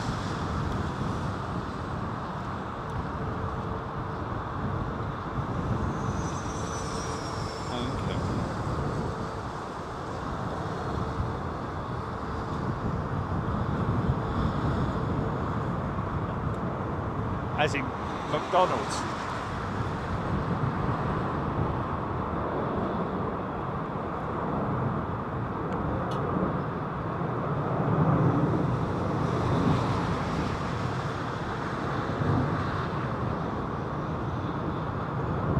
Okay.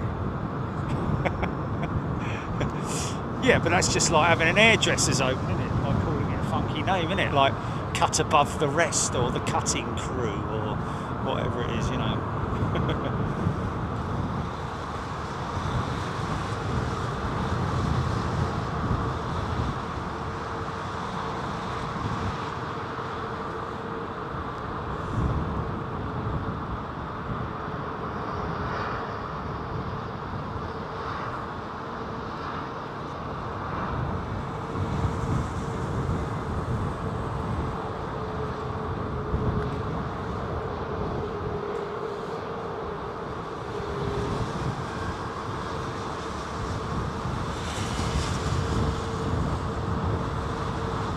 Islands in the stream, that is what we are.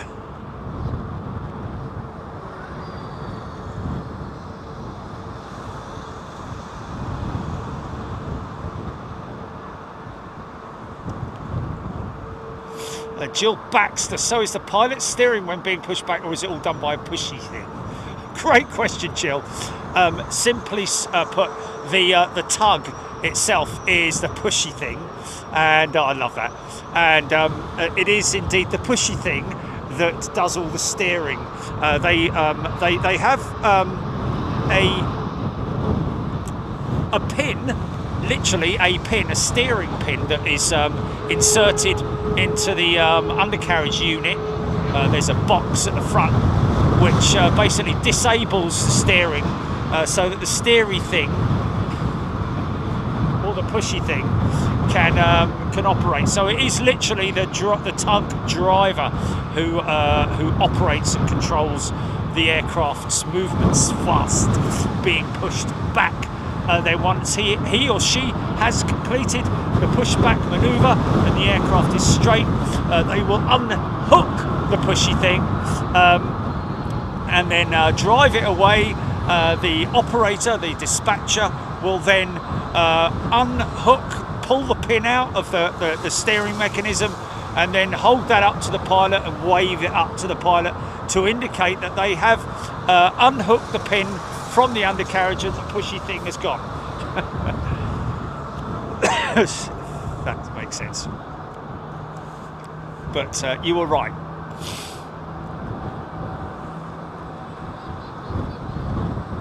Virgin Atlantic maintenance crews must have a broad knowledge base with Airbus and Boeing aircraft in their inventory. Yeah. Well, always looking up, it's not so much. I mean, obviously, it is the onboard systems, the computers, blah blah blah. They're all sort of like, they work in the same sort of way. Different operating systems to the seat mechanisms that operate the lay flat beds, etc. But what is pretty impressive? Already got a jet lining up on for departure. What is impressive is the fact that they run different types of engines. Well, Virgin Atlantic don't. They run all Rolls-Royce, don't they? But British Airways obviously operate both General Electric and Rolls-Royce.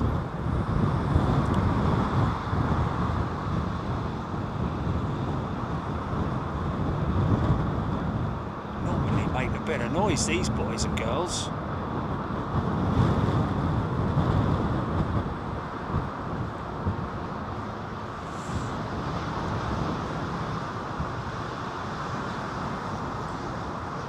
American 265, we are ready for pushy thing attachment.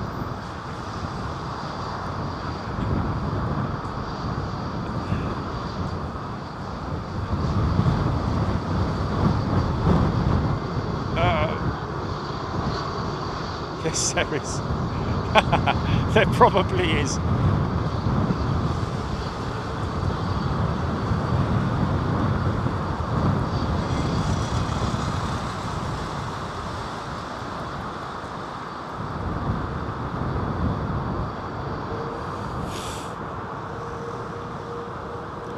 Haruka Tenno. In order to slow down, the wheels are equipped with the squeezy things. Indeed they are. Brakey things. Stoppy things. This is the Festival of Creativity. I think BA's one of BA's hardest working jets. Worked throughout the pandemic. Mind you.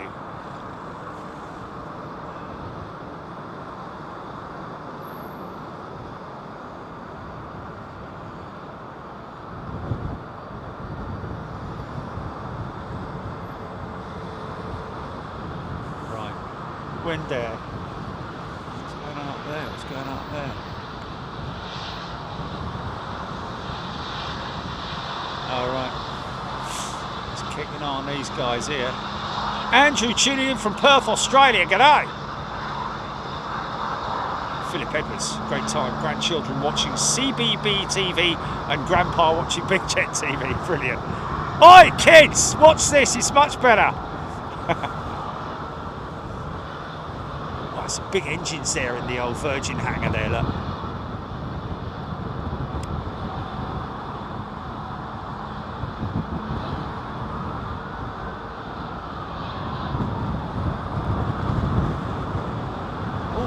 Hello, what's going on here? Oi, mate!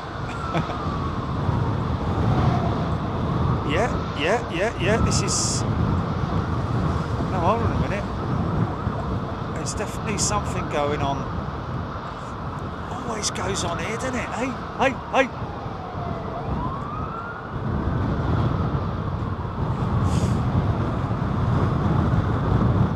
What have you done now, son?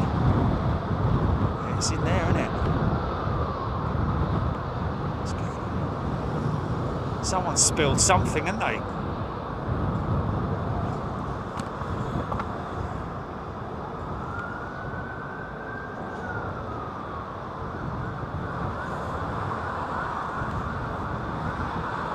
Jazz!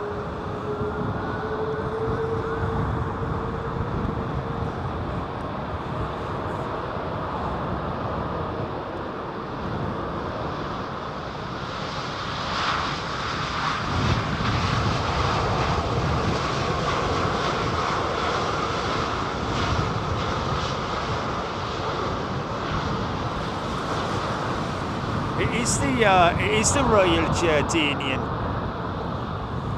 This is Geordie Jeans caught on fire, like.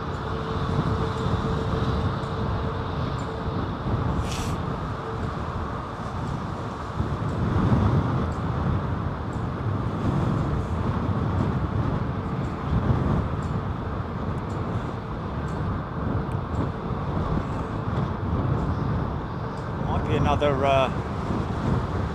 Remember we had that incident with the vehicle with one of the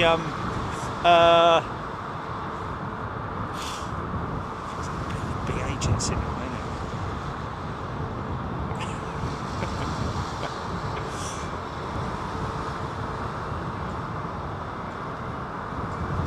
Ron Boy 171. Jerry, if Concorde was around today with the technology available today, would it need a flight engineer, do you think?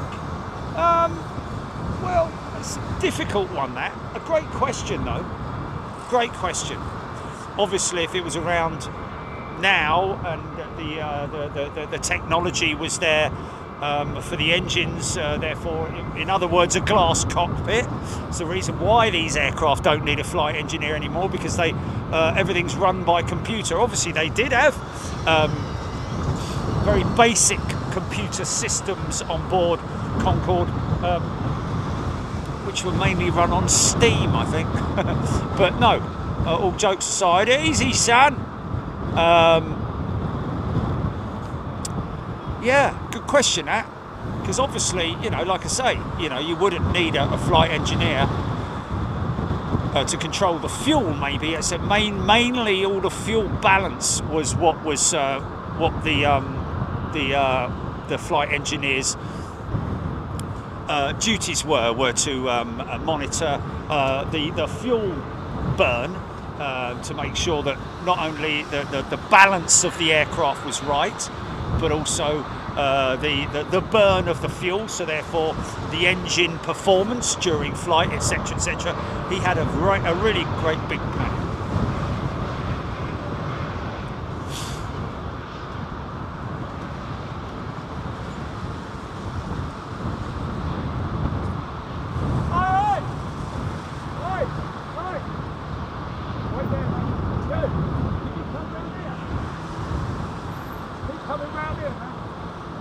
Good lad. Right, stand by.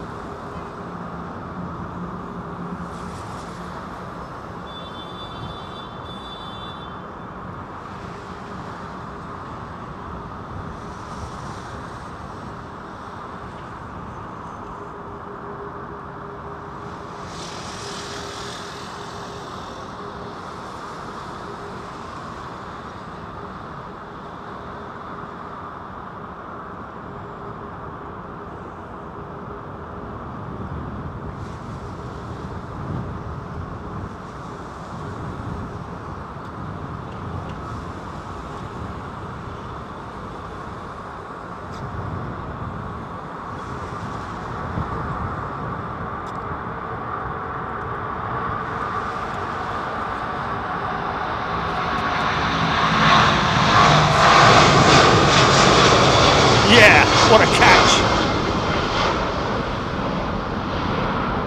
Okay, I'm going to move the sticks. I need to move the sticks.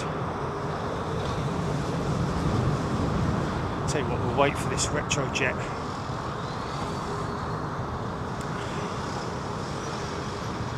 Wow, she's smoking, man. That was the one that was opposite us, wasn't it? Smoky old set of Trents on her.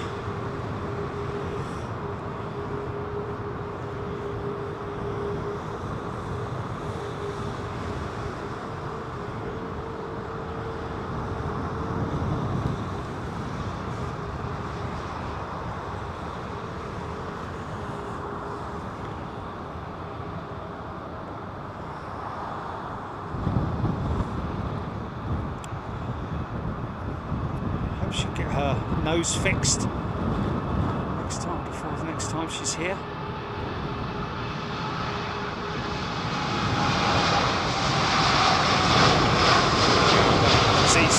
Streamliners have a great big long departure on them, don't they?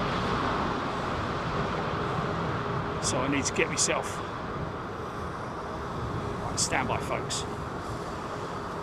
Walk.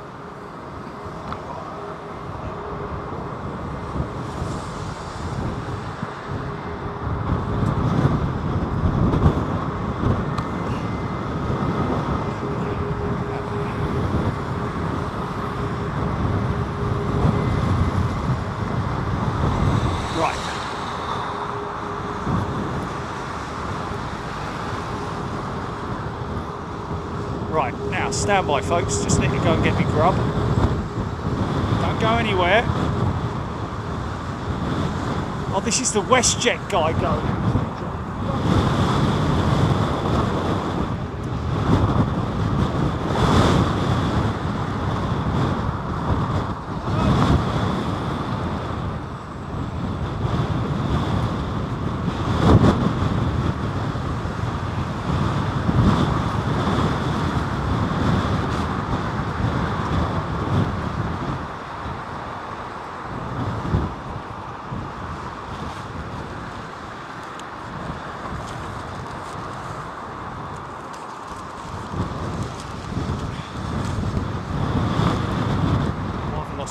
Jelly,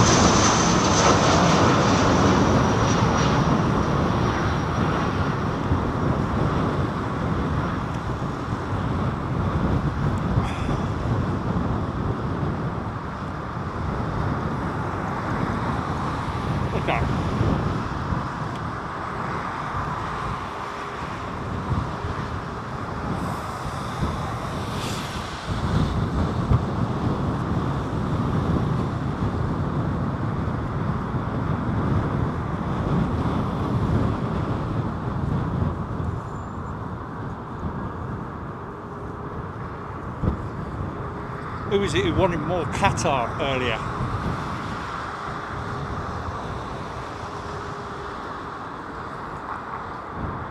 David Lears.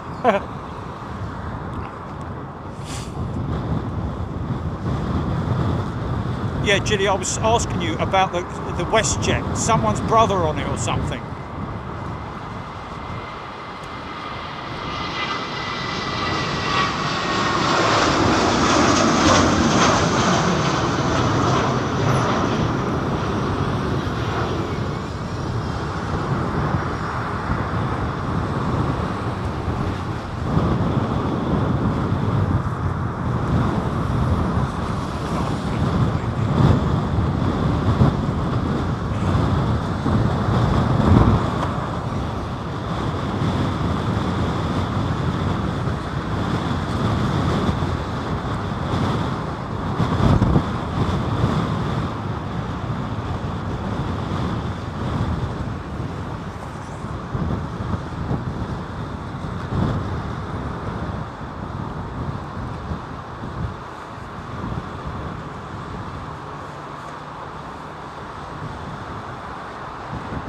Oh.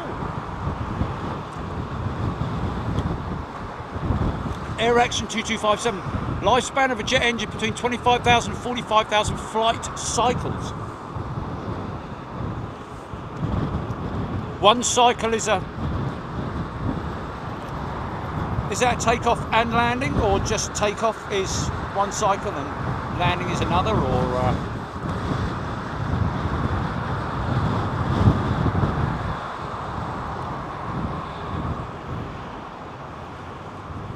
this is an intersect departure here, folks.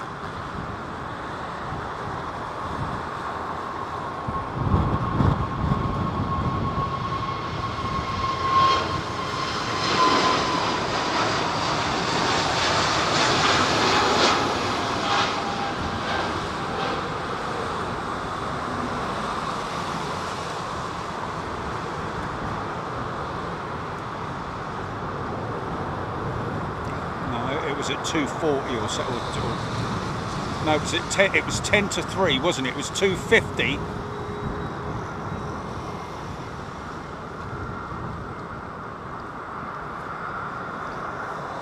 Yeah, but like I said to him, Gilly, chances are with a 10 to 3 departure, it'll be 20 minutes late, and look where we are. No. This could go up early, folks. Here we go. Watch this.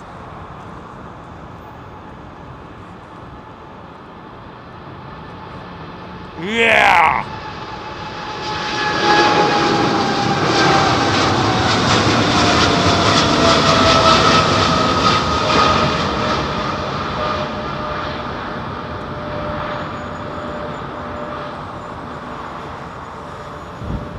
Wow.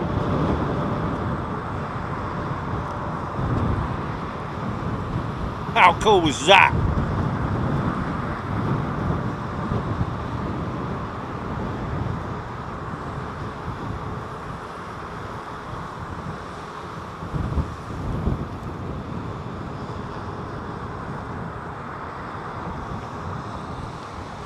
Well, here it comes anyway.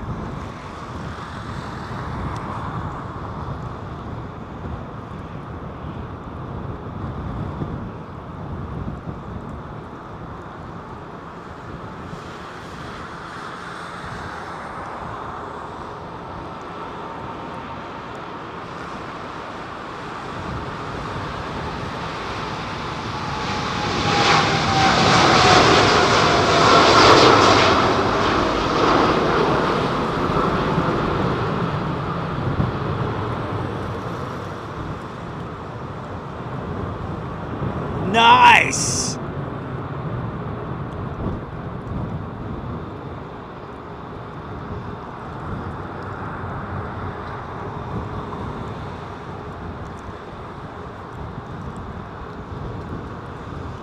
William Black. William, I would be right behind you, mate. I would always prefer to fly a freighter than fly a Pax jet.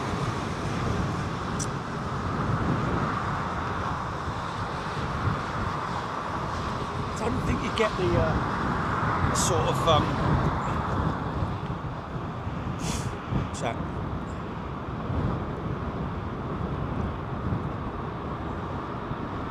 Dandy duckling.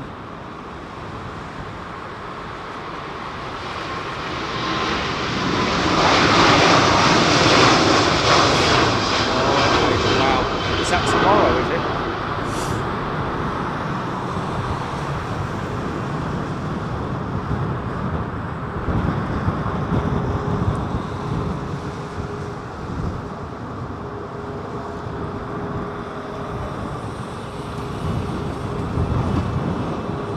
Dandy duckling, yeah, I concur. Indeed, this time 20 years ago, did you say, Gilly?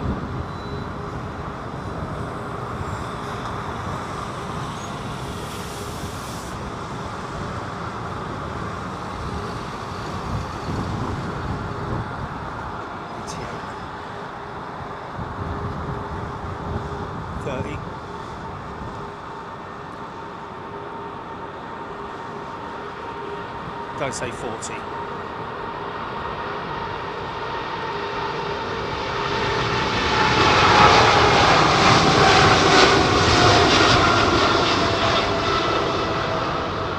Yeah.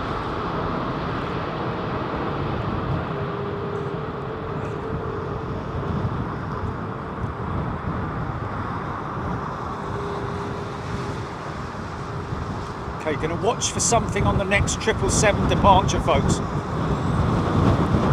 Wow, yeah, great shot there, man. When the next 777 comes along, I want to show you the tilt mechanism, the actuator that controls the tilt mechanism in the undercarriage.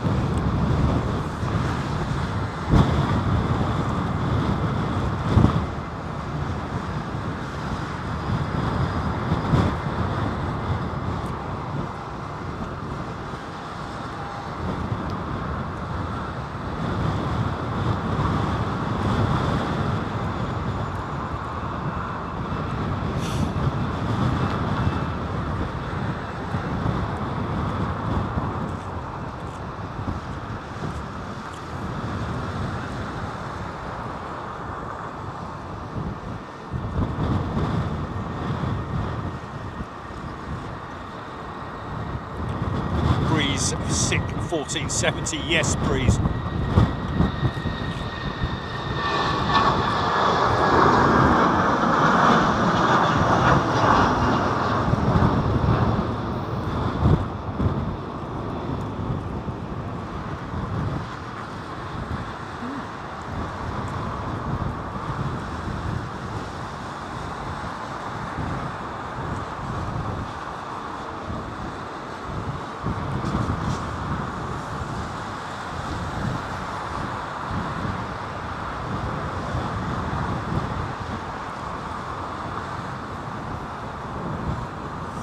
Oh, Nick Dark, it was Nick Dark, there we go.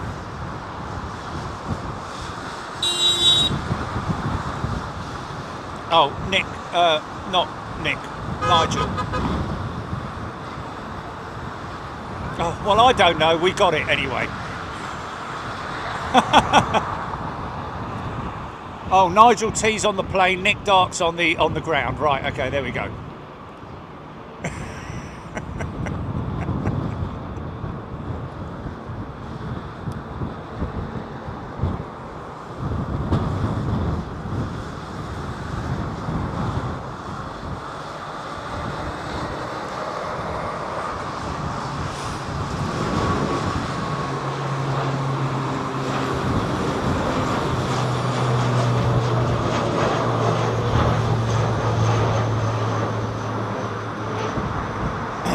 Now, in as little as 10 years' time, folks, we could be seeing that plane take off with absolutely no noise whatsoever.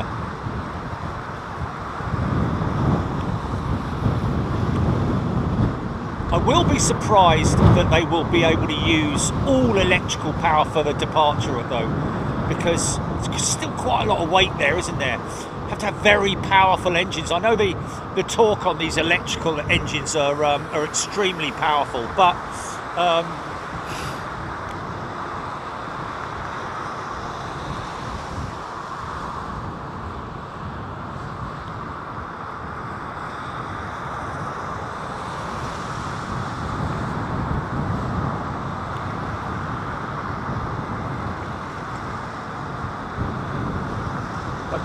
runway inspection, folks. Stand by.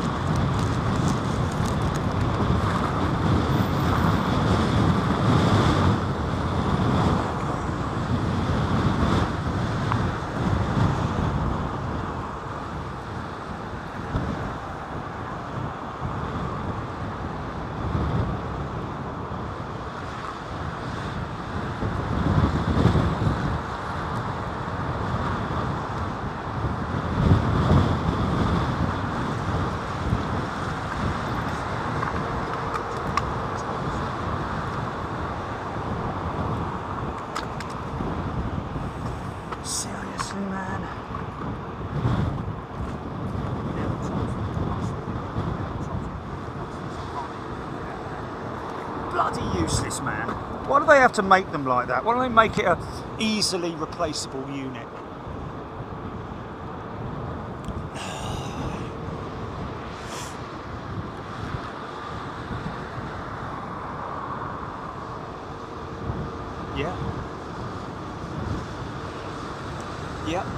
Yeah.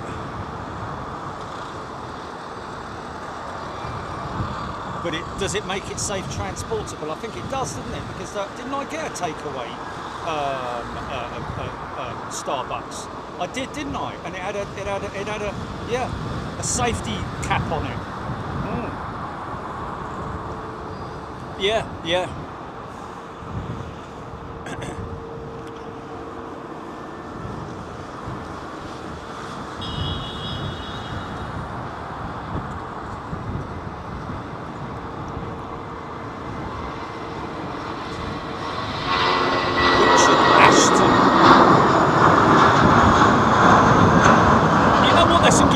Richard Ashton makes, actually. It is, because I think it is unique to London Heathrow, isn't it? It doesn't. There's nowhere else I know that has a daily runway switch.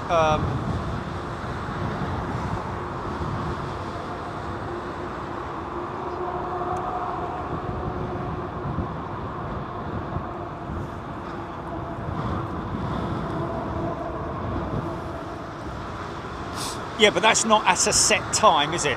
None of the other ones are at set times. Okay, TC!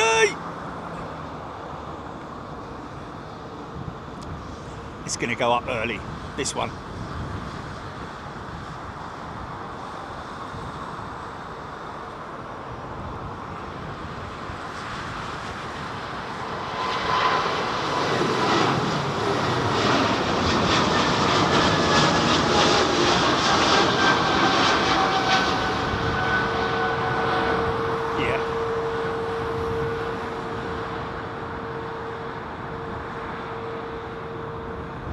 will never be pilotless planes. Stop it, stop it, stop it.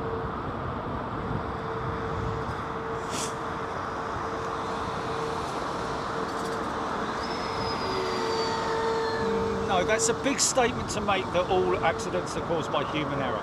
That's a huge statement to make. No, or most even. Even most is even worse, isn't it? No.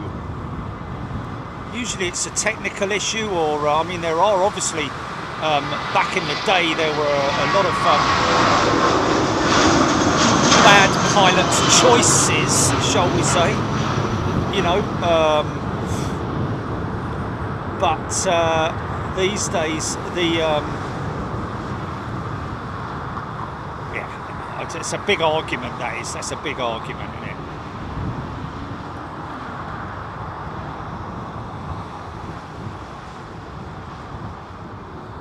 Jez White, good news, we have a Magma 747-400 inbound. Bad news, it's due in at 1778.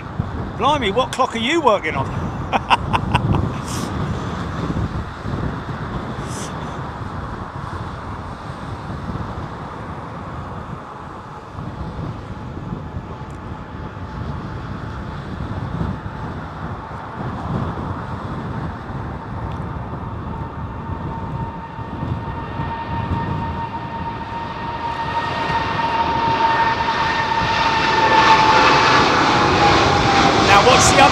Tilt, folks.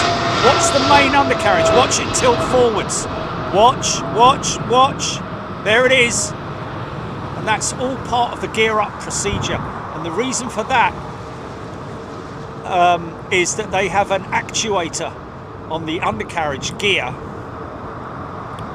which pulls the undercarriage forward in order that it's straighter, and therefore it's able to fit into the undercarriage bay. That's the way it was designed, and of course you're limited for space inside the belly of an aircraft, and that's why they developed it that way. Well, Boeing did anyway. Happens on the 787 Dreamliner as well. You'll see with this one.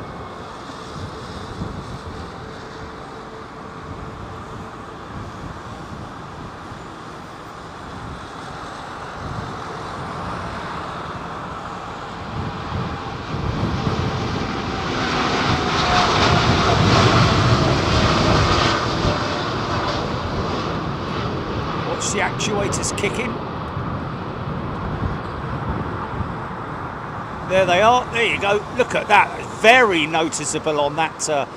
Normally it's sort of like happens. Well, on the 777, the actuators kick in first, then the gear doors. Well, the whole thing all happens at once. Nice funky shot.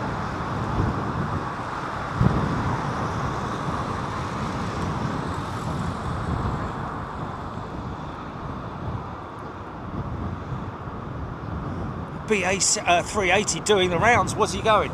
Is he burning off time, or and that United 767 behind him as well? Looks like they're going to be doing a Carly Simon.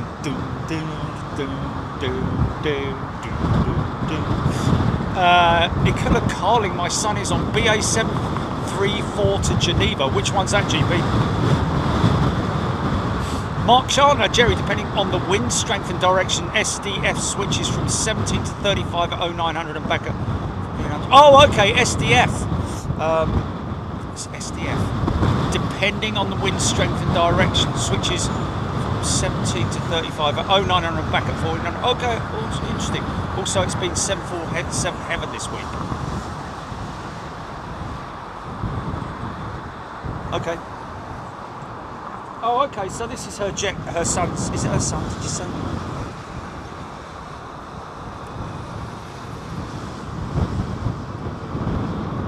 This is the jet coming out of Geneva.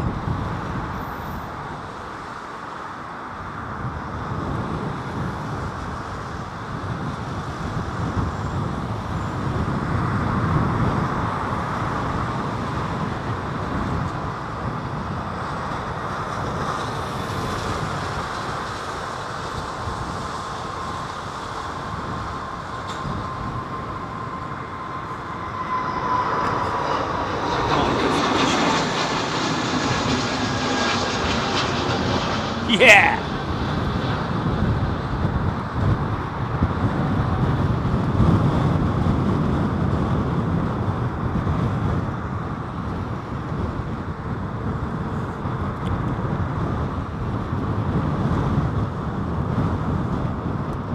Catherine, take care. Hopefully see you all tomorrow. Well, yep. Don't forget, folks, we are live at East Midlands Airport tomorrow at the cargo hub for East Midlands, that is, folks. I'd say Britain's busiest cargo hub, would you say? Obviously, the majority of the stuff that we're seeing tomorrow will be commerce, i.e., you know, your Amazons and so on and so forth. Some, you know, ad hoc charters.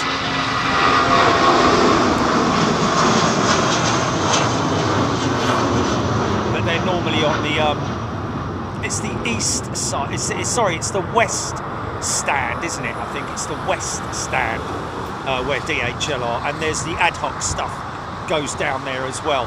But on the east stands, you've got UPS. Is it Western Global, is it?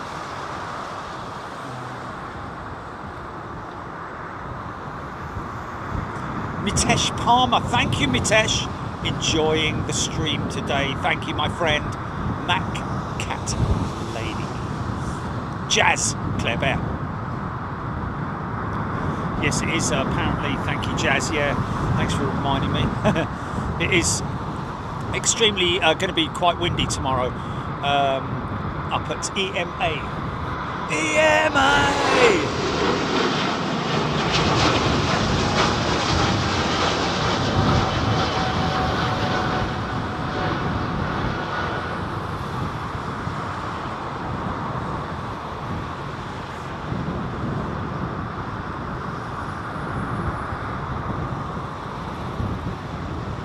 Thomas Much. We saw the pink tug a few weeks back, didn't we?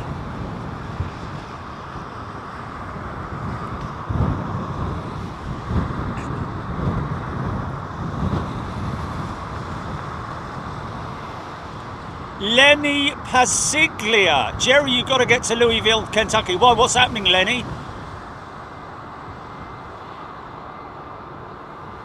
You know, we've already been there, Lenny. You're aware of that. Been there twice. Once airside as well. Actually, both times airside, wasn't it?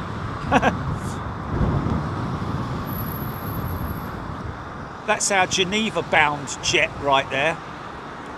With, what's her name? Yeah, it's quite common to see touch and go exercises with Ryanair at AMA.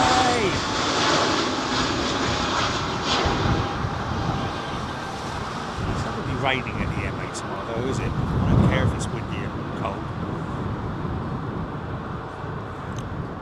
because I've got my ski apparatus on. Mark B, yes, we did see Pinky. You missed it. I don't know if you're.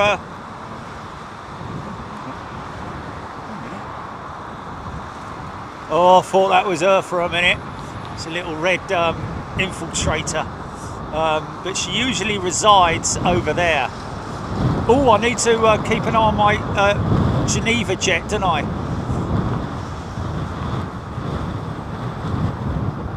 He's the last in the lineup at the moment. He's the last in the current lineup. Oh, okay.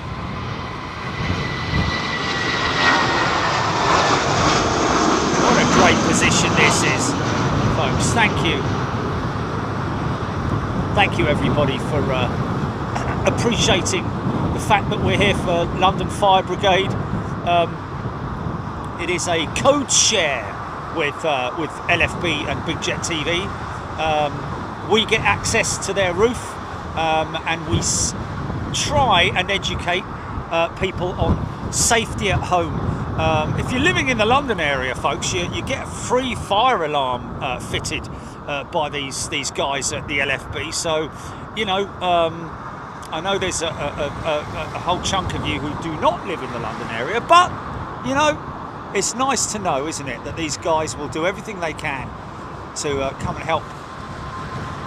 Because I remember when it's not only a fire, good to have a fire detector, it's also good to have a, what is it? I've got the gas detector. Don't have a, no, not methane, no. Carbon monoxide, that's it, yes.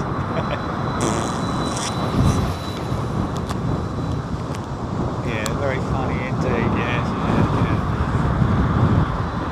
Yeah. Okay, there's a Geneva jet. I'd be up all night if I had that. Flipping heck.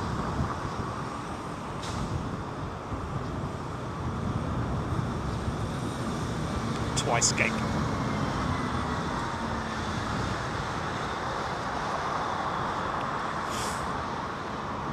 Yeah, that's why you need to download the app, ladies and gentlemen. Very important that you do, as well as obviously subscribe to the channel.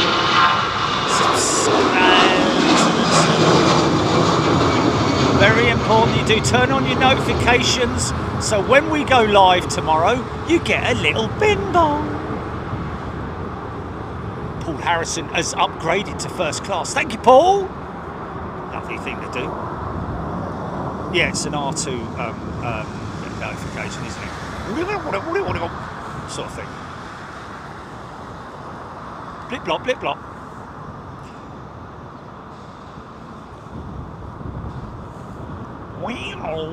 Wow. Or something like that. I know that's the cat, isn't it? Charlie says, when you're sitting at the thing, don't go near the water.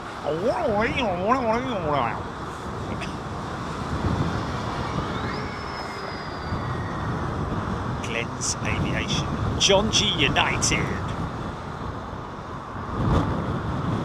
Calvin Grant, yes. Carbon monoxide detector.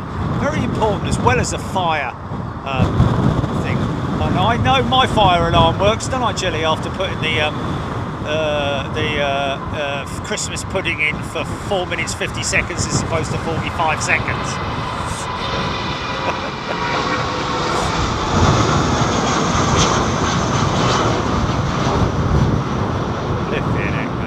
Molten bleeding Christmas pudding everywhere.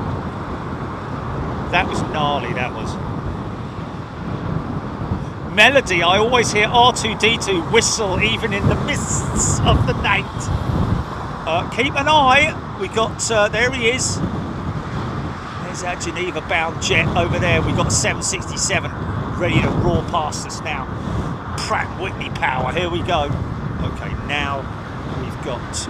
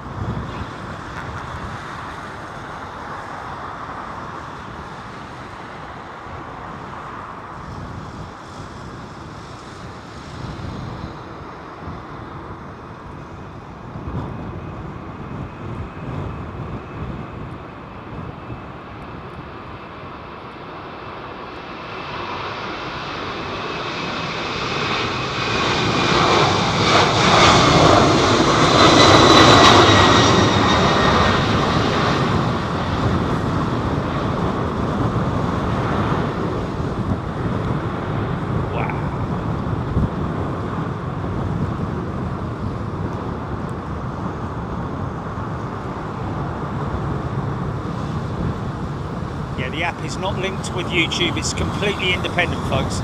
But we just, you can, yeah, there is a YouTube plugin on the app, but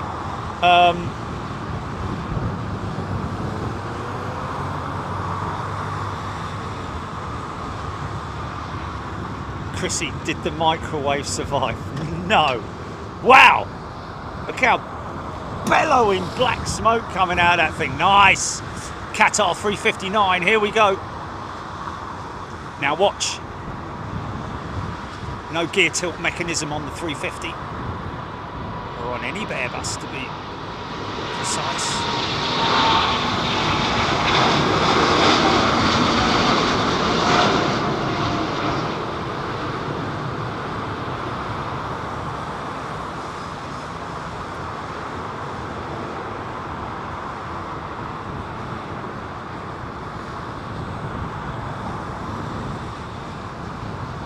Bernie, those XWBs, aren't they?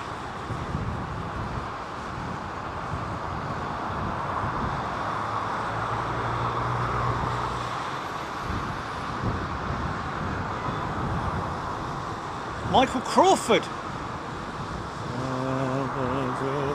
This is of the night.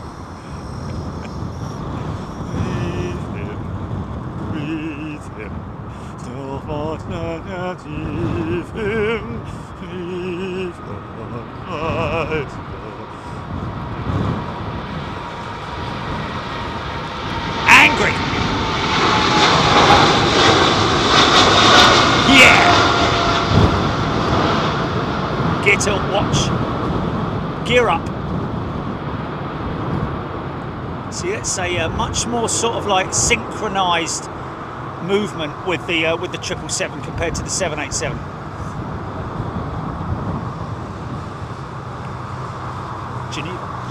Geneva. Keep me posted on Geneva.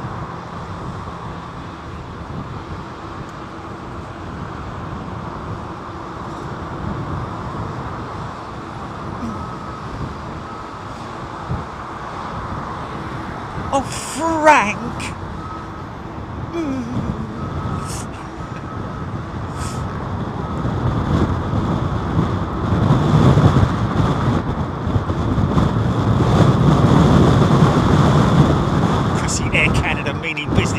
Looked very aggressive, didn't it, as it went past, man? Long Phantom of the Airport, yes. Fly, taxi, take him to the runway.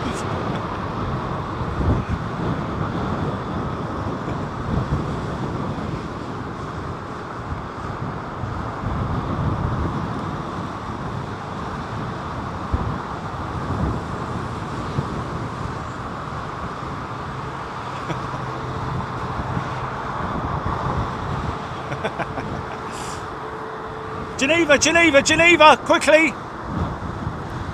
Okay, here we go. We don't know whether this is cabin crew, air crew, or just on the plane. Oh, okay, so he's staff. He is staff.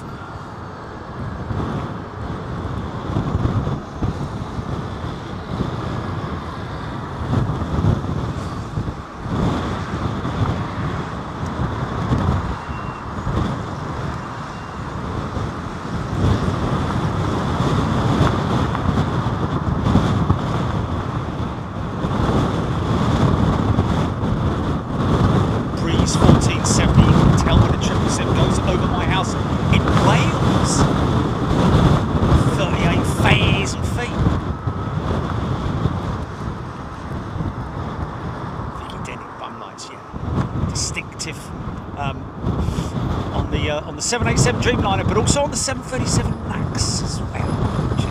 Right, this is our man, or I think this is.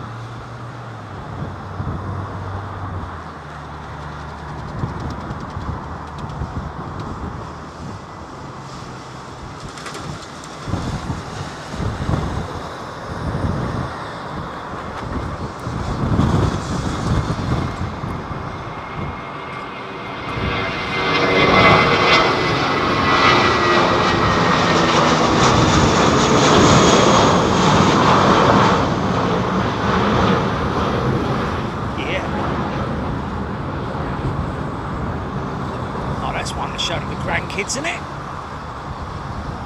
Check me out. Leveling out.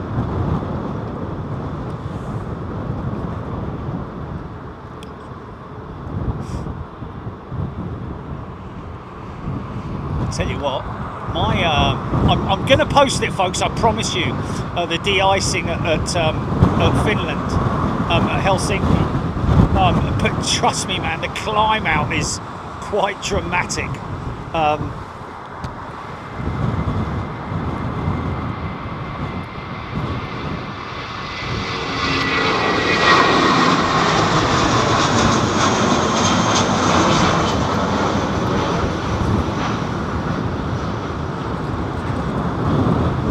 CFMs can scream, man, especially in cold conditions where they need to be at their absolute prime. Squeeze him, feed him.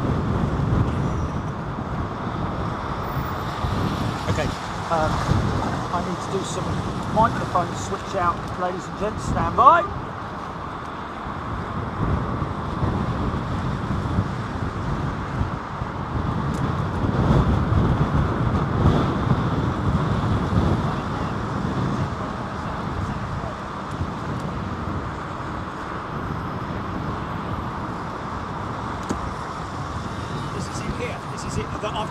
I've got on shot now, yeah? So Christian is working on this jet, folks. Oh, God. Okay, Christian's a passenger. Bloody hell.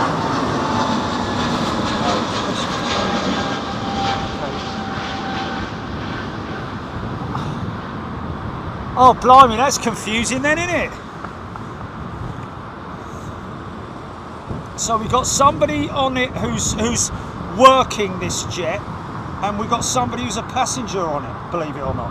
Hold on a minute, folks, I'm just switching the mic out.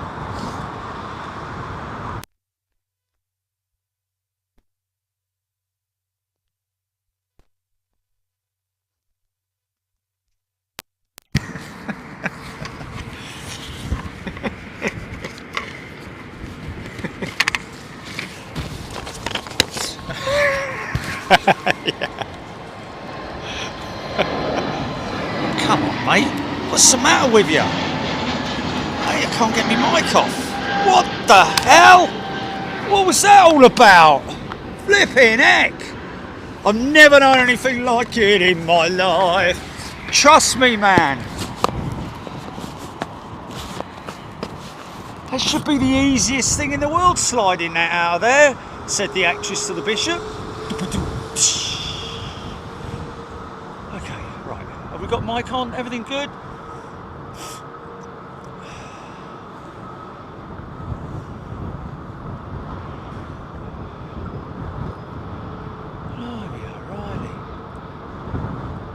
A little bit difficult pushing that in yesterday, said the actress to the bishop. Sorry. Stop it, stop it.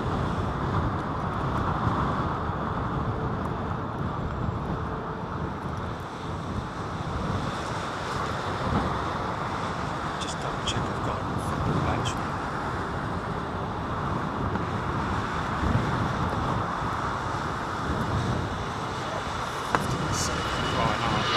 Oh look!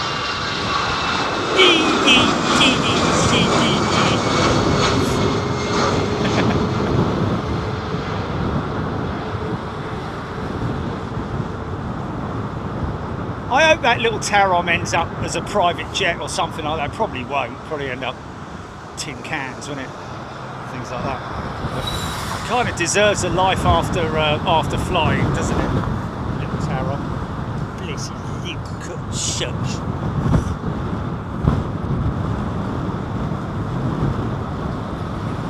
Getting the mic off. 994. Unbelievable.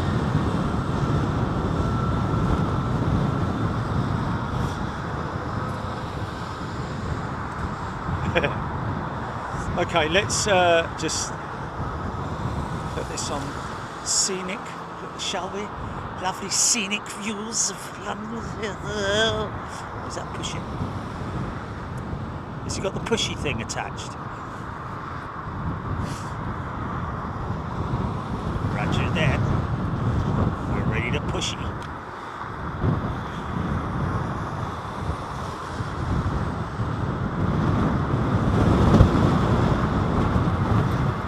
John G. United, just 9 months until 4 years with Big Jim TV.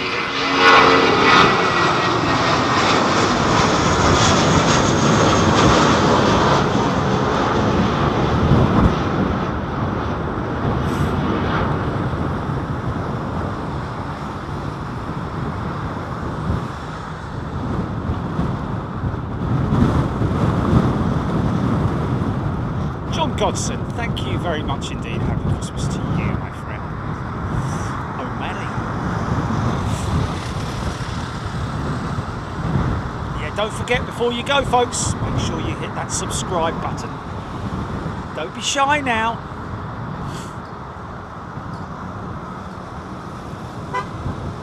Not going to be testing you on anything. LM 727. Is it a 727? Is it a 707? No, it's a 727.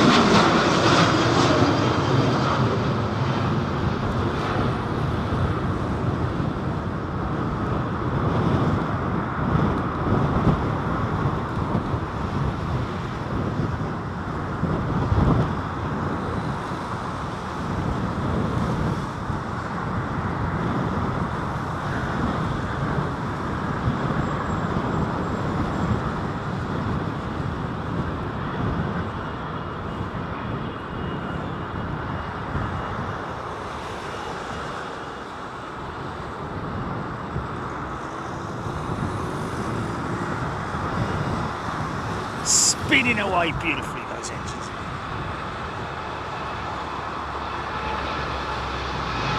Flat out.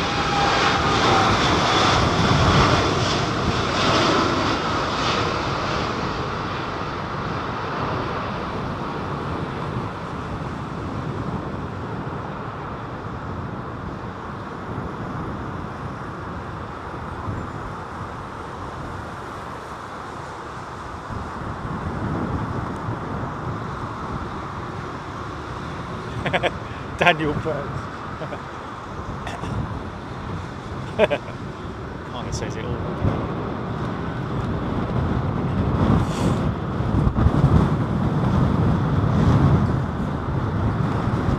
Proceeding to pushy things, sir.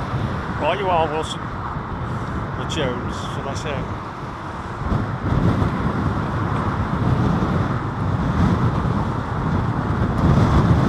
Done 767 400.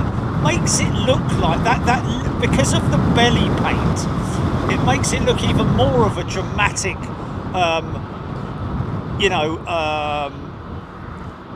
rake from front to back. But look at the height at the back compared to the front. You can see quite clearly that it does have quite a severe rake on it, the 767. And even so, look at the windows, the cabin windows. They actually go upwards at the back as well, for reasons that it's because the cargo floor underneath, in order to maximise the amount of cargo overhead space they have, they've raised that cabin floor up. So as you can see, it's all points down, all points east.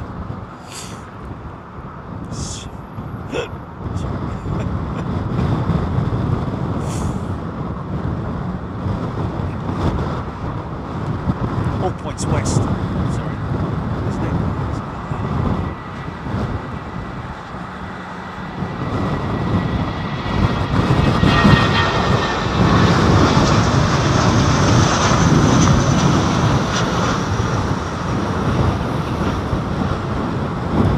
Maxes, aren't they getting maxes?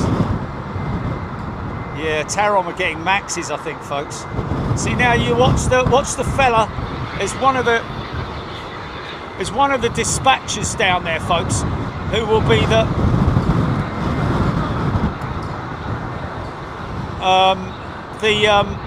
I think it's the fella in the orange there. Now he's unhooking the pin and his communications lead. He will now, you see that he's carrying that strap with him.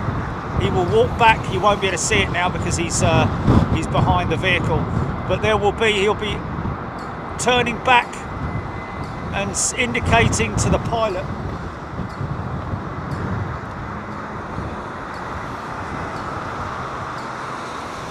there he goes, indicating to the pilot that he has the locking pin and that the aircraft is free to move under its own steam in terms of taxiing or steering, should I say.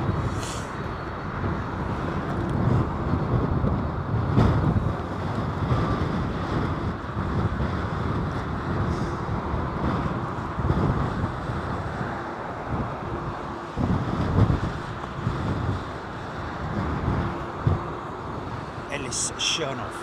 Cabin windows also from Boeing 777. What's that?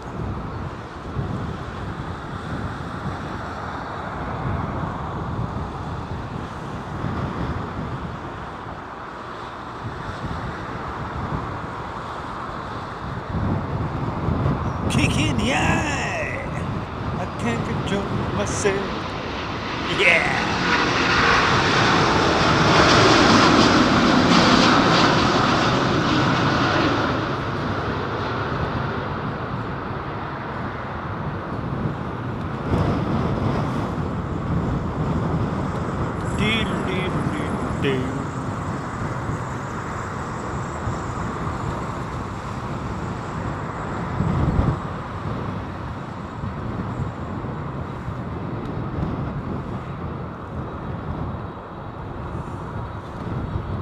So you see the taxi lights come on, possibly the wing lights, unlikely though. They do have a sort of like a first and secondary wing light system on some aircraft, not all of them. There go the taxi lights now. So she's clear to move. Continue taxiing, follow the greens all the way up to wherever it might be, whatever entry point they have requested.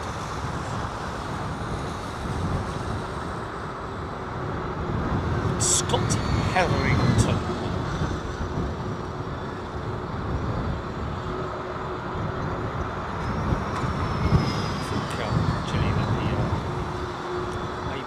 Maybe the person to give the official word, or at least have a chat about the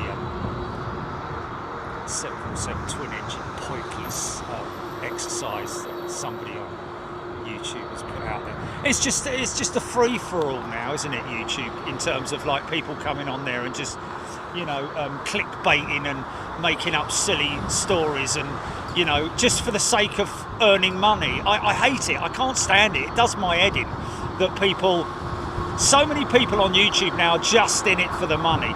You know, I can understand in some ways, but you can see that they're not genuine. It hurts me to know that, you know, there's a lot of people out there who get suckered into it.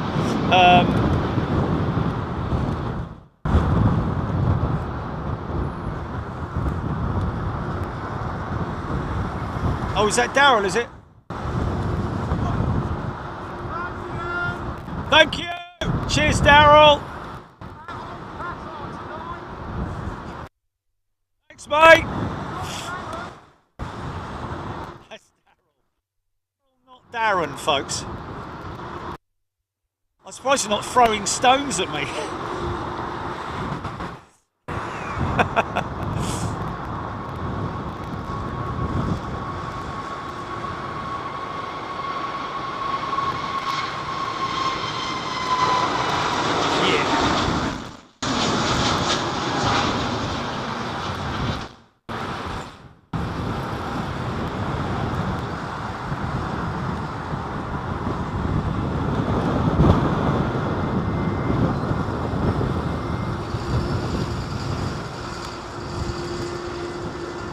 Quite late taking the big Roo over to Gate. Normally she's long gone by now, isn't she?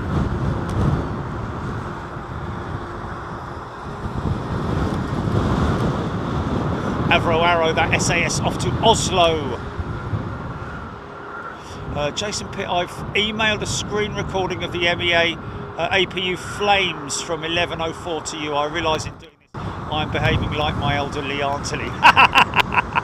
That's brilliant.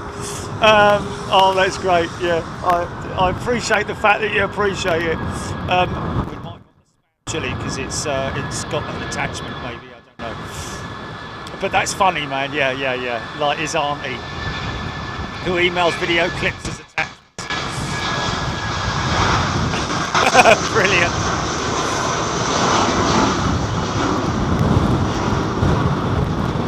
Does it? Mike's fine, mate.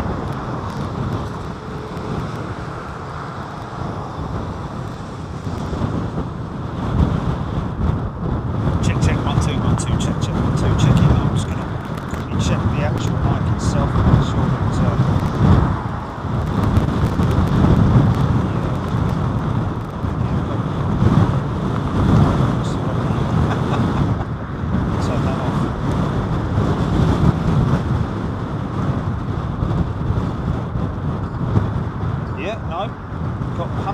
Power on both units. There shouldn't be any glitching.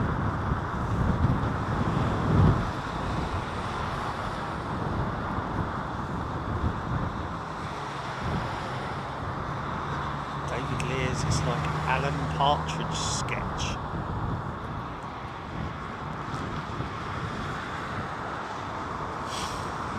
Delta 767 is going to sound gracious as she comes past us, man. Set for Pratt and Whitney's.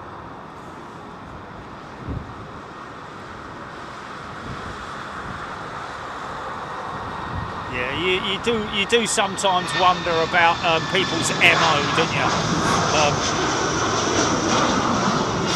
You've only got to look at the the thumbnails that some people use on like, for instance, all of our thumbnails are from our shows. We're not trying to, you know, we don't use other than with thumbnails for posts that we're putting out, like show alerts. We will of course use a thumbnail from a previous show, but all of our thumbnails for our shows are from that show. So many people out there, and it's terrible practice, I have to say. A very ineffective in terms of etiquette. Obviously effective for them because they're clickbaiting. You know, these crash videos, and you know, people who have videos and just put out random clickbait, as it's called. It's not a good thing, man. You know, they don't care. They sleep well at night. A bit like thieves, if you know what I mean. The way I see them, and it's very unfair. So anybody out there who's using clickbait and using unrealistic thumbnails that aren't from your actual video, then shame on you, young man or young woman or whoever you might be. Glenn's Aviation's up for a cup of tea. Sounds right, Jimmy. In your own time. Look at that. Look how efficient that aircraft is, man. Hardly doing any speed at all.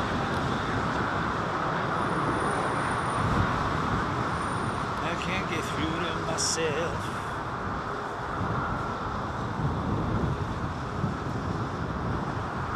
Scooby.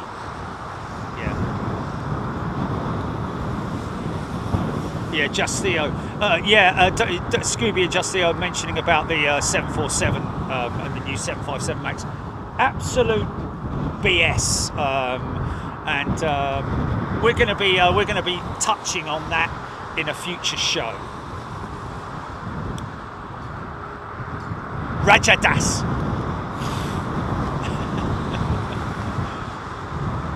Sai Sharan, my dream to come to London and watch planes. Everything you do, my friend. Wow, look at this Austrian jet. The speed that guy's going compared to the Iberian jet. Heathrow. While doing inspections, I opened up the fan and reverser cowl on the 787 Trent 1000. Took detailed photos of the drain mask system and the breather vent. I'm sure you would like them, Heathrow. I most definitely would, my friend. If you would be so kind as to email those to contact at bigjet.tv. We will be more than happy to credit you, of course, and yeah. I mean, I have been underneath a Trent 1000 engine before and looked at the drain mast itself, and interestingly enough, on that drain mast is printed the embossed. It is embossed, isn't it? Or it's actually.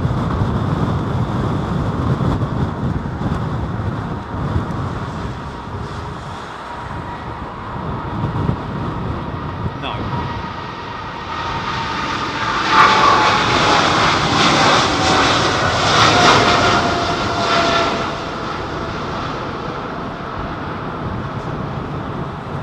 There's a nice bit of wingtip moisture there.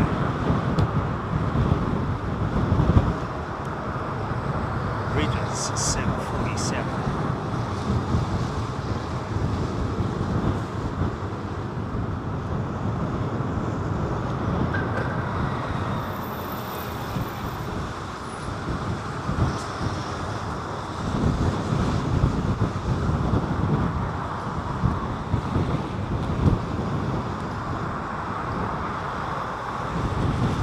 There we go. It is embossed on the drain mast, yeah. So the different, like hot, you know. We'll see. But I remember seeing it anyway.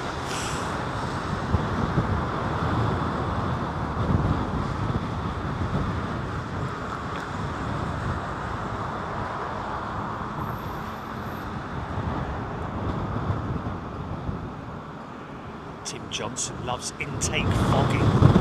Yes, might see a bit of that now, folks, as it. Conditions are ripe for it, ish.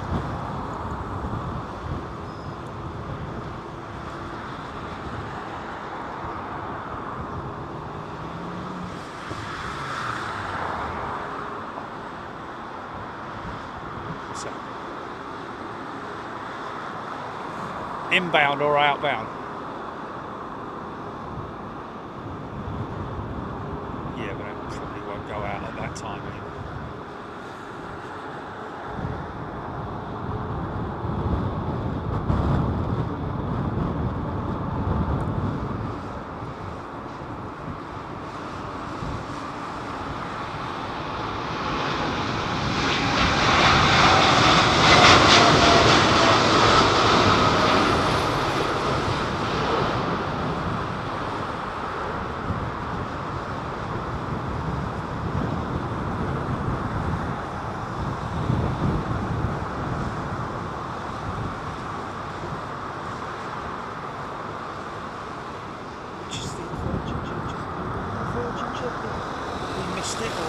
Is this still it here? I filmed it down. Oh, okay.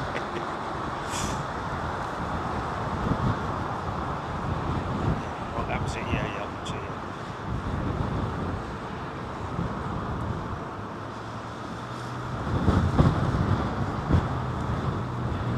it. Early birdie, yeah. That's that is Alexandra Palace, what looks like an Eiffel Tower.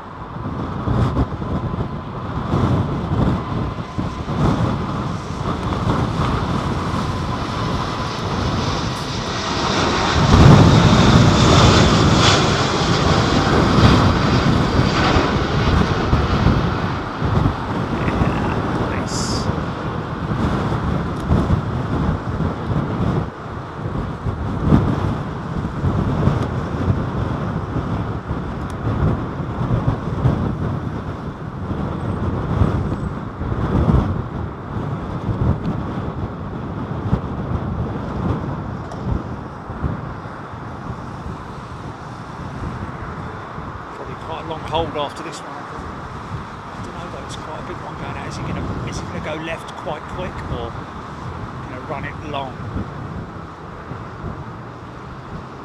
Jedi Master Joe joined just in time to see the A380 go out. Wow, there we go.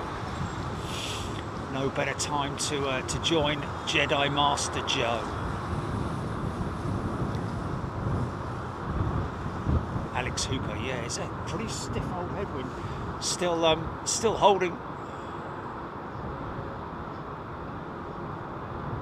Is it Crystal Palace?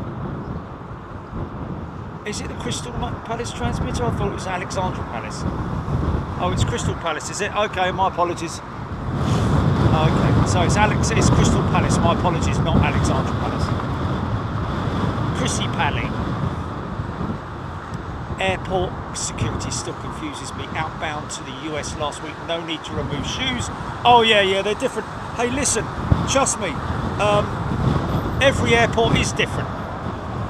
Some places in America, no, you can leave your watch on. No, we need you to take your watch off. No, leave your belt on. No, you need your belt off or something. And that's the same in the UK as well. Some places, but they do have new scanners, ladies and gents. So it does depend a lot on the scanner equipment that they have at the airport. So they need a little bit of a break.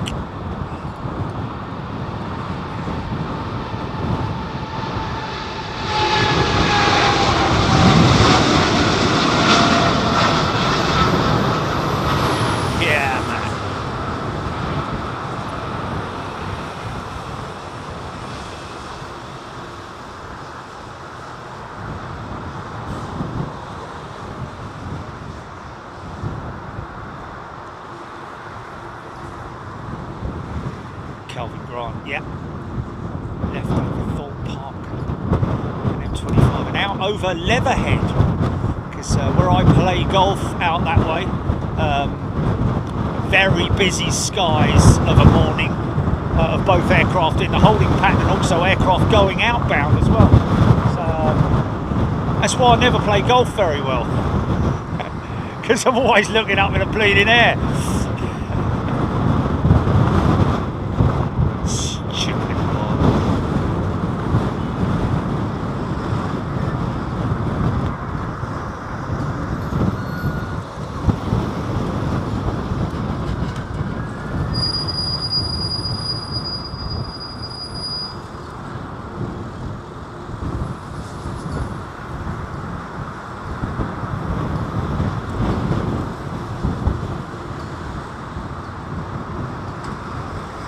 'Immertal. Great line at the post office to send out Christmas presents. It's got. Okay. I was going to say, where's that 767?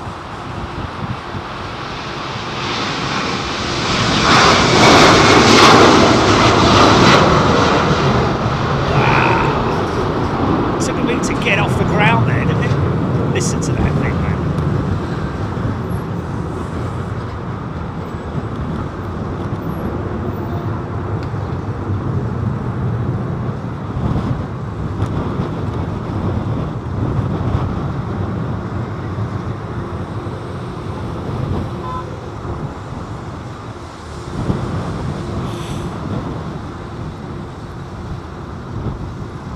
'88 was the best year, and you have just gifted 5 memberships. Thank you so much. '88 was the best year. Frank E. Cromer, I take everything off. Surprised how quickly you get through security. Brilliant.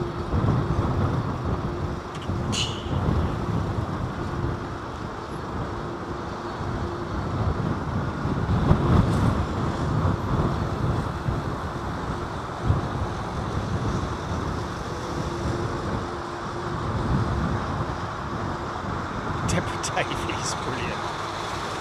Scott Thompson. O'Malley.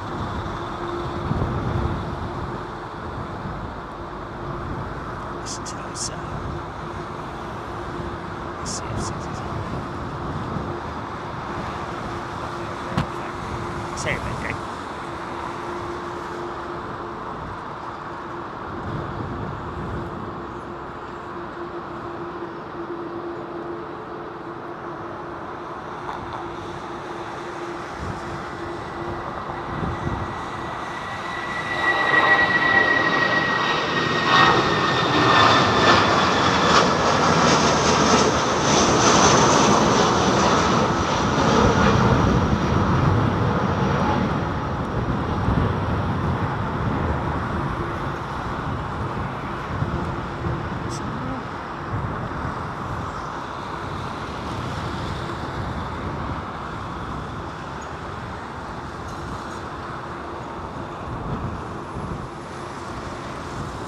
Oh, right, yeah, right, okay. Jet Li. Hello, LFB. My aunt's dad worked in that building you're on top of. He helped design the cannon on top of the engines in the 70s. Wow. Great uncle, sorry. How cool is that?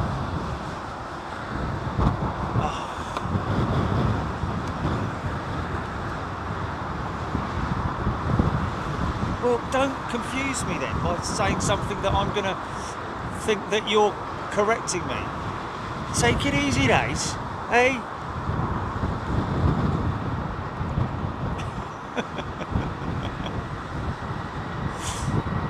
Well, he must be very impressed that I said uncle then, to work it out that quick.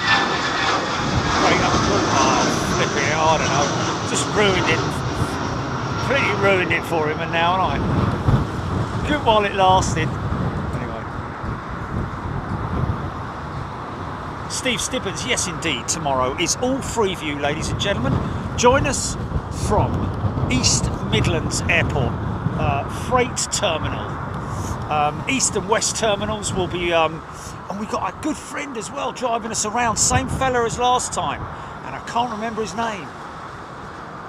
Should we just call him John for now? But he's a follower of Big Jet TV, loves watching the shows, and so we will be honoured to be accompanied airside by him.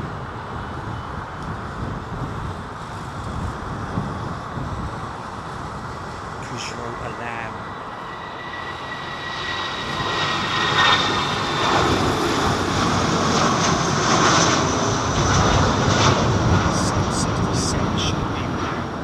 Successful had it not been for its inability to accommodate standard containers side by side. Smaller containers are needed.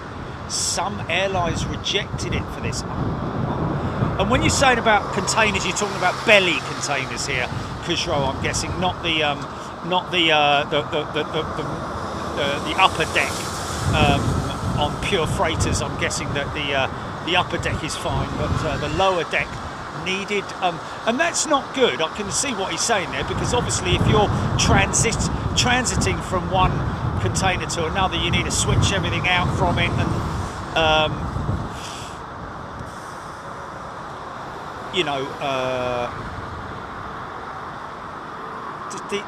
me just have a quick think about this. Small containers are needed.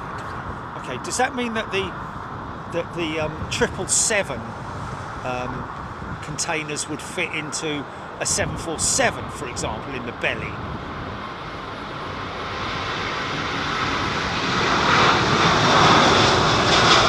Therefore, it's an easier transition, or a straightforward transition, should I say.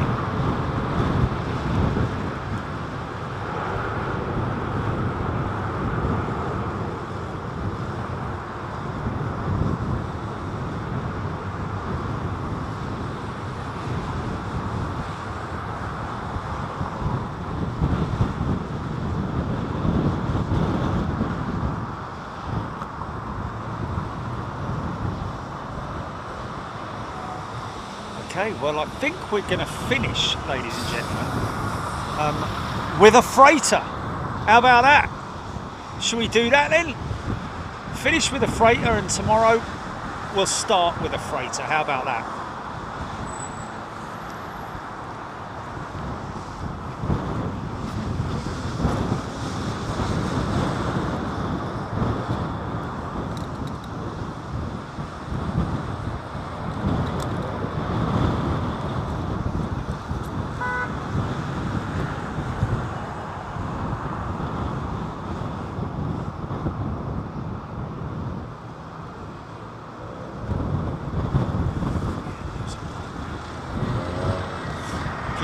Cargo containers in lower hold. Singapore returned the 767. Korean changed its order to 300s. A300s. All other wide bodies accommodate the same size containers side by side. Well, there we go then. That's your reason why. The interchangeability. It's interesting that obviously, all Nippon still operating the 767, haven't they? Got to be the biggest, one of the biggest operators of the 767, all Nippon. Still operating passenger jets, aren't they? Yeah, we are.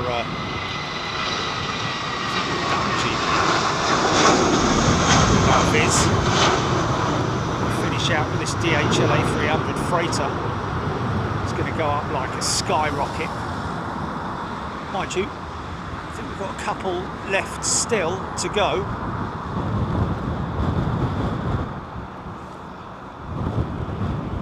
Plenty of miles. See the DHL. Just saying.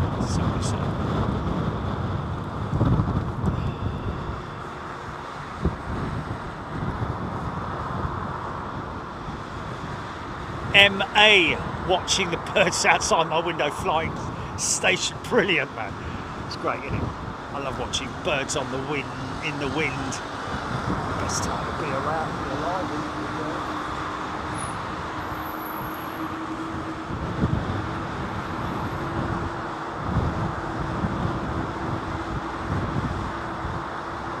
Sukora had so many last. That's great, isn't it? River Flame. Tomorrow, their longest day at the end of Africa. Looking forward to tomorrow's show. Thank you, Jerry Gilly. See you tomorrow. Stand by, folks. We'll do our closeout in a very short time. The DHL jet is moving to the departure point. See it just in the background there. In the meantime, it's another 767, isn't it? Hurtling down the runway towards us.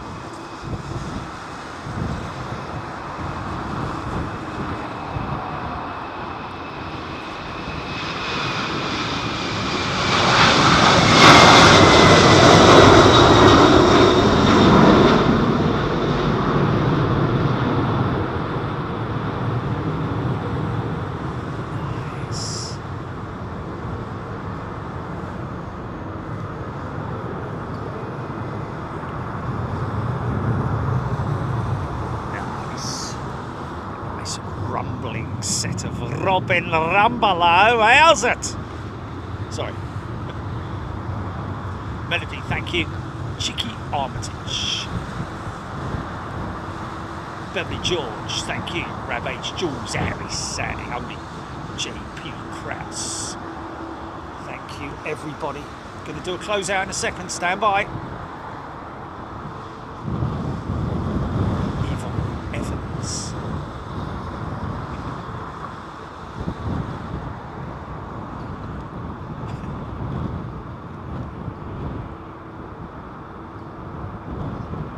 Guy's going to rotate before us, I'm pretty sure of it.